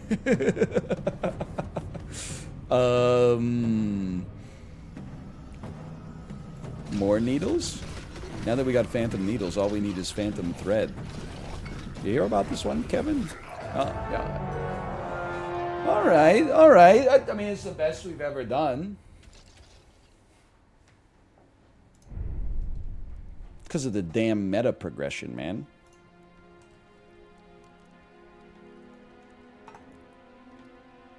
I'd like to buy the world a toke. I'd like to get some health regen. How about some pickup range?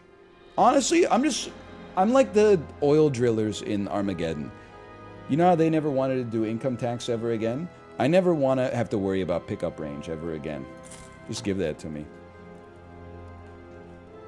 I never want to have to take it in battle. Hello, Jay. Jay, I want you to know I give you a little tip of the hat. A little hat tip for introducing me to Halls of Torment. I did watch the very popular clip of Ben Affleck's director's, well, he's not a director, but his commentary from the Armageddon DVD, where he talks about how stupid it is that they send oil drillers to space instead of teaching astronauts how to drill. It's so good that he's doing his Bruce Willis impression. What are they going to do when they're up there and they blow a gasket and there's hot smoke hitting them and they're trying to re-bolt the drill head in the middle of it? I'm starting to think Ben Affleck might be kind of a smart guy. Ben Affleck's kind of funny. A lot of people don't think about that. You ever see Apollo 13? I'd like to think that Ben Affleck and I could be friends, maybe.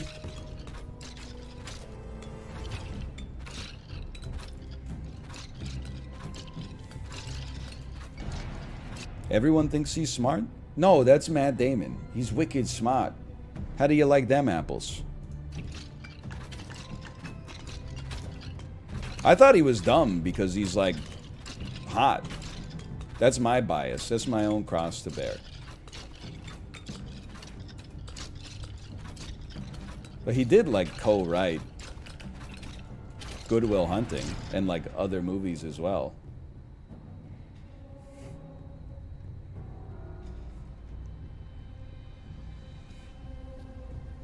I don't know.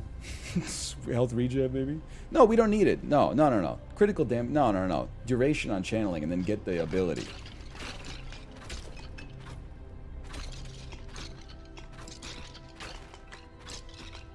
He won Best Picture. Was it the picture of him getting the DoorDash order of Dunkin' Donuts from his doorstep?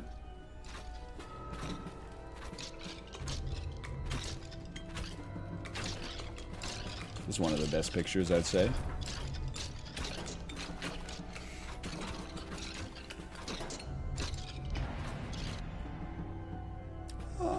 Sure. Is that pic of him smoking? Oh, I know the one. He's like, I know what you're talking about. It's him touching J-Lo's yacht on a... J-Lo's butt on a yacht, not J-Lo's yacht on a butt. I think that should be illegal for people to be in the paparazzi. I'm not trying to contribute to like a culture of celebrity worship, but like these people are just out there living their lives.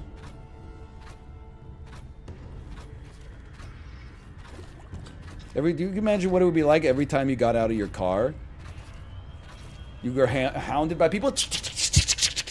Ben, say something fucked up. Ben, say something fucked up. And then people will be like, that's the price they pay. If they didn't want to be harassed constantly and baited nonstop, they shouldn't have made art that we liked. That's what you get for producing works that we enjoy that then makes us interested in you. How about transfiction? Ben Affleck, if you're watching this, I support you, unless you said some messed up stuff, in which case, fuck you. Fuck you. Fuck you. Plus 30% damage, main weapon.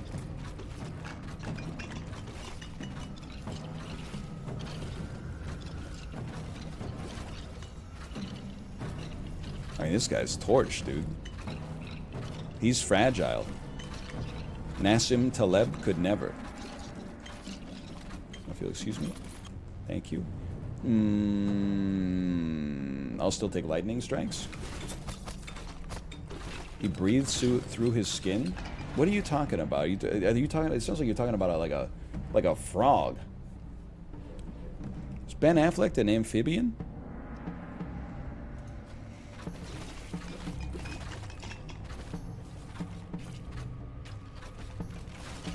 He is? That's crazy. I like him even more now. You don't see that many amphibians in Hollywood. Lizards, on the other hand. Am I right? Fellow insane people? But amphibians, not a lot. Not a lot. Raise my crit chance a little bit here. So true, so true. He's on fire today. I'm just saying what we're all thinking. Nice try. You'll never get. Okay, you guys. Hey, we have some fun here.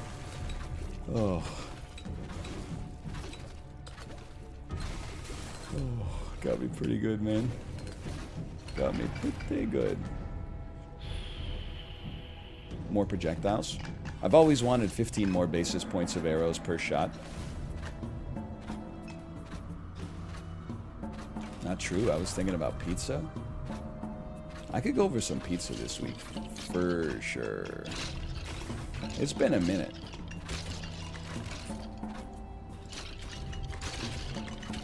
Men always be like, oh, what do I want for dinner? Well, we could always just order pizza.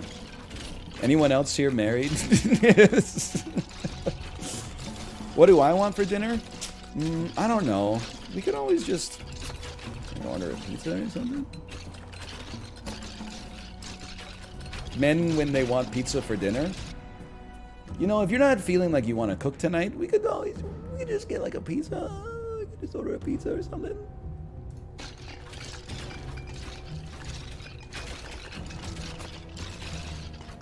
Well, if you want to. Men come from pizza, women come from sushi. My best-selling relationship novel. I've been watching Queer Eye. In Queer Eye, they're always talking about love languages. Was this a class that I missed in high school? You know what my love language is? My partner not using the limited counter space and the one sink in our kitchen when I'm also using the limited counter space and the one sink in our kitchen. Am I right? Am I right, guys? Am I right? I'm just trying to make a sandwich in here.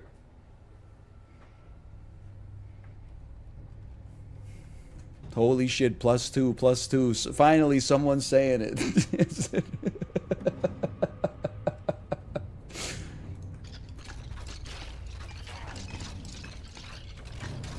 I am going to federal prison.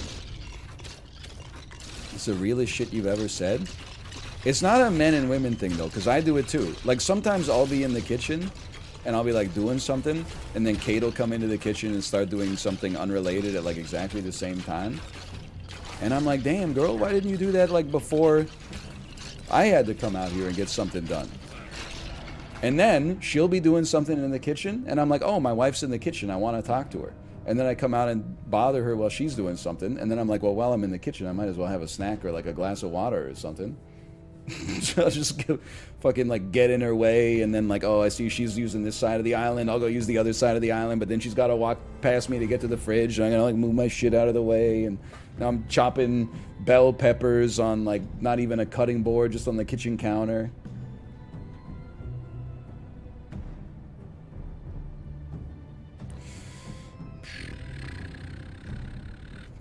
I'll take Vanguard 1.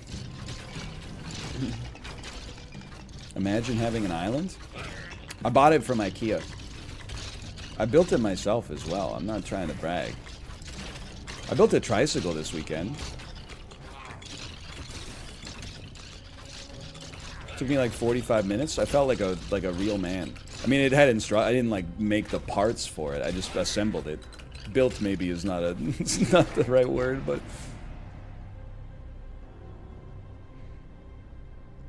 you can always use some health. Oh, baby. Finally upgrading from the Peloton, I see. Finally! A good anti-Peloton joke. That's all I'm not asking that the Peloton be above criticism or above mockery. It's a stationary bike that goes nowhere.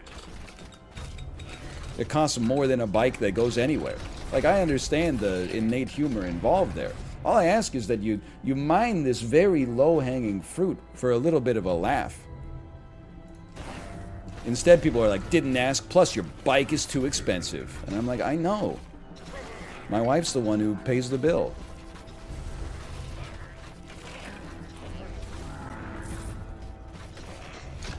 Gimme, gimme, gimme. Ooh. We should go skeleton this time. Because it'll be funny. Look, he's out there. He's going like, oh, oh, oh, oh.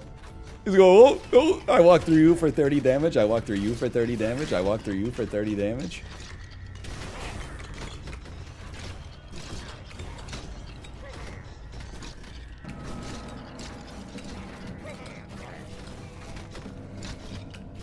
Anyway. What was I talking about? Men do love pizza. And so do non-men. But men are always like, you know, hey honey, what do you want for dinner? Me?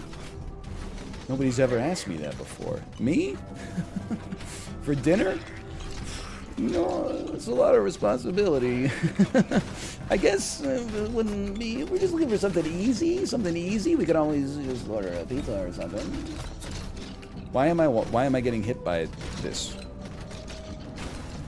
Going back to that joke, huh? Well, the love languages one didn't hit that well, so I just wanted to go back to something that works.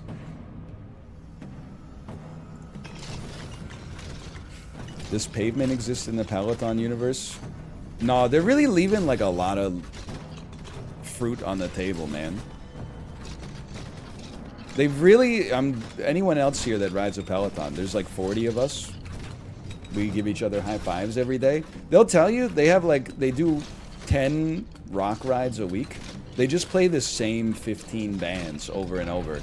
And usually it's like the same one song by one of those 15 bands. I think it's like I don't think it's just poor taste from the instructors. I also think that Peloton had to tighten their bootstraps a little bit, and they have like favorable distribution deals with some artists, and they don't want to add anything else to the Peloton library because they got to pay like, you know, 10 cents per listen on the platform. So instead, my ass is just going to be like permanently riding to like Pour Some Sugar on Me by Def Leppard. Hot, hot, chop, sticky, sweet. And then they fucking, everybody in the live rides always cheers when the song comes on, and I'm like, whoa, you've never heard Living on a Prayer before? Wait 2 minutes.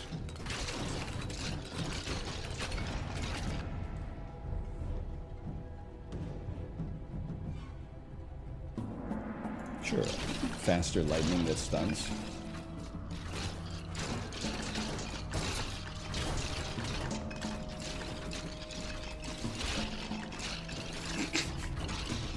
It's a good Curtis Blow rap. And Curtis Blow, your mom's a hoe. I sucked her off from toe to toe. Oh, yeah, okay. Is the Peloton boomer culture? No, not really. It's just, it's not culture at all. It's just a bike. You guys are you LeBron James? You're so concerned with like everything's legacy. It's Gen X culture? It's not culture. It's just a bike. It's in your tags. I'm trying to make it culture. You got me on that one. But it's not working.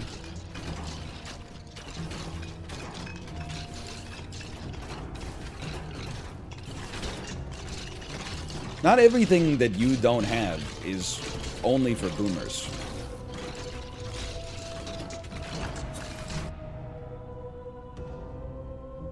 Give me more. Crit chance always goes crazy. Untrue. Like, yeah, owning a house is boomer core. But, like, listening to Ted Leo and the Pharmacist is not boomer core, okay? If anything, it's probably Gen X. I don't know. How old is Aziz Ansari? More health, please. Auto-rotate on your phone is boomer core? Yeah, well, you know what? Gen Z core is knowing how to turn off auto-rotate on your phone, but not knowing the interest rate on your credit card debt. Boom, roasted. Stanley, you crush your wife during sex. Boom, roasted. -2, -2. Oh, it's the first time you've ever had a joke made at your expense? Welcome to adulthood, kid. 15 years of he's bald, he's bald, he's bald, making fun of the illness that almost killed him and left his child an orphan. Wait a minute. You can't make fun of me. 4 years ago, I was just a kid. Welcome to the fucking show, buddy. Get ready to learn Chinese, buddy.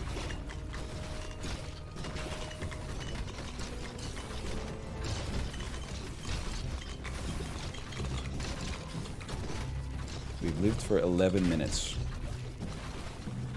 I have no idea how strong this run is.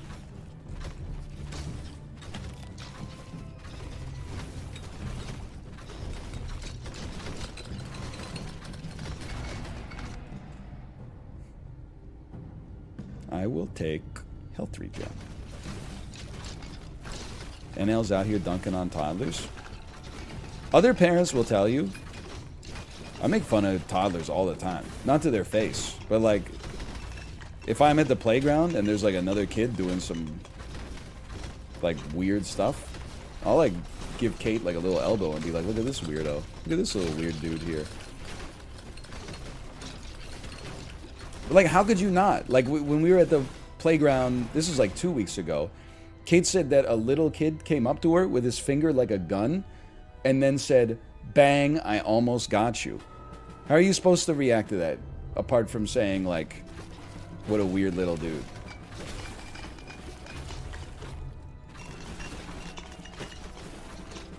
You just gotta laugh. Kids be doing some funny stuff from time to time. I mean, like, basically always.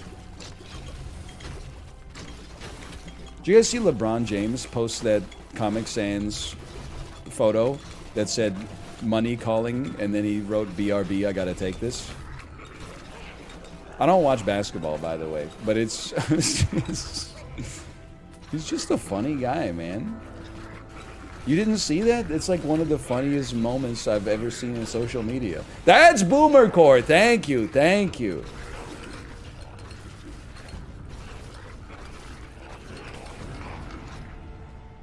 About to watch some Tom and Jerry before we head to school. Another all-time certifiable classic.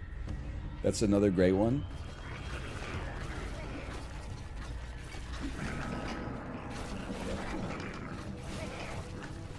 I did watch, there was a Twitter thread that was like 10 times LeBron James just fucking lied on camera.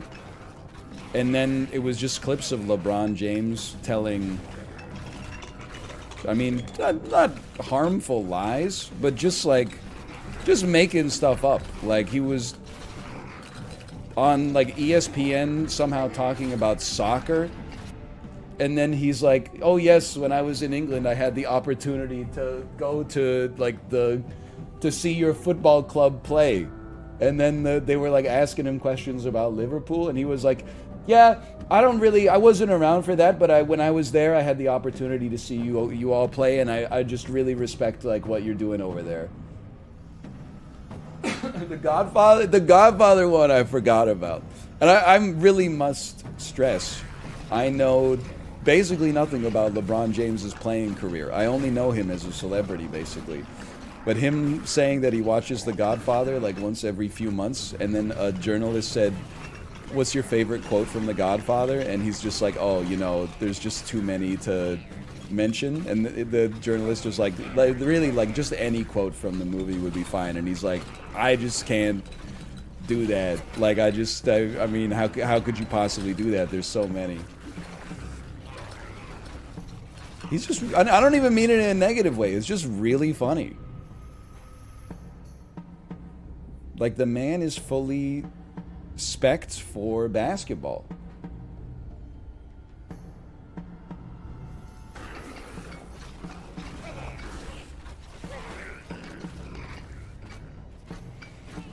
Yes, Jonathan Bernier, ex-NHL goaltender, did indeed. He was asked how he felt about Nelson Mandela, and what did he said? Something like, I never had the opportunity to play with him, but from what I hear, he's like he's an NHL legend or something like that. He's a tremendous athlete. Oh man, that's another classic for sure. Oh, well, it's like there's a lot of stories of hockey players not being that intelligent. You know, I don't expect them to be smart. I don't mean that, like, they shouldn't expect me to be good at hockey either. At least they got one thing. I'm good at nothing, brother. I'm not even good at video games. I spend, like, all week playing them. It's crazy. But, like, there's this story about, like, Taylor Hall in the NHL failed his boating license, and it's a test that you, like, mark yourself or something.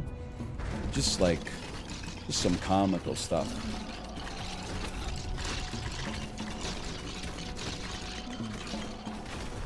I mean, at one point, when I was maybe like 20 years old, to get a summer job, I had to take this online certification called Smart Serve. It's basically like one of those courses where you're like, this shouldn't really need to exist, but somebody must have fucked something up. So, anyway. It's basically like, don't serve alcohol to people who are visibly intoxicated or under the age of 19 years old. So, while taking the test, like, I passed it, obviously. Because every question was like, a small child walks into your bar and orders a beer. What do you do? And you're like, refuse service. I give him 2 beers because it must be his birthday. Like, those are the other, it's multiple choice, right? But I think that's roughly the level of your boating exam.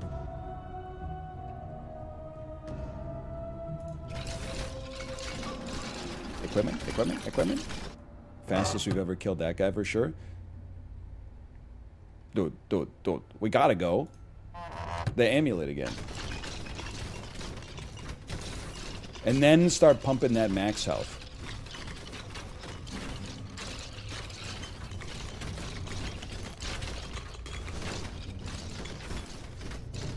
I mean, like, it's very easy to understand how you fail your driver's test. I don't even mean the driving one, which is easy enough. I mean, like, the ridden one. I'll be honest with you, I think you have to get an 80% in Ontario to get your learner's permit by passing the ridden test. I definitely passed my ridden test on the first try. In the modern day, I could not tell you what 80% of those signs mean.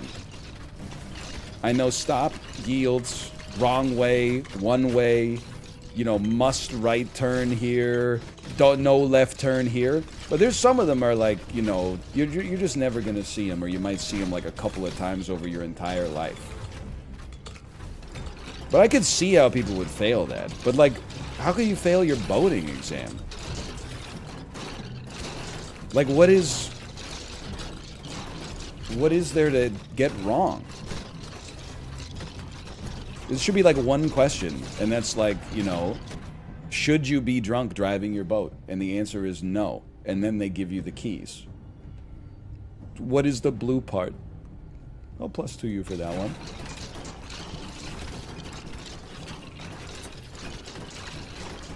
I believe the blue part is water.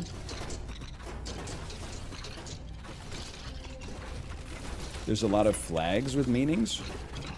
Really, just like on a lake? Like if you're in the ocean or you're like sailing, I think you should have to have a degree. But I feel like if you're just like on a lake, your ass is just...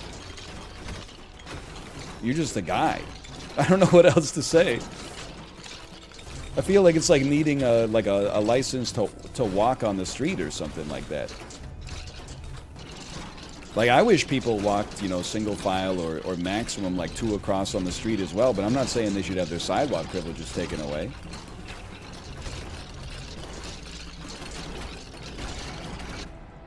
But now that you mention it, license to make toast in my own damn toaster? Bro, they're so fragile! Fragile. Must be Italian.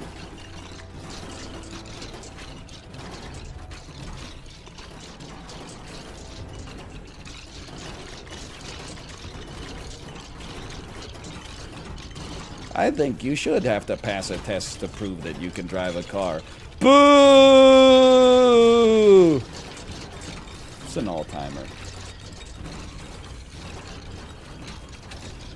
I will say, it's getting crazy out there.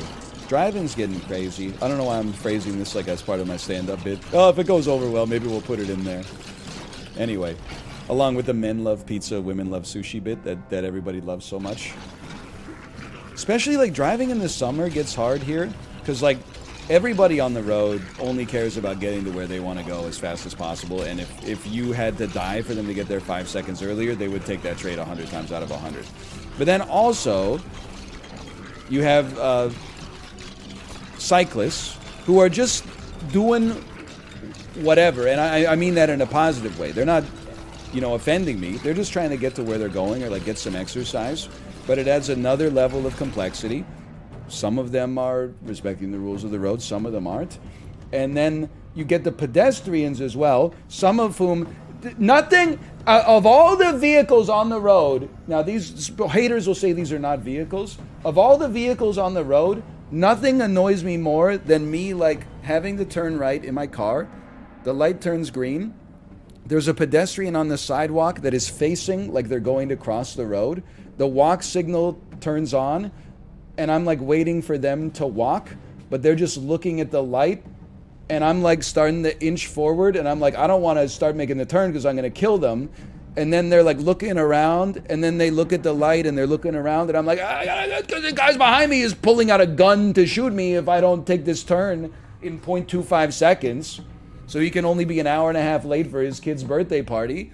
And then, like, I go to make the turn, and then they're like, oh, the light changed. And then I got to make a left turn after that. But there's, like, people are crossing, but they stop crossing because they're like, you go ahead. You're a car. You go ahead so you don't kill me. But they don't see that there's a cyclist that's coming straight in the other lane. So they're looking at me going, come on, come on, come on. And I'm pointing at something that they can't see going, if I turn now, I'll kill this person. And the guy behind me is pulling out a bazooka to shoot me because I haven't killed 2 people here just to get into my garage a little faster.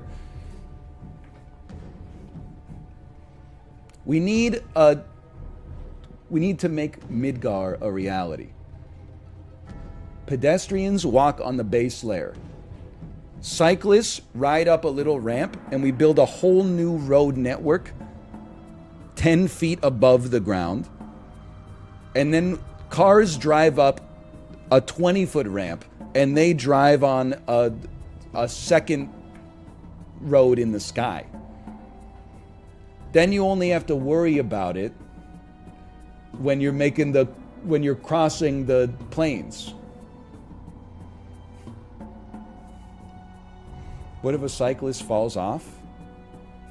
They should get better at biking then, honestly. Cyclists, when they get hit by another cyclist and thus can't blame their fractured rib on Henry Ford, I'm a cyclist myself. Just because my bike doesn't go anywhere. Oh, you're gonna gatekeep me? I'm saying I'm a friend of the cyclists, okay?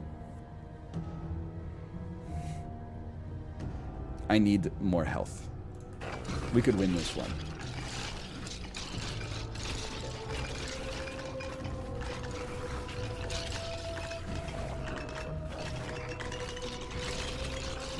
I was gonna say I hate everybody on the road, but I realized I'm actually like a society lover more than a society fighter.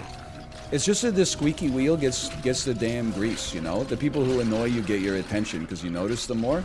I've been trying to do a much better job of noticing patient people on all vehicles. What's a patient driver look like? They don't honk at you when you're just waiting to turn your car and not run into a pedestrian. What does a patient cyclist look like? They stop at the stop sign. What is a patient pedestrian? Listen, you might be a hater. I do this sometimes. If I'm crossing the street, but I see that the car is trying to turn left, for example, and is having a hard time doing so, I'll wait and wave them forward and just go ahead. Because I know sometimes you'll be waiting like to turn left for 35 seconds, and then there's a brief quanta of time where no cars are coming in the opposite direction, and then somebody on the sidewalk is just like, this is the perfect time to cross the road. That's all. I'll hit you with a little point and a wave at that point. I'll just cross after. I'm not engaging in a war on cars every time I walk outside. I'm just trying to get to the damn restaurant, and I'm trying to unite society at the time. At a four-way stop, no, never. I would never. At a four-way stop, you have to respect order.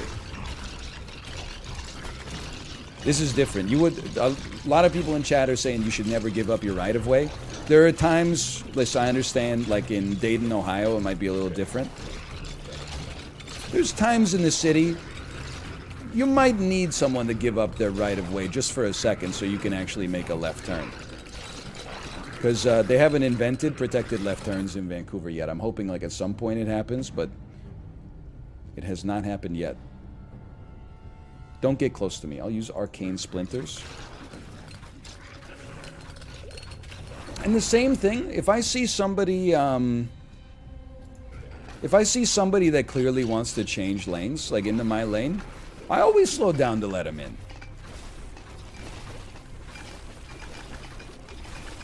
The only thing that annoys me is when someone wants to get into my lane, but then they speed up and get like 6 cars ahead of me and then get into my lane. Then it's on. That's all I'm saying. Some motherfucker's got to turn right at the next intersection. He's in the right lane, but just decides that someone driving the speed limit is going too slow. Have to get around them, zip past 4 cars, and then skirt, make the stupidest right turn of all time to actually... I stand the patient. When I'm outside, whether in a bike or a car, doesn't matter if it's boiled or fried. Whether they're in a bike or a car, if you're patient and you're not in a rush and you give people space and just make it easier for everybody, we can be friends. Vehicularly. I don't know about socially.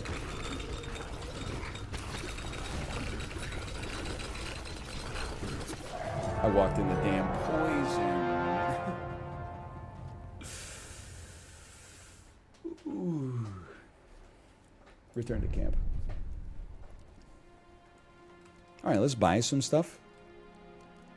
This is a hard game. No doubt about it. I love this sound effect too.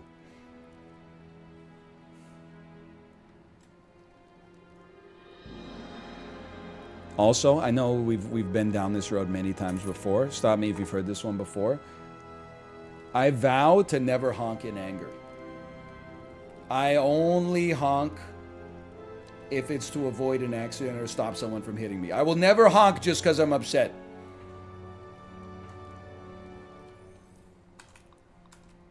I can process my emotions healthier than that without hurting other people. That's what alcohol's for.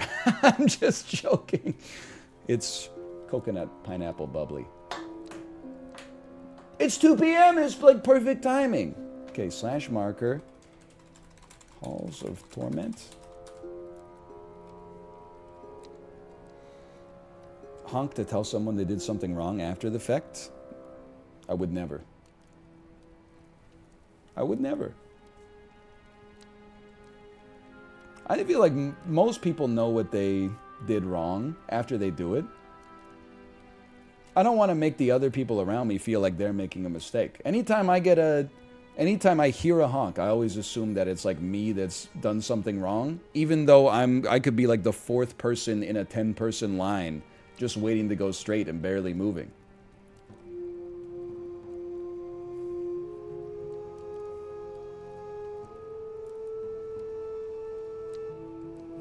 That was not me. I'm telling the road rage incident was not me.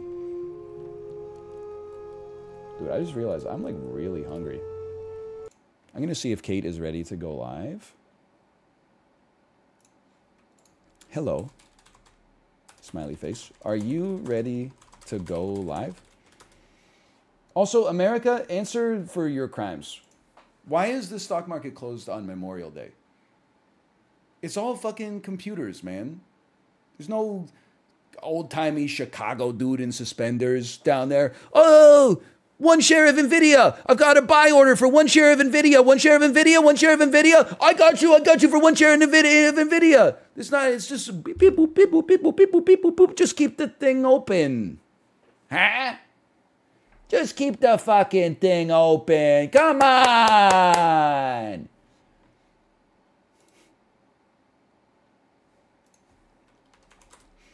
I haven't really thought about it. All-time great messages to receive from my wife. I'm ready to go live, plus you can eat the fried rice. It's delicious. I typed Pog in response to that.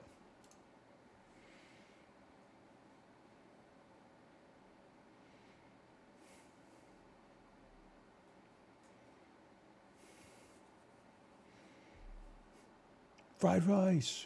Fried rice. You're telling me you fried this rice? Nacho husband. I wish, man. You could be like a nacho husband for like 1 day a month or something like that.